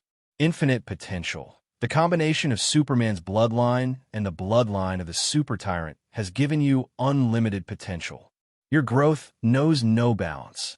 After the integration of Superman's bloodline and the Super Tyrant bloodline, it can be said that Peter's body has achieved unimaginable enhancement. Whether it is the super abilities that Peter possesses or the various basic attributes of his body, almost all of them have been greatly strengthened. In the DC Comics, the collaboration between Superman and the Super Tyrant can produce miracles, the most famous of which is the creation of the thinking machine Superman by combining Superman and the Super Tyrant. And Peter, who possesses the bloodline of Superman and the Super Tyrant, is still in the early stages of growth. But even so, this kind of integration has given him a much stronger combat power than before. Now, the destructive power of my punch is equivalent to the explosion of 50 million tons of TNT. One strike is enough to destroy a city. Plus, my current speed has reached Mach 100. With a punch at this speed, I'm afraid it can destroy the heavens and the earth, sweeping everything away, Peter said excitedly. The significant increase in combat power makes Peter have the impulse to smash everything. Peter knows that he must find a suitable opponent and have a good fight. And this suitable opponent, Peter instantly activates his ability as a comic book crossover traveler. Looking at the folder interface in front of him, Peter's gaze finally settles on the folder labeled DCU. DCU, also known as the DC Extended Universe, is a unified worldview constructed by Warner Brothers and DC Comics through a series of superhero movies adapted from DC Comics. Similar to the DC Universe in the comics, the DCU is built upon common elements, settings, performances, and characters through crossover works. The DCU was launched in 2013 with its inaugural film, Superman, Man of Steel. At that time, both Peter and most netizens believed that the DCU would become a highly popular superhero comic adaptation universe, just like Marvel's MCU. However, the DCU has had a rather tumultuous journey. In this universe, apart from the first Wonder Woman and Aquaman films, which were big hits, the other films such as Superman, Man of Steel, BVS, and Shazam were only moderate successes. Most of the other films either didn't make money or suffered losses. Especially the 2023 release of The Flash became one of the most financially unsuccessful films in the DCU series. Peter has naturally seen The Flash, and in fact, the plot of the film is okay, but the special effects were somewhat disappointing. However, The Flash was intended to conclude the DCU universe, so even if it lost money, it could be considered as a solid conclusion to the DCU. After the downfall of the DCU, the film universe of DC Comics did not come to an end. Under the guidance of the director of Guardians of the Galaxy, a brand new DCU universe is now being launched. Peter recalls the twists and turns of the DCU and can't help but shake his head. His gaze focuses on the Flash movie file of the DCU. The Flash movie is adapted from the famous DC comic event Flashpoint. Peter remembers clearly that this film mainly involves three universes. The first universe is the normal DCU universe, where characters like Superman, Wonder Woman, and Batman exist. The second universe is a new branch universe created by the Flash using his ability to travel through time and space and distort history. In this second universe, Wonder Woman does not exist, and there is no trace of Aquaman.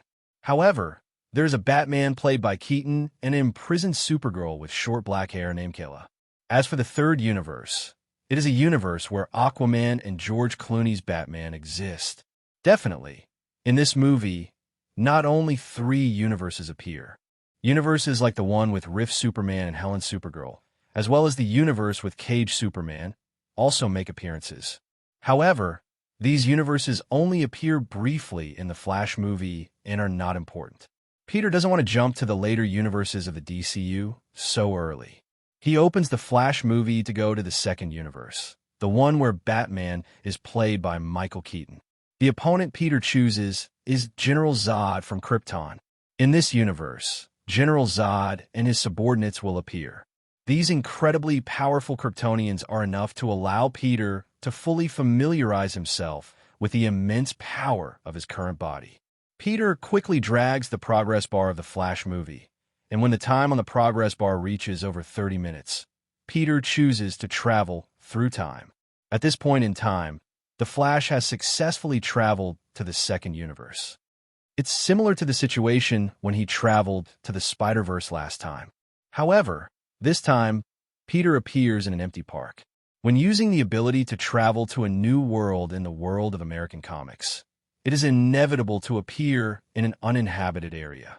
Peter is very satisfied with this default rule. Let's go meet the female Superman first. In this universe, the female Superman seems to be locked in a secret base in Siberia by mercenaries. With my current ability, I can easily determine her location. The Flash traveled to this second universe, where Superman does not exist. The initial plot development in this world is very different. In the storyline of Man of Steel, Superman was successfully sent to Earth by his parents and was not intercepted by Zod and others. However, in this universe, although Superman was also sent to Earth by his parents, he was successfully intercepted by Zod and others at the moment of launch. Zod and others successfully intercepted Superman and personally killed him.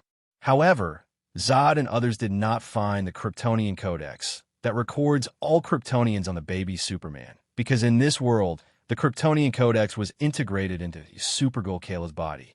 It is precisely because of this reason that Zod and others have been searching for Kayla's whereabouts all the way, eventually coming to Earth.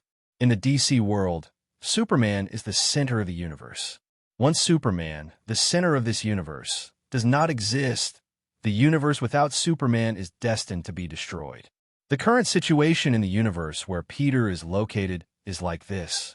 Zod and others descended, and without Superman standing up to fight, Earth was destroyed. In fact, even if they could withstand the arrival of the Kryptonians, when Darkseid came to Earth, without Superman to confront Darkseid, Earth would still be destroyed. In other words, no matter what, as long as Superman does not exist in the DC universe, the destruction of this universe is only a matter of time. Peter's figure flashed, and he instantly changed into a black Superman battlesuit while wearing pajamas. The black battlesuit is made of special nanomaterials from Krypton and will remain fitted as long as Peter's body doesn't change too dramatically. Looking up at the sun in the sky, Peter closed his eyes slightly and enjoyed a few seconds of sunlight from other universes. Then, Peter opened his eyes and exhaled a breath. This time, let's try full-speed flight. Peter slowly squatted down, his leg muscles gradually tensing. Looking up slightly, Peter spread his hands slightly, and the invisible biofield spread out, causing the sand and soil debris on the surrounding ground to float uncontrollably in a spiral shape. In an instant, a terrifying force was released from Peter's leg muscles. Boom! Within a range of several hundred meters, the ground shattered with a loud noise, and amidst the billowing smoke and dust, Peter transformed into a black shadow and shot up into the sky. In less than a few seconds, Peter flew to an altitude of 10,000 meters. If there were no living beings present, the destructive power brought about by Peter's leap would be unimaginable. Boom! The air violently exploded as Peter locked his gaze on the direction of Siberia, and his body shot out like a missile. A white sonic boom cloud appeared in front of him as Peter's speed increased once again, causing a terrifying roar to continuously echo in the sky above the city. The Flash, who had just stopped at his doorstep, also heard the intense explosion in the sky, resembling that of a fighter jet passing by. However, the Flash's attention was mostly drawn to his mother at home, so he didn't pay any attention to the situation in the sky. Peter's flight speed was simply too fast, far exceeding that of intercontinental missiles. With a flight speed of 100 Mach per second, Peter was destined to go undetected by any detection devices on Earth. Kayla had been on Earth for several years now. Unfortunately, Kayla's spacecraft crashed in the frigid Siberian region. The weather here was not very good, so Kayla, who had traveled to Earth on a Kryptonian spaceship, never had the opportunity to bask in the sun. Coupled with her alien identity, Kayla was quickly secretly captured by a group of mercenaries and imprisoned in a place devoid of sunlight. Kayla arrived on Earth later than Superman, whether in comics or TV shows. Before the destruction of Krypton, Superman and Kayla basically set off at the same time. However, Kayla's spaceship was sucked into the Phantom Zone. By the time she escaped, her cousin, whom she was supposed to protect, had already grown up and become the famous Superman. In this universe, it was supposed to be like this. It had only been a few years since Kayla's spaceship broke free from the Phantom Zone, but she hadn't figured out the situation on Earth yet and was captured by mercenaries. This ordeal lasted for several years. Peter's figure floated above Siberia, his sharp gaze constantly scanning the area. Soon, Peter found a place near a mountain hollow that looked like a satellite launch base. "It's here." Peter's figure descended from the sky, his feet stepping on thick snow, slowly walking towards the secret base ahead. Slightly lowering his head, Peter's X-ray ability quickly locked onto Kayla's location. Poor Kayla, due to not having been exposed to the sun for years and lacking nutrition, was as thin as a skeleton, unable to even stand up. Seeing this, Peter withdrew his gaze, and blood-red, vein-like patterns appeared around his pupils. Buzz! With a piercing, buzzing sound, the high temperature of several thousand degrees instantly evaporated the thick snow on the ground, and then effortlessly pierced and melted the thick steel plate. Under the powerful heat vision, a passage leading to Kayla's location was forcefully opened by Peter. Looking at the pit burned by the heat vision in front of him, Peter did not hesitate and jumped down. A violent explosion sounded in the secret base. Peter glanced at the steel plate under his feet that was about to break, and his gaze slowly focused on the huge, round, iron egg in front of him. Kayla was locked inside that huge, round iron egg.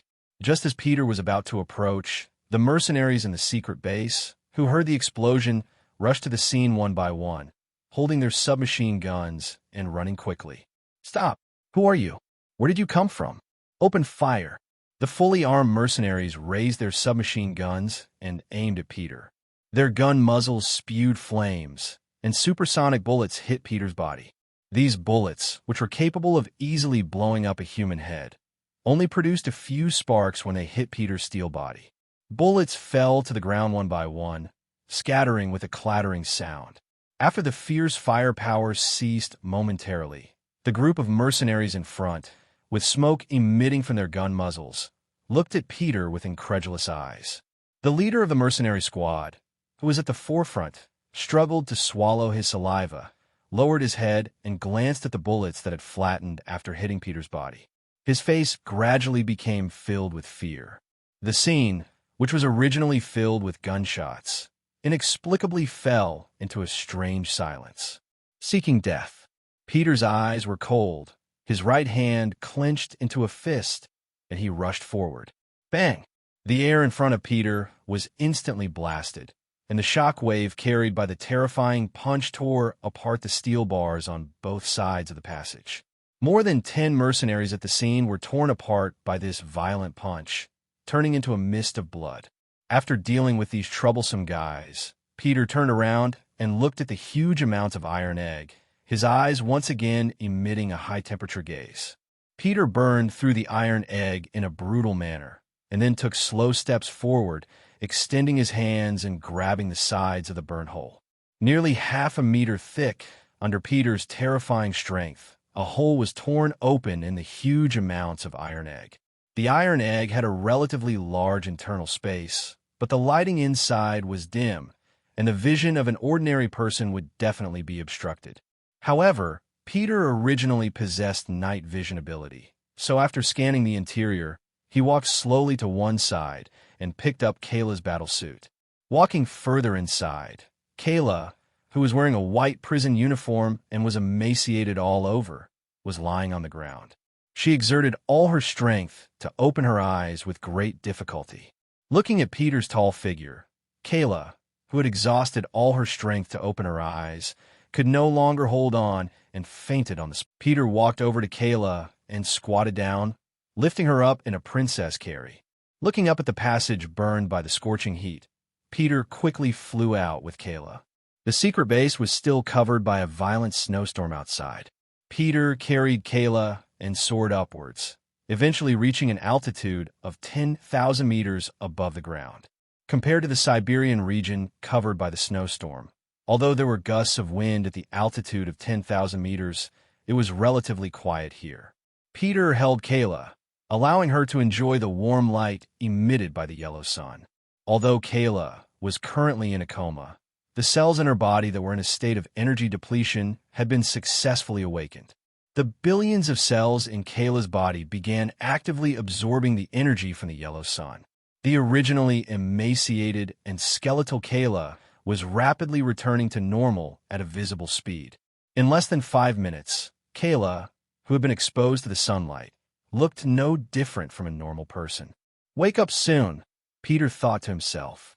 Continuing to let Kayla bask in the sun for another 2 minutes, her body, which had been in a state of unconsciousness with her eyes closed, suddenly shook.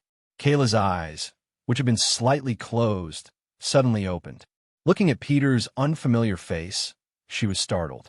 She pushed with all her strength and broke free from Peter's embrace. The biological field unfolded, and Kayla floated steadily in the air, gradually calming down from her initial panic.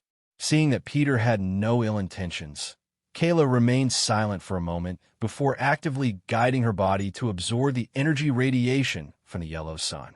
After a long while, Kayla focused her gaze on Peter and said, looking at the style of your battle suit and the symbol on your chest, "Are you a descendant of the House of El?" "No," Peter shook his head. "That's right, the core of Krypton has been depleted and destroyed. It seems that the only survivors of the House of El are me and Kal-El. Since you're not a descendant of the House of El, what does the symbol on your chest mean?" Kayla couldn't help but ask. Peter lowered his head and looked at the S symbol on his chest, then thought for a moment before saying, "You can consider this symbol as super, but I prefer its other meaning, hope." "Hope? That's something similar to our House of El. So, does that mean you're a Kryptonian, even if you're not a descendant of the House of El?" "Sort of, but I don't belong to this universe," Peter couldn't be bothered to explain. However, now that he possessed Superman's bloodline, in a certain sense, he could indeed be considered a Kryptonian. "Anyway, thank you." Kayla reached out and took the red and blue battle suit that Peter handed over. This battle suit was brought by Kayla from Krypton. Kayla tore off her tattered clothes, and in Peter's astonished gaze, she put on the red and blue battle suit. Sensing Peter's strange expression, Kayla calmly said, "The Krypton I come from is a beautiful planet. There, we no longer use traditional reproductive methods. As long as a Kryptonian dies, they can quickly be reborn using the Kryptonian Codex and the Genesis Chamber. Actually, what confuses me is, how did you know I was trapped there? Why did you save me? I come from another universe, and I know what this universe is about to experience. I need an assistant." Peter explained concisely. "An assistant? Tomorrow, or the day after, Zod from Krypton will arrive on this planet and bring devastation. I want to confront Zod, but he has a group of followers. I need you to help me stop them." Kayla frowned for a few seconds before reacting. "You said you come from another universe. I see. It seems that something similar has happened in the universe you come from. You saved me, so I will help you on the condition that what you said is true. After all, Zod is my fellow countryman.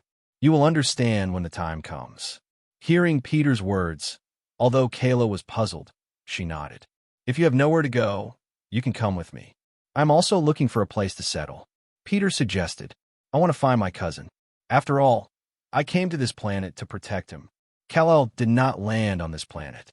Kayla's heart sank when she heard this. When Krypton exploded, the shock wave must have separated me from Kal. Since that's the case, what are you planning to do? Kayla remained silent for a while before saying, "I want to follow you. I don't understand this planet, this world, and I have no good impression of the intelligent beings on this planet.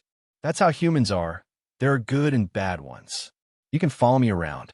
After Peter finished speaking, he pointed downwards with his finger. "I'm curious. What did they do to you? Your body was weakened to such an extent." Kayla, who had already awakened her supervision and super hearing, looked down at Siberia. After my spaceship landed on this planet, they found me and wanted to conduct research on me.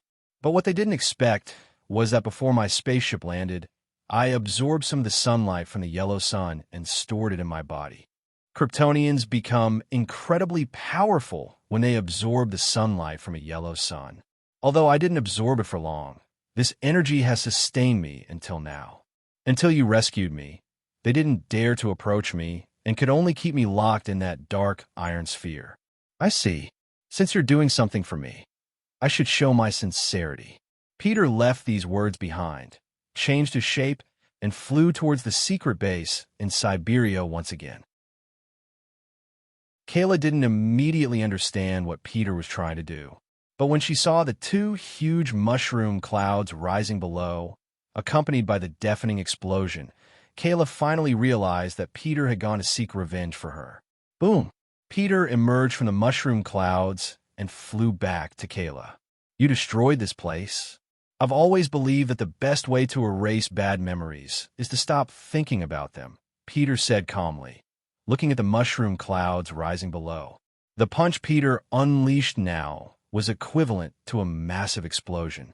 Such power in a small city would be enough to level the entire city in an instant.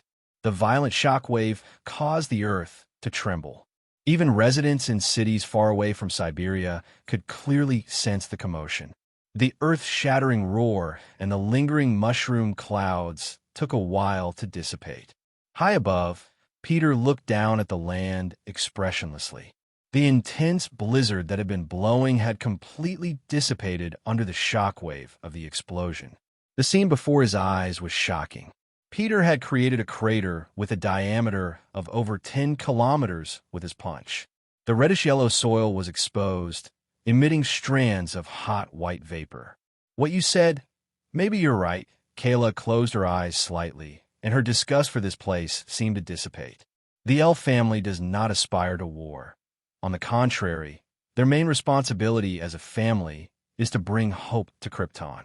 As a descendant of the elf family, Kayla is very kind-hearted and not particularly fond of fighting.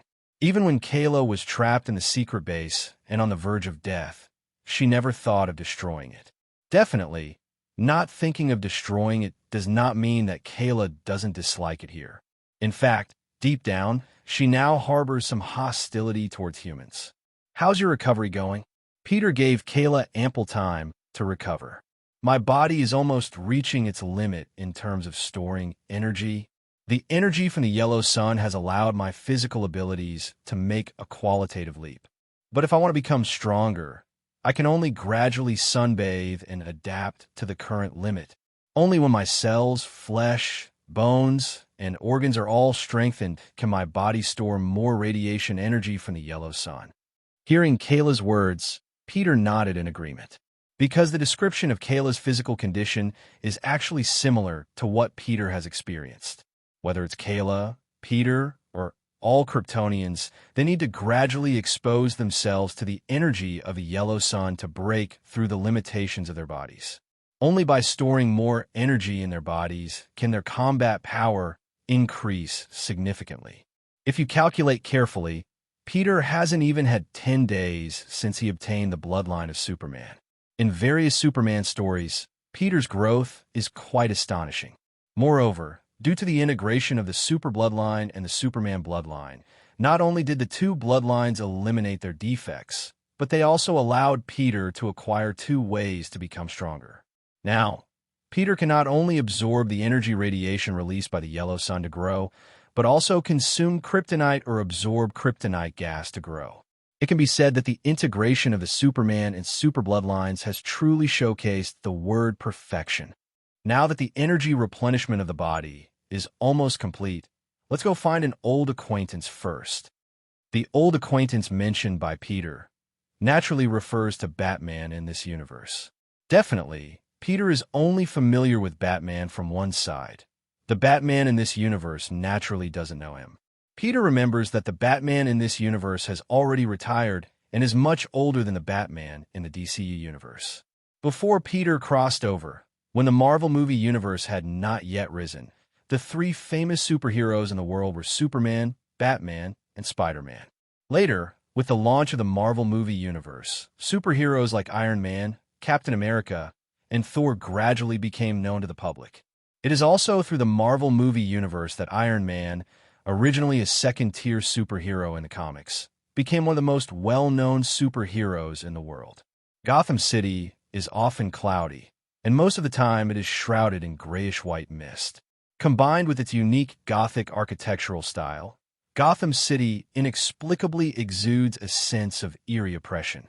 Wearing a black battlesuit, Peter, and wearing a red and blue battlesuit, Kayla landed together at the entrance of a luxurious mansion located in the suburbs of Gotham City. This large villa estate looked like a castle from a distance. Perhaps this estate had not been taken care of for a long time, as the tightly closed iron gate was entwined with many withered vines and leaves. The situation inside the estate was also very bad. The ground that should have been a lawn was covered with weeds, and countless ivy plants grew wildly against the walls of the house. Under the cover of cloudy and gray mist, the entire estate looked very gloomy and terrifying. Kayla focused her gaze on the building in front of her. With the help of X-ray vision and supervision, she saw an old man with a full beard eating inside. "Peter, is that the old acquaintance you mentioned?" Kayla turned to Peter, a little uncertain. Peter chuckled. "Kayla, don't be fooled by his current appearance as an old man. When he was young, he was a famous Dark Knight in this city, a very wealthy superhero. Although his standard of living has declined a lot now, he can still be considered successful and retired. In this world, Gotham City no longer has criminals. It is currently the safest city in the world, without a doubt. Having lost the job of fighting criminals, Batman naturally retired, and with the death of his butler Alfred, Batman started living a decadent and unkempt retired life ahead of time." Pushing the iron gate open gently, Peter gestured to Kayla behind him with a nod, indicating for her to follow. Although Kayla felt strange in her heart, she didn't hesitate and unconditionally followed behind Peter. Although the mansion in front of them appeared to have tightly closed doors, in reality, none of these doors were locked. The rooms in the mansion were filled with all sorts of peculiar antiques. Peter could even see a roaring fire burning in the fireplace, and even the dining table still had plates that had just been finished. "Peter, this person you're familiar with seems to have no idea who we are," Kayla remarked upon seeing the situation. "In reality, I'm only familiar with him on my side. He doesn't know me at all." Kayla, seeing Peter heading toward the kitchen, Kayla followed closely behind. The kitchen was also quite messy, but Peter focused his gaze on the cabinet in the back. The old man living in this mansion, Bruce Wayne, who was already old, was staring at him warily. "Batman, stop hiding there and come out for a chat." Bruce, who was hiding in the cabinet, frowned. He naturally saw the man in the black battle suit staring at him. But he had already hidden himself when they entered the mansion, so why was this guy able to accurately locate his position? Bruce Wayne, feeling somewhat helpless, pushed open the cabinet and walked out slowly, wearing a casual sweater. "How did you know I was hiding here? My eyes and ears can see through objects and capture some sounds." A super ability user? Bruce Wayne found it hard to believe. From fighting criminals to retiring, Bruce had never encountered so-called super ability users. In fact, he believed that such abilities didn't exist in this world. You can understand it that way. Peter pulled out a chair and sat down. Kayla stood quietly next to Peter, not interrupting their conversation. "Let me think." Bruce sat across from Peter, organizing his thoughts a bit before asking. "Firstly, you call me Batman, but from your age, you seem to be only in your early 20s? In fact, I'm only 18. Just became an adult? Where did you learn the name Batman? Or rather, it's safe to say that the name Batman is known by many young people living in Gotham City." At this point, Bruce crossed his arms and finally got to the point. "What is your purpose in looking for me? As you can see, I'm getting up there in age, and you too are superhumans. Logically speaking, an old man like me shouldn't be able to help you much. I want to form a temporary organization, definitely, and if there's a chance, I won't rule out making it permanent. And you, Batman, you are the key figure in this organization." Bruce listened without expression, but didn't remain silent. Instead, he asked, "Putting aside why I would be the key figure in your organization, what are you planning to do in this era of peace by forming this organization? To prepare for the impending crisis of human extinction brought by aliens from outer space." Aliens? Bruce remained non-committal, instinctively feeling that Peter was talking nonsense. Tomorrow, definitely, or possibly the day after, a group of Kryptonians from Krypton will descend upon this planet. The Kryptonians originally lived on Krypton, which has been destroyed. The current situation on Earth is very suitable for their Kryptonian lifestyle, so they plan to use the Genesis engine to rebuild Krypton on this planet. Are you saying that this so-called Genesis engine has the ability to alter the Earth's atmosphere? I assume the environment on the aliens' home planet is different from that of Earth, right? Bruce's expression grew increasingly serious. Peter admired Bruce's quick thinking. He could only say that Bruce truly lived up to being the brain of the Justice League, able to react so swiftly even at his age.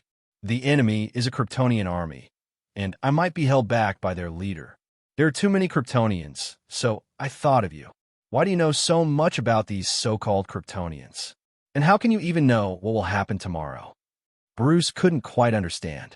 The person next to me is a Kryptonian, Peter replied. She's an alien? Bruce looked at Kayla, his eyes widening in astonishment. In Bruce's eyes, Kayla's appearance and features were no different from those of humans on Earth. If Peter hadn't said anything, Bruce would never have considered Kayla to be an alien. If she's a Kryptonian, why is she staying with you instead of joining the group of Kryptonians that are coming to Earth? Bruce asked. Kayla, who had been silent all this time, finally spoke up. There are many families and factions among the Kryptonians. I am a descendant of the L family from Krypton. Before Krypton was about to explode, my cousin Carl and I were sent to this planet in an escape pod for refuge. For some unknown reason, I ended up on this planet, but my cousin didn't make it. After I landed on Earth, I was trapped by humans for several years. It was Peter who saved me, so I chose to follow him. But I want to personally confirm whether Zod and his group are really planning to destroy this. Quietly listening to Kayla finish speaking, Bruce did not speak, but looked at Peter again. Just now he asked 2 questions, but Peter only answered one. Hey, Batman, I know what that look in your eyes means. Peter leaned back in his chair and said lightly, I can enlighten you. Simply put, the event of the Kryptonian landing on Earth will not only happen in this universe. Other universes have also experienced it. Incomprehensible. Bruce stood up and looked at the two of them. Moreover, everything is in the past. My era has long passed. Now it's the world of young people. Besides, the other party is an alien. Do you think someone like me, an old man, can defeat an alien? Bruce shook his head, turned around, and walked out along the kitchen steps. Peter looked at Bruce's retreating figure and couldn't help but smile. An old man? The fighting power of this world's Bruce is quite astonishing. In the plot of The Flash, Bruce used outdated technology in his hands and even personally killed one of Zod's generals. It should be noted that the general under Zod, the huge figure Namek, had combat power second only to Zod and his deputy Fiona. Peter, he rejected us. As expected, Peter shrugged and stood up. Let's go. Let's change clothes and take a stroll on the street. Peter strolled with Kayla on the street, both of them wearing casual clothes, without any trace of Superman-like figures. There is no Wonder Woman in this world, and Aquaman does not exist. Even Victor Stone has not become cyborg. The existence of Martian Manhunter is also unknown. Among the few veterans of the Justice League, only the old Batman and the Flash are left. Bruce disagrees with joining the action together, and Peter is not in a hurry. After Zod and the others come to Earth, the Flash from the DCU universe will definitely come to find him. At that time, it will be almost time to meet Bruce. Sitting in a cafe, Peter smiled and said while holding his coffee, "How about it? Isn't this planet Earth nice? Although we have seen criminals along the way, we have also seen kind-hearted passers-by who help catch criminals. Not all humans are bad. I have indeed changed my impression of humans." Kayla nodded and put down her coffee cup. What is this drink called? Coffee. Coffee? It's very good. I like it. Can I have another cup? Definitely, no problem. Peter lightly snapped his fingers to call the waiter over and order another cup of coffee for Kayla. While Peter was enjoying the beautiful time on Earth with Kayla, the Flash, who traveled from the DCU universe to this new world, finally realized what he had done wrong. He had only made some minor changes just to save his mother, but he didn't expect that the timeline would change along with it. Looking at his younger self sitting beside him, Barry Allen had never had such a headache. Well, I have to think about how to set things right. Yes, as long as I enter the time vault now and accelerate the flow of time back to the timeline where I originally belonged, I can enjoy all of this beauty. Young Barry looked at the older Barry who had traveled from the future and couldn't help but reach out and grab his arm. Hey, bro, am I hearing this right? You're going back now. Come to think of it, it seems pretty good too. If you go back, I can go and hang out with Iris. Before the young Barry could finish speaking, a bolt of lightning flashed outside. Listening to the rolling thunder, the older Barry, who was about to use his super speed to run back to the future, paused. Looking at the pouring rain outside, the older Barry suddenly asked, "What day is it today?" "Sunday." "No, I mean, what's the date today?" "September 29th. What a joke." The older Barry's face changed slightly, and he turned to look at his younger self, speaking urgently. "September 29th, on this day, I was supposed to be in the crime lab in Central City. There, I encountered an accident, but it was precisely that accident that allowed me to obtain a super ability. Now, there are only 30 minutes left until I obtain the super ability." Barry looked at the time on his wristwatch and grabbed the arm of his younger self. "Come with me." "Where are we going?" "We're going to obtain the super ability. If you can't obtain the super ability, it means I can't obtain it either. And if that's the case, it means I couldn't have traveled back in time from the beginning. I can't imagine what would happen in the end." The Flash took his younger self to Central City, while Peter took Kayla to the vast expanse of the sea. As they admired the scenery, they searched for the possible treasure hidden in the depths of the sea, Aquaman's trident. Unfortunately, after circling the world's oceans, Peter had no harvest. It's a pity. Does this world really not have Aquaman's trident? And even Themyscira doesn't exist, so there is no Wonder Woman. No wonder the Flash came to this world and only found an old Batman and a trapped Supergirl in the end. While Peter was contemplating, Kayla suddenly patted his shoulder, signaling him to look up. "What is it?" Peter looked up and followed Kayla's direction. With his powerful supervision, Peter caught sight of a spaceship in outer space that resembled an octopus. Superman's bloodline and Super Overlord's bloodline have merged, and Peter has actually completed his second breakthrough. After the second breakthrough, Peter's overall combat power skyrocketed once again. Moreover, Peter's supervision and super hearing range have expanded to cover more than half of the Earth. Most importantly, Peter's energy absorbing has brought his body to a perfect state, and the range of his supervision and super hearing can be strengthened up to 5 times the distance. This means that as long as Peter's body is fully energized, he can easily capture information from outer space near the Earth using his super hearing and supervision. Although Kayla has not been bathed in the sunlight of the yellow sun for even a day. But since Kayla is already an adult Kryptonian, the physique of an adult Kryptonian has allowed her to make huge improvements in a short period of time. However, this kind of improvement definitely has its limits, and Kayla is now also in a bottleneck state, where her abilities and overall combat power can no longer increase. But even so, Kayla's power eruption in a short period of time is stronger than that of Zod and others who have not yet bathed in the sunlight of the yellow sun. Kayla's supervision and super hearing range is currently only about 100 kilometers, but after learning from Peter that Zod and others are coming to Earth, she has been trying to use her limited distance visual ability and auditory monitoring to observe the situation in the sky. At this moment, Kayla saw Zod and others' Kryptonian spaceship appearing in the outer space orbit of the Earth and immediately notified Peter for the first time. "Peter, they have indeed come." Kayla looked up at the sky.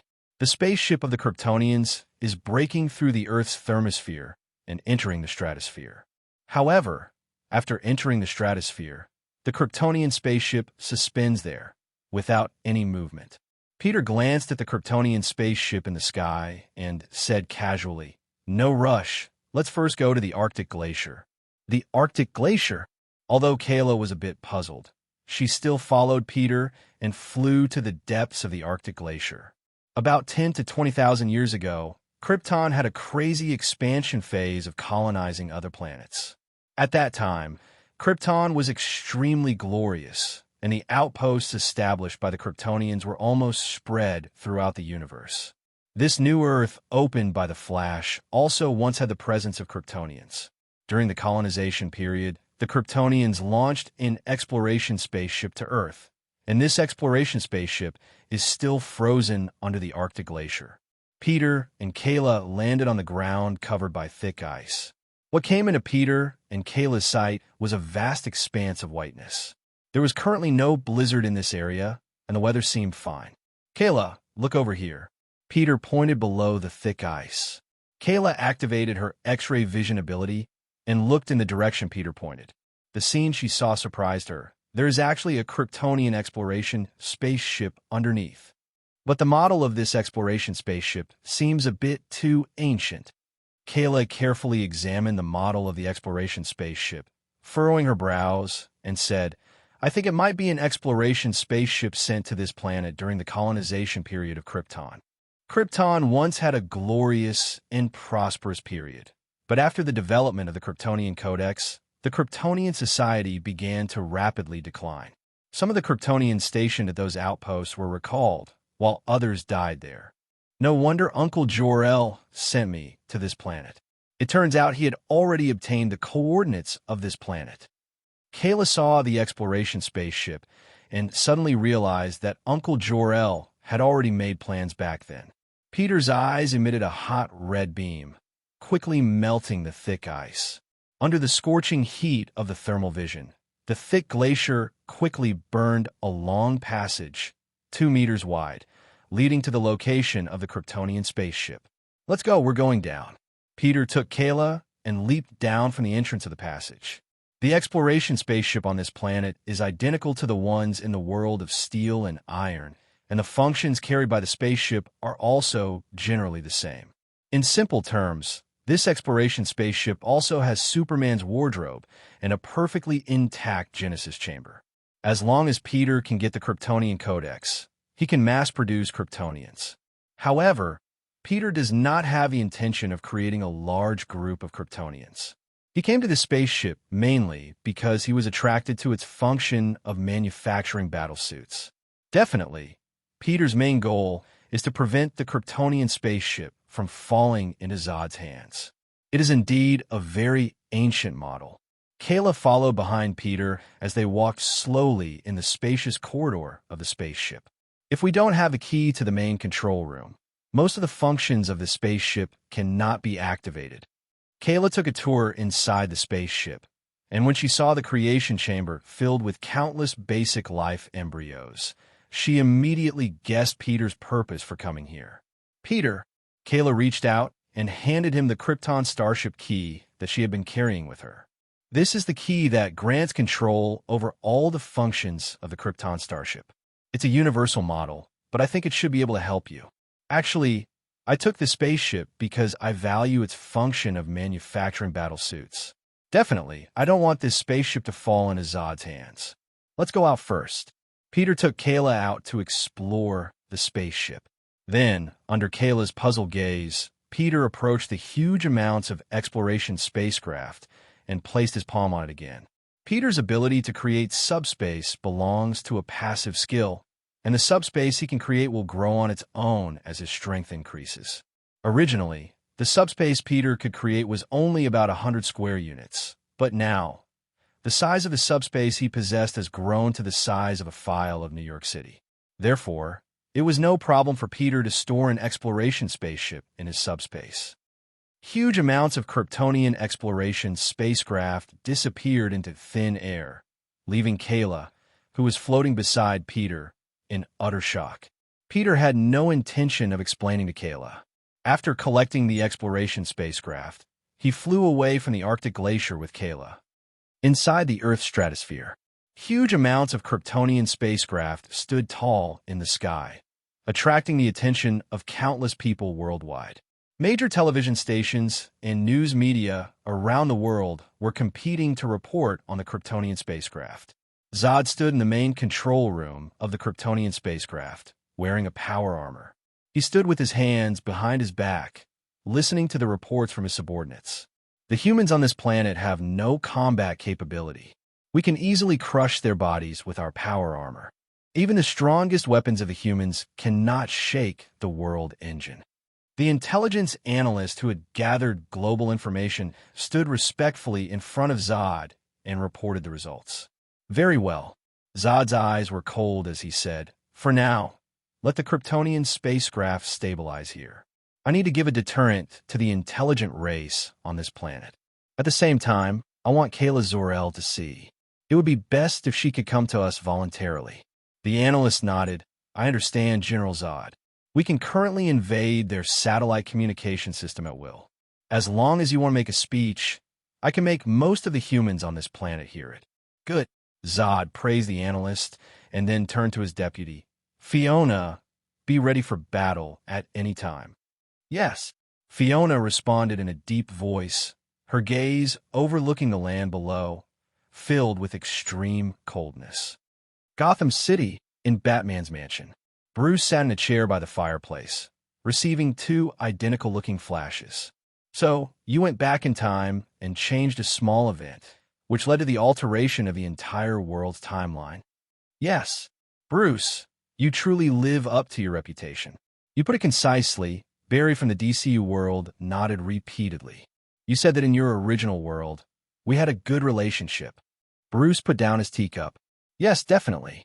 Maybe it's because I changed the event, but you were already very old, and although you were still Batman, your appearance was completely different from the one I knew." Barry rubbed his forehead, never having had such a headache before. "To me, these things are not important. Did you both come to find me just to talk about this?" Bruce picked up the remote control and turned on the television. At this moment, all the television stations were reporting on the Kryptonian spacecraft. Alien spacecraft appeared on Earth, marking the first encounter with extraterrestrial beings since humans entered modern society.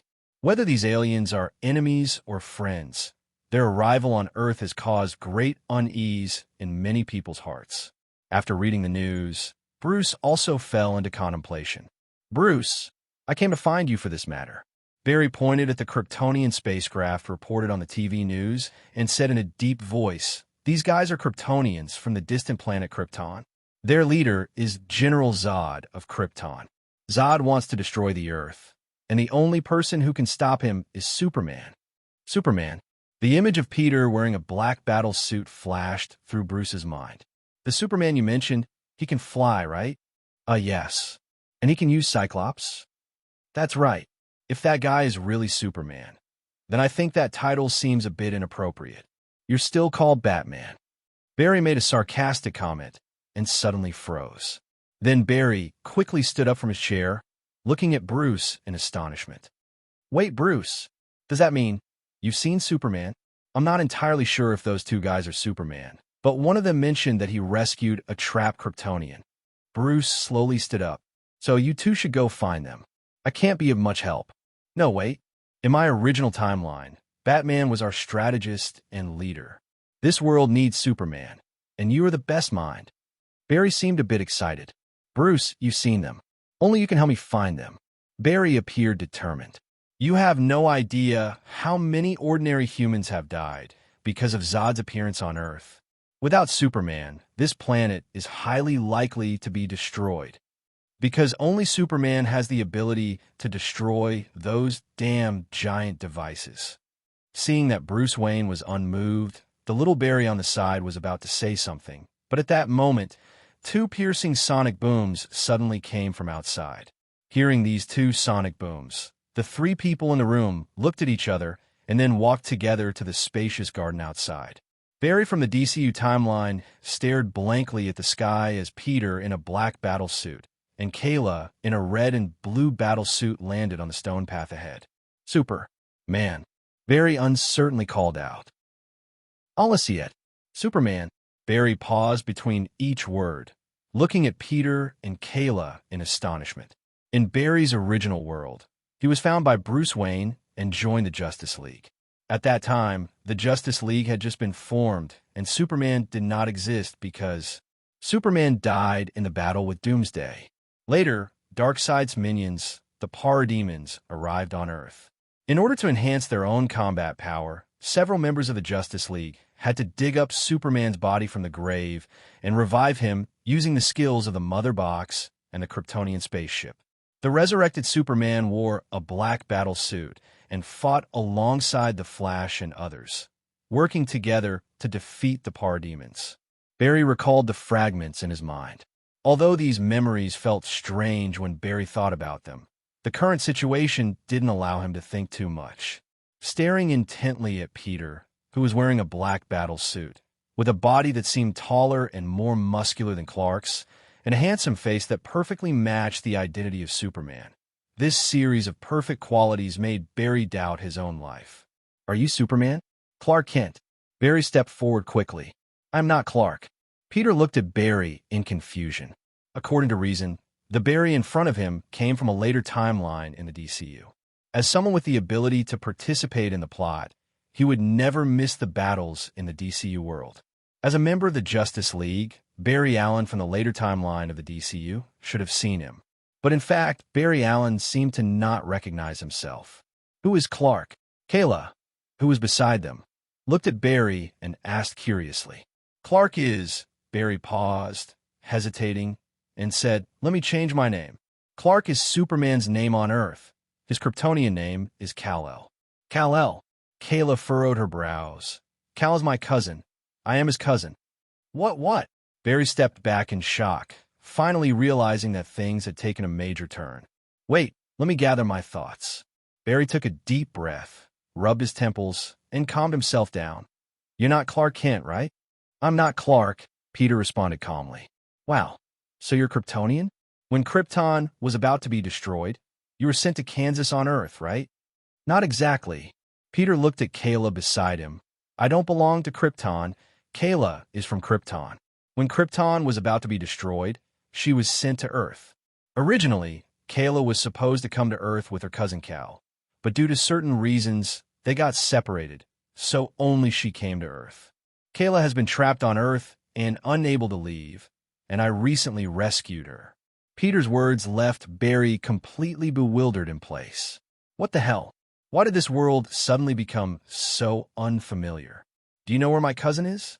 Kayla flew forward, her sharp gaze causing Barry to step back 2 steps. "Wait a minute. I am good friends with your cousin. It's just that I don't belong to this timeline. Let me explain what happened." Barry Allen proceeded to recount the events of how he traveled back in time to save his mother. "So, you're saying that our current world is a branch created due to your alteration of the timeline?" Kayla asked, furrowing her brows. "Yes, but now I've lost my super ability, and I should have returned to my original timeline. Because I changed the past, Zoom appeared again, so I could only bring the version of myself from this current timeline to seek Batman's help. I thought with Batman's ability, he could easily find Superman's hidden identity, but things didn't go as I expected." Barry rubbed his temples in anguish. Batman observed Peter and Barry, combining their explanations, and a faint answer formed in his mind. Bruce felt, if he hadn't misunderstood, Peter and the Barry in front of him should have traveled from different universes.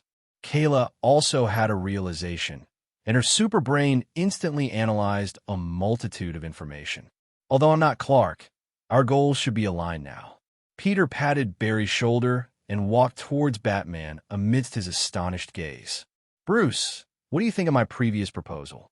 Have you considered it?" Bruce lowered his head and pondered for a few seconds before asking, "Are you really sure I could be of help?" "Definitely, you're Batman. In that case, I'll give it a try." Bruce looked at the people present and shrugged. Peter recounted the relevant information about Zoom and his associates, and Bruce began to formulate the next plan of action. With nothing else to do, Peter struck up a conversation with Barry, who came from the DCU timeline. "Hey, honestly, I think you're the Superman of this world." "Dude, Has anyone ever told you how incredibly handsome you are? Barry greeted him from the stone steps. Thank you for the compliment, Barry. Superman, I'm actually a bit confused. Confused? Yeah. Barry organized his thoughts and continued. I feel like I know you very well, but there's absolutely no trace of you in my memories. It's strange. Oh. Peter glanced at Barry Allen, deep in thought. Peter possesses the special ability of being a Marvel comic book time traveler. Currently, this ability of being a Marvel comic book time traveler seems to allow Peter to travel to different time nodes in various universes. However, in practical operation, there are clearly some flaws. Take Peter's first time travel to the world of Superman, Man of Steel, as an example. Peter has already been to the Man of Steel world once, which means that when Peter travels to the Man of Steel world again, he can only go back to the time node when he returned. Even if the movie file of Man of Steel is played again, Peter cannot jump through the timeline by dragging the progress bar.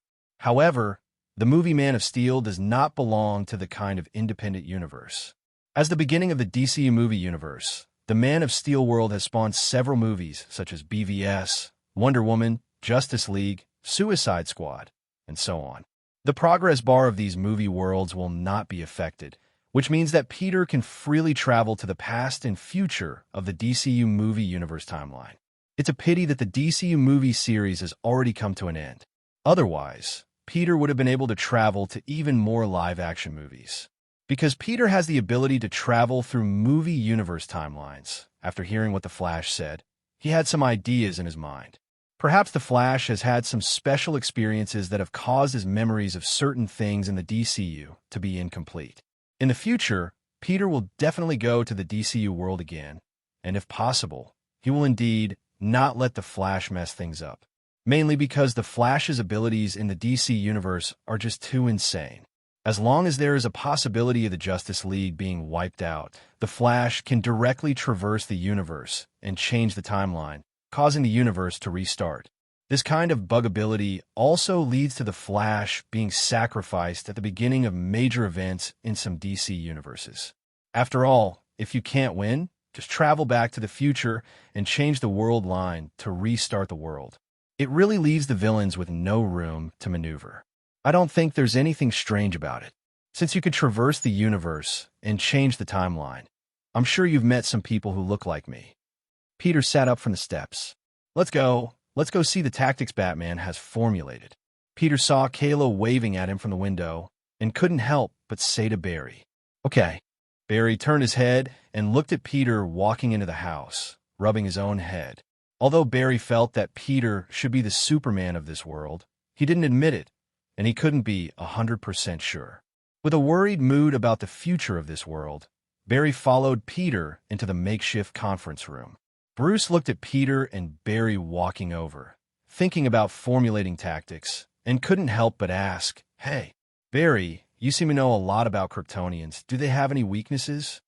Weakness? Barry was taken aback, and then his expression became somewhat strange. There's a real Kryptonian in this room, and Bruce is not asking her, but asking himself? But looking at Bruce's gaze, Barry still said, The weakness of Kryptonians is Kryptonite. When they encounter Kryptonite, they become weak and powerless. No. Kayla stepped forward. Not. Barry was taken aback. Could it be that the information he had heard from Bruce before was false? Our home planet, Krypton, where we Kryptonians live, is filled with buildings made of Kryptonite. Even the atmosphere is filled with the smell of Kryptonite. It can be said that we Kryptonians have been exposed to Kryptonite since we were young. Are you saying that Kryptonians like Zod, who grew up on Krypton, are not afraid of Kryptonite? Barry was a little shocked. This was the first time he had heard of such a thing. As long as they don't absorb the rays of the yellow sun, they won't be afraid of Kryptonite. And Zod and the others are probably not interested in absorbing the rays of the yellow sun. They came from Krypton and have adapted to the atmosphere of Krypton since they were young. They have never been exposed to Earth's atmosphere, so it's impossible for them to take off their power armor and radiation-blocking energy masks.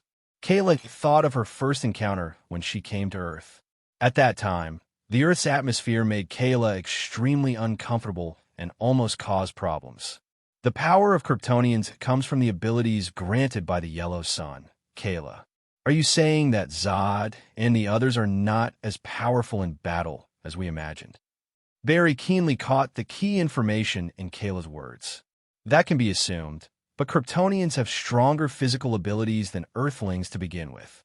Even without absorbing the energy of the Yellow Sun, when they put on power armor that significantly enhances their physical abilities, they can still unleash unimaginable combat power. Bruce crossed his arms and lowered his head in thought for a moment before asking, Miss Kayla, are you saying that only Kryptonian weapons can harm them? Kayla looked at Bruce in surprise. She didn't expect this old man to be so clever.